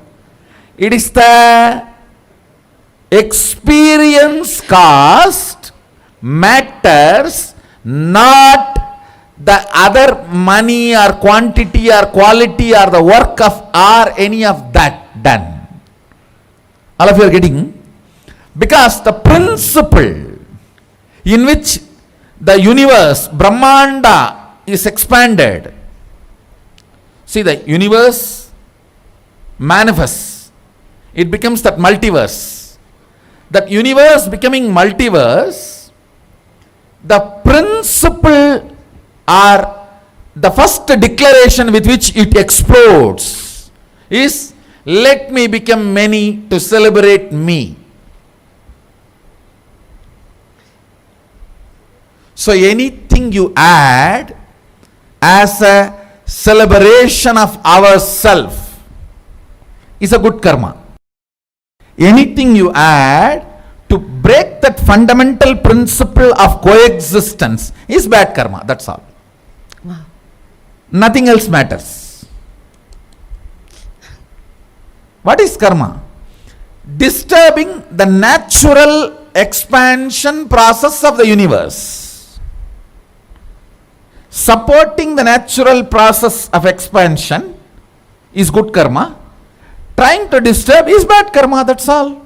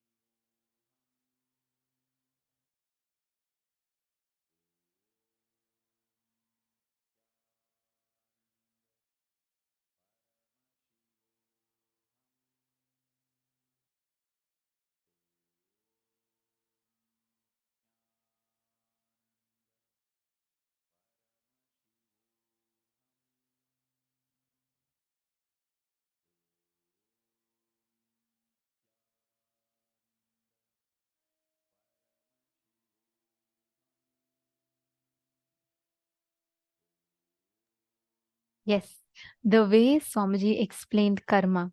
What is karma? Understanding karma, and I think this was a completely new way of looking at karma itself. the way we see life, the way we understand karma, we think karma is action and reaction. And we have a very lot of misconceptions around the word karma. Here, Swamiji gave a groundbreaking, profound revelation on the very concept of karma itself. What exactly is karma and how you can manifest that space of beyond karma.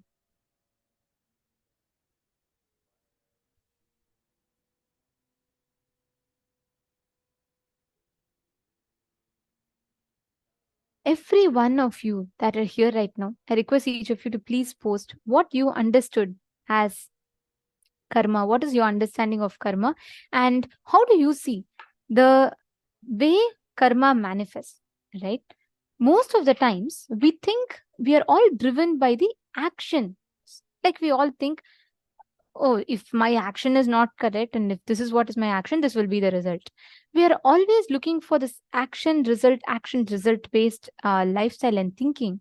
So many times we think, even if I have selfishness inside me, let me go and do some charity work, something like that will give me name, fame, everything. So, oh, I have done some good karma. It doesn't work like that. Like Swamiji beautifully said, life has no video recording. Cosmos only does audio recording. What your thinking current is, how do you visualize, how do you connect, how do you experience yourself? All of that put together makes you chooses whether it is good karma or bad karma. Are you all understanding? Okay, there's a question. Nitya Prasadini. Manitya Prasada is asking that if an unfulfilled action does not bring violence or suffering, will it be a bad karma? Or it will surely bring violence or suffering because it is unfulfilled? Seema, it depends. See, it is not always all unfulfilled desires are violence. No. We all have different desires. You may have a desire to become a Sarvajña Pita Yajaman. That does not give you bad karma. It doesn't make you bad. Listen very carefully. Swamiji explained something very, very important. Let's say you go to a billionaire who has $1 billion. You steal $1,000 from him or $10,000 from him. But he is unaffected. He just lets it go. He just feels like, okay, just leave it. It doesn't give you bad karma. Morally, it's wrong. I'm not saying stealing is right. But try to understand the definition. It doesn't give you bad karma. Let's say you go to a person who's very poor, who's struggling for money. You steal even 150 cents from him accidentally. If he is suffering because of not having money, you get the bad karma for it. Karma is not based on actions. It is based on your thought process. This is completely different. See, most of the times we all think, oh, let me go do some charity, I get good karma. It doesn't count. What thought current you are cherishing inside you when you do that action, that determines whether it is bad karma or good karma. If you think just to gain some social media followers, I will just go and give some gifts and let me put it on social media and let me drive the followers through that, you will not get any good karma. You will gain followers, but not good karma. And most important, another most doubts that people have is, if I do a bad karma and then I do a good karma, does that good karma cancel out the bad karma? Answer is no. Absolutely no. There is no such thing. Each action, each thought current you cherish reciprocates a certain reaction from the cosmos. Does not mean just because you did some good work that cancel out all the bad work. No. So, all unfulfilled actions are not violence. Whichever you leave out of wherever you go out of your dharma, your purpose in life, that becomes an unfulfilled action for you, which is out of violence. You want to do something, you're manifesting, you're working for it, it is not going to give you karma. You're understanding? See, understanding karma is a very, very important concept, because most of the times We all are stuck with the wrong definitions of karma that we have in our lives. Whenever you have these misconceptions about karma, you are stuck in that same misconception and you make your decisions from that misconception.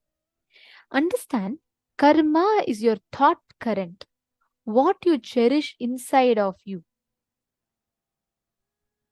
If you are stuck with that space, if you are stuck with that experience that you're not able to manifest life things as you want, and your life is not good, life is inauspicious, that becomes a karma for you. If you are having violence based thought currents, look in, when you're saying unfulfilled action, look in, what is the thought current you're having towards that action? If the thought current is unfulfilled, if that thought current is non-integrated, violence, powerlessness based, it is karma. If the thought current is, let's say, for example, you have a deep desire to go on a vacation to Maldives. You're giving a commitment to yourself.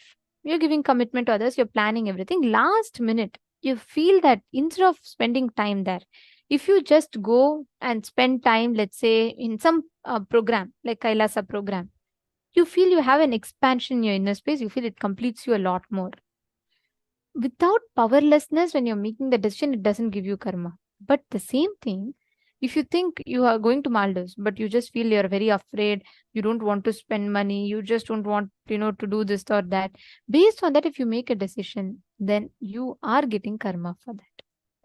So that is the difference. Are you all understanding? It is a thought current. It is not the physical action in itself. Any suffocating thought pattern, thought trend you are stuck in, anywhere where you are stuck in is karma. I want to manifest job. I want to manifest wealth, but I don't know what I am stuck. You are in karma. You are gaining bad karma through that. Are you understanding? Now, let's do a very beautiful exercise that will help you understand the karma better. Take a few minutes and pen down all the places where you are stuck. Pen down at least 5 to 10 thought currents wherever you are stuck. You just don't know how to reach the solution. You're just simply stuck.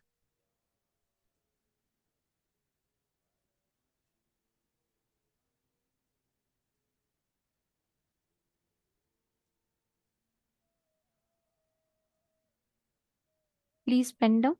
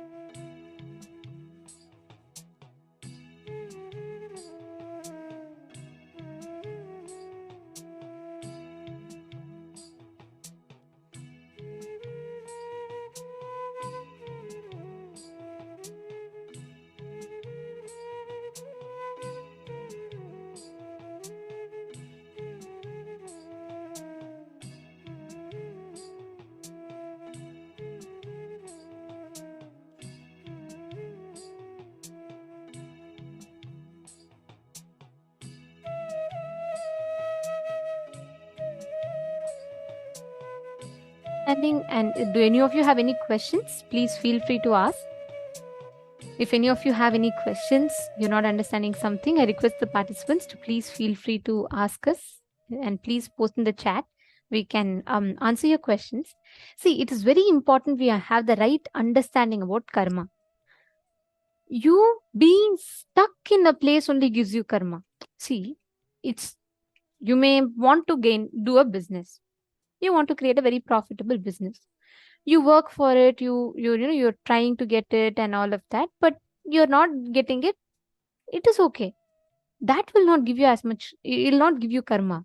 But you are feeling stuck. You are not even trying and decided to be stuck in that same thought current without expanding your thought current gives you karma. You're all catching it. So what is important is not that whether you're getting the result or not. You just need to work on constantly moving and doing so that you're not stuck. That is why there's a very powerful line in Bhagavad Gita, one of my most favorite lines, one of the most popular verses of the Bhagavad Gita. Krishna declares, Karmanyevadhikaraste ma paleshu kadachanaha ma karma palaheturbhur mate sangostva karmani. He tells, you have a right only to work, but never to the fruits, the outcome of the action. Never let the fruit of the action be your motive. Never let your attachment to be to inaction. Understand, it's such a powerful statement. He's saying, Karmanye vadikaraste ma paleshu kadachanaha ma karma palahetur bhor mate sangastva karmani. Whenever you are stuck in a place without moving, without consistently taking a step, understand that is your karma. That is exactly where you are stuck. The fruit of the action doesn't decide your karma. The thought current, if you are stuck in a place without expanding, you are creating the karma for you there. Now, I request every one of you, all the participants here, decide to not be stuck. Even in power manifestation, whenever you are stuck, you create a karma. See, at least if you are trying, it is okay. You are trying and it is not yet coming for you, that is okay. It's not a problem. But before even trying, if you decide to give up, that creates a karma for you. Okay, there are some very nice questions, so I'll answer it one by one. So first one,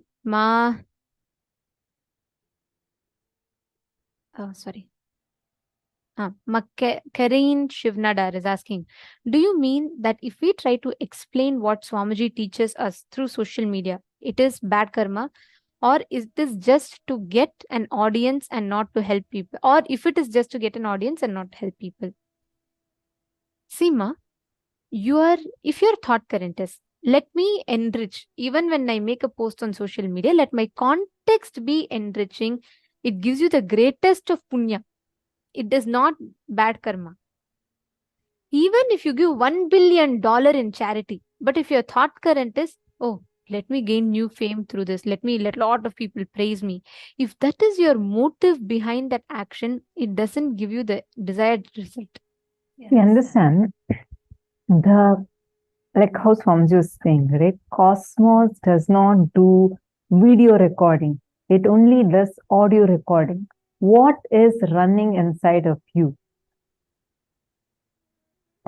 See, there's a beautiful story. So there's a great Brahmin, like a priest, who is learning the scriptures, and he's living a very pious life. And right opposite to his house, there is a courtesan. And every day, there will be many men who will be coming in and going to that person's house, and this guy would be boiling inside, cursing her, what kind of a life she's living and what a worse life, etc. So time comes on the same day, both of them leave their body. One goes to Krishna, the courtesan, her soul goes to heaven, and the priest's soul goes to hell. The priest is shocked. He says, "What is this? I have lived such a pious life, and she has lived such a worse life. What do you mean by putting me to hell and putting her to heaven?" God laughs and says, even though her body was engaged in all immoral activities, that is why now her body is rotting. There is no one to take care of that body. You lived a pious life through your body, but your context inside, the cognitions inside, you were constantly only thinking about who is coming and going there and what kind of an immoral life she is living. Whereas her mind was always fixed on me, which is why she came to me. And since you were cherishing these thought currents, this is the karma you need to go through. Understand? It is the thought currents that we cherish. Any action, simple smile from the cognition to enrich will enrich you, expand you, will not cause bad karma for you. You are understanding, ma? It is the thought currents from which you are operating. Ashni Gujadhar is asking, I feel very angry often, then it is a karma. But how can I get rid of this karma? Completion. Understand. We all have maximum, some 10 thought currents that are there inside us. Just 10. 10 or lesser than 10. These thought currents are like running like one stuck gramophone. Same sound again and again and again and again inside us. So it's like going on. And you go on struggling with those thought currents, stuck in those thought currents, suffocated in those thought currents. So when you're stuck in any action you do, decide to free yourself from that, you are liberated from karma. Meaning, if you sit and do completion, it can be completion, unclutching, using powerful cognitions, any technique. Decide to break free from that. For anger, Mahashni Gujadhar, since you asked specifically about anger, Swamiji gives an excellent, powerful technique for this. Mahashni Gujadhar, can you wave your hand, sir? I'm just trying to search for you on Zoom. Not able to see you. Please, could you wave your hands? Mahashni Gujadhar. Okay, yes, I see you now. Nithyananda. Okay, so Swamiji says very powerfully, if you want to get rid of anger, your anger itself is pure energy. It can never be destroyed. Energy can neither be created nor be destroyed. But you can start channeling to something else. You have trained yourself now. So there's a set of reactions. If you see 5 years before how you were reacting to now what kind of reactions you're having, it will be very similar. The pattern, the trend would be very similar. Why not just 5 years before? For last 10, 20 years, we have been stuck with those kind of reactionary patterns in us. If I get angry, this are the thought currents that will run in me. And this is what you say when you work with these different softwares, you set up something called macros, right? Like where you set up certain steps, step 1, step 2, step 3, and then it runs on its own like that. We have set up some macros inside us where every time we react in a certain way, we have an automated reactions that are running inside of us. It's like a play button gets pushed every time you get angry. But there is a way.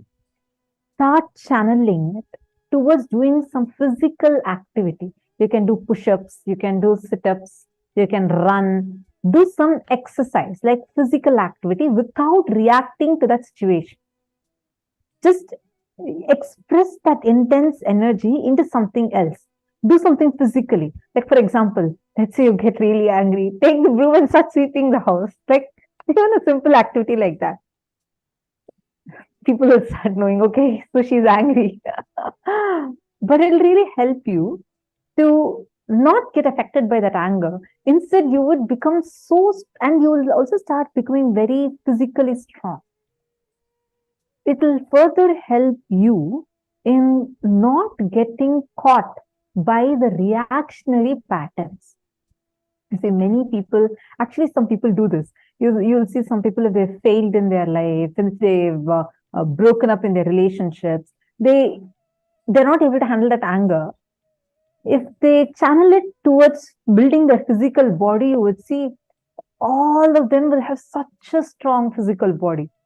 Because anger is an intense energy. If you channel it to something else, especially the physical activities, you will really become strong. And second, when some reaction you're not able to handle, right? Like, for example, you really can't handle to not get irritated at certain things. You get really irritated. You feel like, let's say, clenching your teeth. At such situations, Swamiji has given an amazing technique from Shiva Sutras, where Swamiji has revealed, just decide you will not move your body for that reactions. For example, you feel extremely lazy, okay? You feel like really lazy. Even for that, just decide you would not move till that laziness gets out of your system. Just say, I just want you out of my system right now. I will not even blink my eyes or breathe. I am just going to freeze. Like, just freeze. Try it out and see. Extremely powerful. That reaction will not have power over you anymore. You would become a master of that. Actually, I wanted to answer the same to Ma Vimala Nambiar's question. Ma Vimala Nambiar had asked, if I'm irritated with something or someone, does that become karma? If I complete with that reaction, does that mean the karma gets wiped out? It's a very beautiful question. And I would like to answer that. One of my most favorite ways that Swamiji has revealed the truth. See, have you all seen that meme where they'll show the domino effect, like you push the planks from here and it'll just go and it'll come back and fall on you. Like, basically it just says everything that you give, life gives you back. Somebody explained it so beautifully. I'll never forget this one definition, and I'm sure each of you will click with it. See, every time you initiate an action, okay, you are creating a karma chakra. For example, it's like boomerang. If I throw the boomerang, it has to go hit and it has to come back to me. I am initiating an action, a karma chakra. Okay. If I am getting involved in a conflict that someone else is starting, then I am becoming part of their karma chakra, which means I am bound. I am also initiating an action. The moment you get irritated, please understand, the person, whether they're doing right or wrong, the moment they are triggering an action, they have initiated a karma chakra, which means they are going to be that the result of their action is going to come back to them. They are going to be experiencing the repercussions of the thought current they've initiated. If you are getting irritated, if you are getting angry, if you are reacting, you are also initiating a karma chakra, which means by the time one gets complete, you're starting the next one. You're starting the next one. You are getting stuck in this vicious cycle because that person tells, you tell, that person tells, you tell. This whole vicious cycle happens. Now, Swamiji tells, neither trying to push it nor trying to stop is going to work. Just walk out of that karma chakra. Just decide to get up and walk out of that. Means neither getting irritated nor suppressing the irritation is a solution. Decide to drop. That karma will become redundant to you. There's a very beautiful story of Valmiki. All of you should know Valmiki is the great Maharshi who wrote Ramayana. Okay. In his life, he was a thief earlier on. He was not a great saint from his birth. So when he was a thief, for him, he used to go, everyone that comes on the street, he used to go and he used to threaten them, and he used to get the jewelry or money, whatever they have, and he used to run his family. Once, Devarishi Narada, he walks, he's walking in that forest. Valmiki, who is a thief, then he jumps onto the street and he tells, "Give me whatever you have." Narada says, "I have nothing. There is nothing that I have." But for the first time, that when Valmiki is looking at him, he's feeling something is shaking in him. That person is there, and something is shifting in Valmiki. It's not normal. He's feeling something different about this person. And then Narada asks him, "Okay, what are you doing this for? Like, what for you're doing this? Give up all the stealing, everything." He tells, "No, my whole family is depending on me. They will give me whatever they want. They'll give me their life. So I am stealing for them." Then Narada very beautifully tells him that, "I'm telling you, end of your life, nothing is going to come with you other than your devotion to Rama." Like that, Narada says. Then Valmiki says, "No, you're joking. My family is going to come with me. They're all going to be with me. They'll give their life for me." Narada says, "Listen, I will wait right here. Just go and ask your family and come back. When you leave the body, who will come with you?" Valmiki says, "You're trying to trick me to send me home." He says, "I promise you, I will stand here. I'll not even move from here." Somehow Valmiki trusts this Narada. He goes home. He asks his parents. First, he asks his wife. He's given his whole life to his wife. So he asks his wife, "Hey dear, when I leave the body, will you come with me?" The wife looks at him and she smiles and she says, "I love you so much, but you need to understand we also have a children. We have a future. If you leave the body and if I'm not there with them, who will take care? So I'm sorry, I will not be able to come with you." Valmiki is shocked. Anyways, he goes to his son and then he tells, "Oh son, when I leave the body, will you, if I, instead of me, will you be able to go?" The son says, "What? Father, you have lived enough life. I still have a big future to live. How can I leave my body and come with you? No, I can't." By this time, Valmiki is heartbroken. He goes to his old parents who are anyways going to die soon. So he's asking them, "At least will you both accompany me?" They are shocked and they say, "Why should we? Anyways, we are going to die soon. Why, if you have to go today, why should we come with you right now?" Valmiki is so dejected. He goes back to Narada, realizing that it's the futility of the whole thing. Then Narada tells that, "I will give you now the only possession you wanted to steal, right? I will give you the greatest wealth I have. I'll give you Rama Nama." He says, "Rama, Rama, Rama, Rama." Just chant Rama, Rama, Rama. You will get everything that you want. That time Valmiki asks a beautiful question. He tells, "Oh, Narada, all my life I have only been a thief. I have done so much of karma. Now how will that whole karma leave me? Is it easy? I have killed so many people." Narada tells beautifully, "If you decide now, this moment, if you decide to walk out of that karma chakra, means you know it is not right and you have done it. So you want to liberate yourself from that karma chakra. If this moment you decide, the whole past is burnt." I'll tell you, nobody remembers Valmiki based on his past as a thief. Only when you go and search, Google something, you will find out. If the moment Valmiki is revered as a great Maharishi by the whole world. How? He chose to walk out of the karma chakra he initiated. That walking out of the karma chakra is what is completion. So, Ma Vimla Nambiar, your answer is right. The moment you decide to liberate yourself from the karma chakra, you are completely liberating yourself. See, you might have killed and eaten so much of non-veg. But when you realize it is wrong and you have walked out of that action, initiating that karma chakra, you are liberated from all the karmas of eating that non-veg.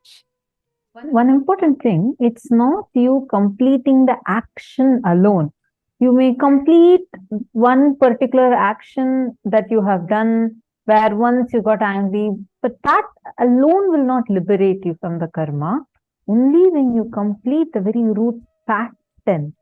When you are liberating yourself from the pattern which made you do a particular action, you get liberated from the karma. Seg is asking, the karmas that we accumulate, if we are not able to remove them before we die, what happens after we die, please? Based on the karma, the thought current. See, karma is the thought current that you're stuck with. If you constantly entertain, ferment the thought current that the best thing in life is just to have, just to have Coke, just to have Pepsi, just to have your favorite burger, pizza, that is the best thing in life. When you leave the body, you will entertain that thought current only. And to fulfill that thought current, complete it in next birth, you will take birth with the same thought pattern that you left here. You will continue fulfilling that in the next life. If you leave your body, when you leave your body, if you say, surrendering to the divine is the best thing in life, you will assume a body which will lead you to enlightenment. That's why there's a beautiful term in Hinduism called yoga brashtas, who are almost about to reach enlightenment, but some reason they just leave the body. Their whole karma is taken, carried over. There are beautiful terms: prarabdha karma, sanchita karma, agamya karma. So if you have karma is like the desires, the unfulfilled desires you have in your bank account. Whole life, if you chant constantly Coca-Cola, Pepsi, and don't think at the last moment suddenly you'll remember and chant Hare Krishna, Hare Rama, and you'll get liberated. No, it doesn't work like that. What you cherish through your life, that is what you'll carry at the time of your death, and that is what you'll assume in the next birth also. If you ferment the right, powerful thought currents in your inner space, in the next birth, you will continue from where you left it. So that seeking will continue. How many of you are enjoying learning about karma newly? How many of you feel like, God, this is so new for me? Because I always thought karma means equivalent to action. Because I mean, that's how is a general understanding, right? How many of you are enjoying it? Please take a few minutes and share it with us. Yes, Mami, Ma Priyatma Sarupni is posting. Okay, I like Pankaj Kankaraya is asking, I like experiment with dishes. Can I channelize my anger energy by indulging in cooking? Would it not put negative energy in food that we will consume? It is possible that it can put, Taya. It will put, because whatever said and done, your thought currents get stored in that. And second of all, whenever we are angry, we also tend to eat. It has become almost like a pattern where human beings tend to eat more when we are tired, when we are bored, when we are depressed, when we are angry. So during this, when you are extremely angry, do not do anything related to food, because one, as you mentioned, yes, your thought current gets stored in the food, as well as it will again make you overeat. I know you're only asked for cooking, but it may lead to that. But if you focus on being more like doing a physical workout, yoga, something that will help you, as it's an intense energy, do something that's like heavy workout, which will immediately help your body further and help channelize the energy to grow your muscles. Few times when you start doing that again and again, it will help you further to grow yourself. Are you understanding? See, one more important thing, the difference between you normally doing it without this powerful cognition and doing it with the powerful cognition is, when you know and you do it because this is the powerful cognition, this is what Swamiji has told me, you will see that pattern will start losing its power over you because you're consciously taking that decision.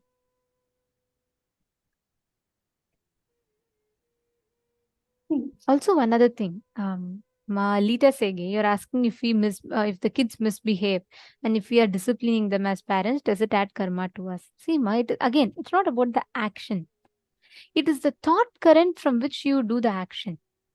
If your action that you do, if it is driven from the thought current of anger, it creates a karma chakra. So it's like this. I'll give you another analogy. It's like you're standing. Have you seen these punch bags for the boxing and all? They'll practice, no? So if you hit it, it is going to go and come back on you, right? Which means the moment you initiate the first action, by the time if it comes back and you don't do the second action of punching it back again, it is going to hit your face. So as long as you're standing there, you're bound to keep on hitting it, so that you can, first time you started simply as a game, you punch it once, but it is going to go and come back and hit on your face if you don't punch it the second time. That is exactly what is karma chakra. So till you try to keep hitting it so that you can stay safe, that becomes a pattern. The solution is not to stop hitting, or the solution is not to continue hitting. When you break yourself free from the karma chakra, literally means just moving out of that place. That's all. Discard that whole action, inaction, both. Neither action is karma, neither is action going to liberate you, nor is inaction going to liberate you. Both are karma. Completing and getting rid of that is going to liberate you. Malita Sege, you should measure it based on the thought currents you have. What thought current? Are you doing it out of anger, or are you doing it out of concern to discipline? If it is concern that you're doing it out of, then you can be sure it is not giving any karma. But the thing is that gap where we are able to clearly see is slightly tricky. So you should be very careful. That's why doing completion is very important. Swamiji has a program for this, which is called as the end parenting, where the parents are trained to operate from completion to give the best life for children. The best would be, you can, to immediately start off with, you can enroll your kids in e-Gurukul, which would help them, and through your e-Gurukul, even you will learn. So it'll help both ways. Asking, will karmas be elevated? Of course, you're in the right place at the right time with the right person, Swamiji. So today, in the darshan, Swamiji liberates us from any thought patterns that you are stuck with. All the karma, any thought currents, thought patterns you are stuck with, Swamiji will himself liberate you from those. Understanding, ma? So any thought patterns, thought currents you are stuck with, today during the darshan, just connect to Swamiji, pray to Swamiji and ask. Swamiji himself will liberate you. All right. I think we've had an elaborate session on understanding. Now, let us enter into the power manifestation session.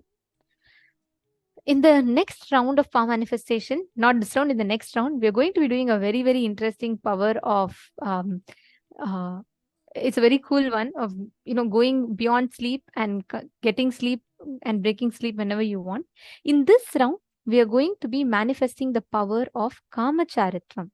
So I request you all to do one more time the same thing that we did in the last round, where you're going to connect to a partner and you're going to describe the temperature, the ambience, the experience in another place.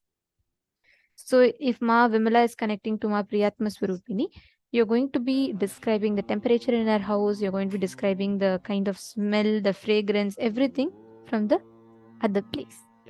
Please connect to a partner. Let's all sincerely do this manifestation.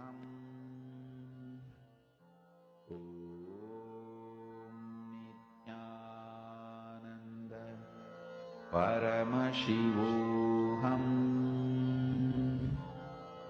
Om Nithyananda Paramashivoham. Om Nithyananda Paramashivoham. Om Nithyananda Paramashivoham. Om Nithyananda Paramashivoham. Om Nithyananda Paramashivoham. Om Nithyananda Paramashivoham. Om Nithyananda Paramashivoham.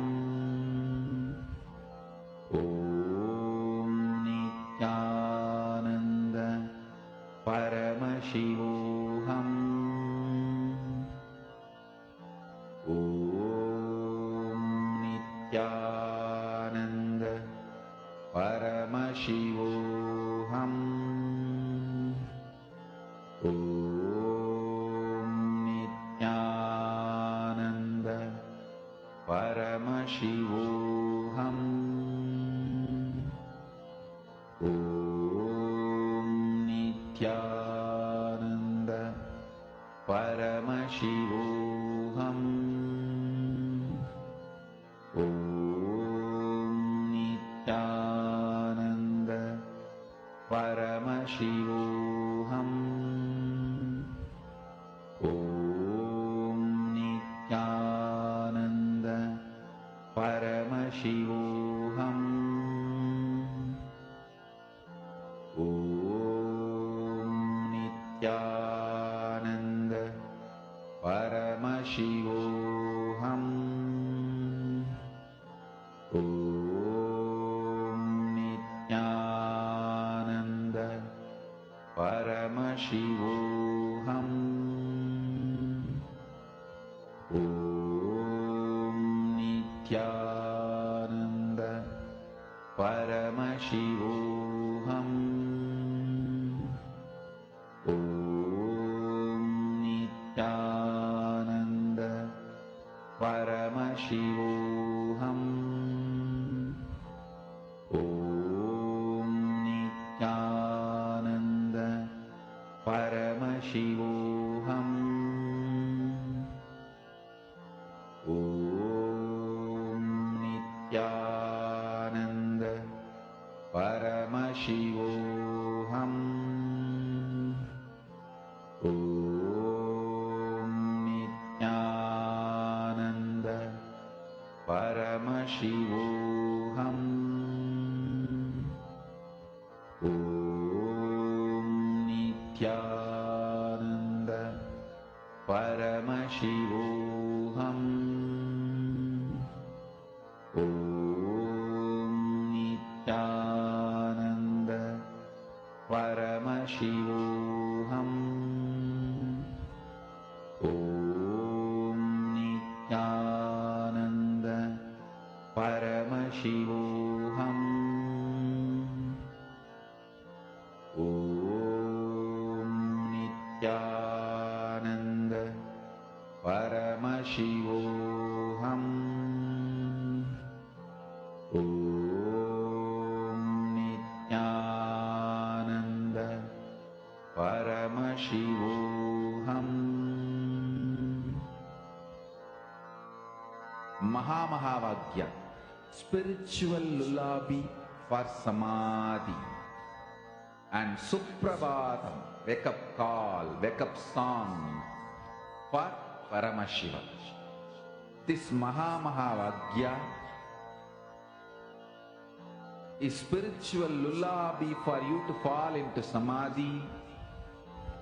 Suprabhatam, wake up song for Paramashiva to wake up in you. Just remember this one powerful cognition. This Mahamahavagya puts me in samadhi. This is spiritual lullaby for samadhi, and Suprabhatam, wake up song for Paramashiva in me, for Paramashiva to manifest. With this one spiritual powerful cognition, chant this Mahamahavagya.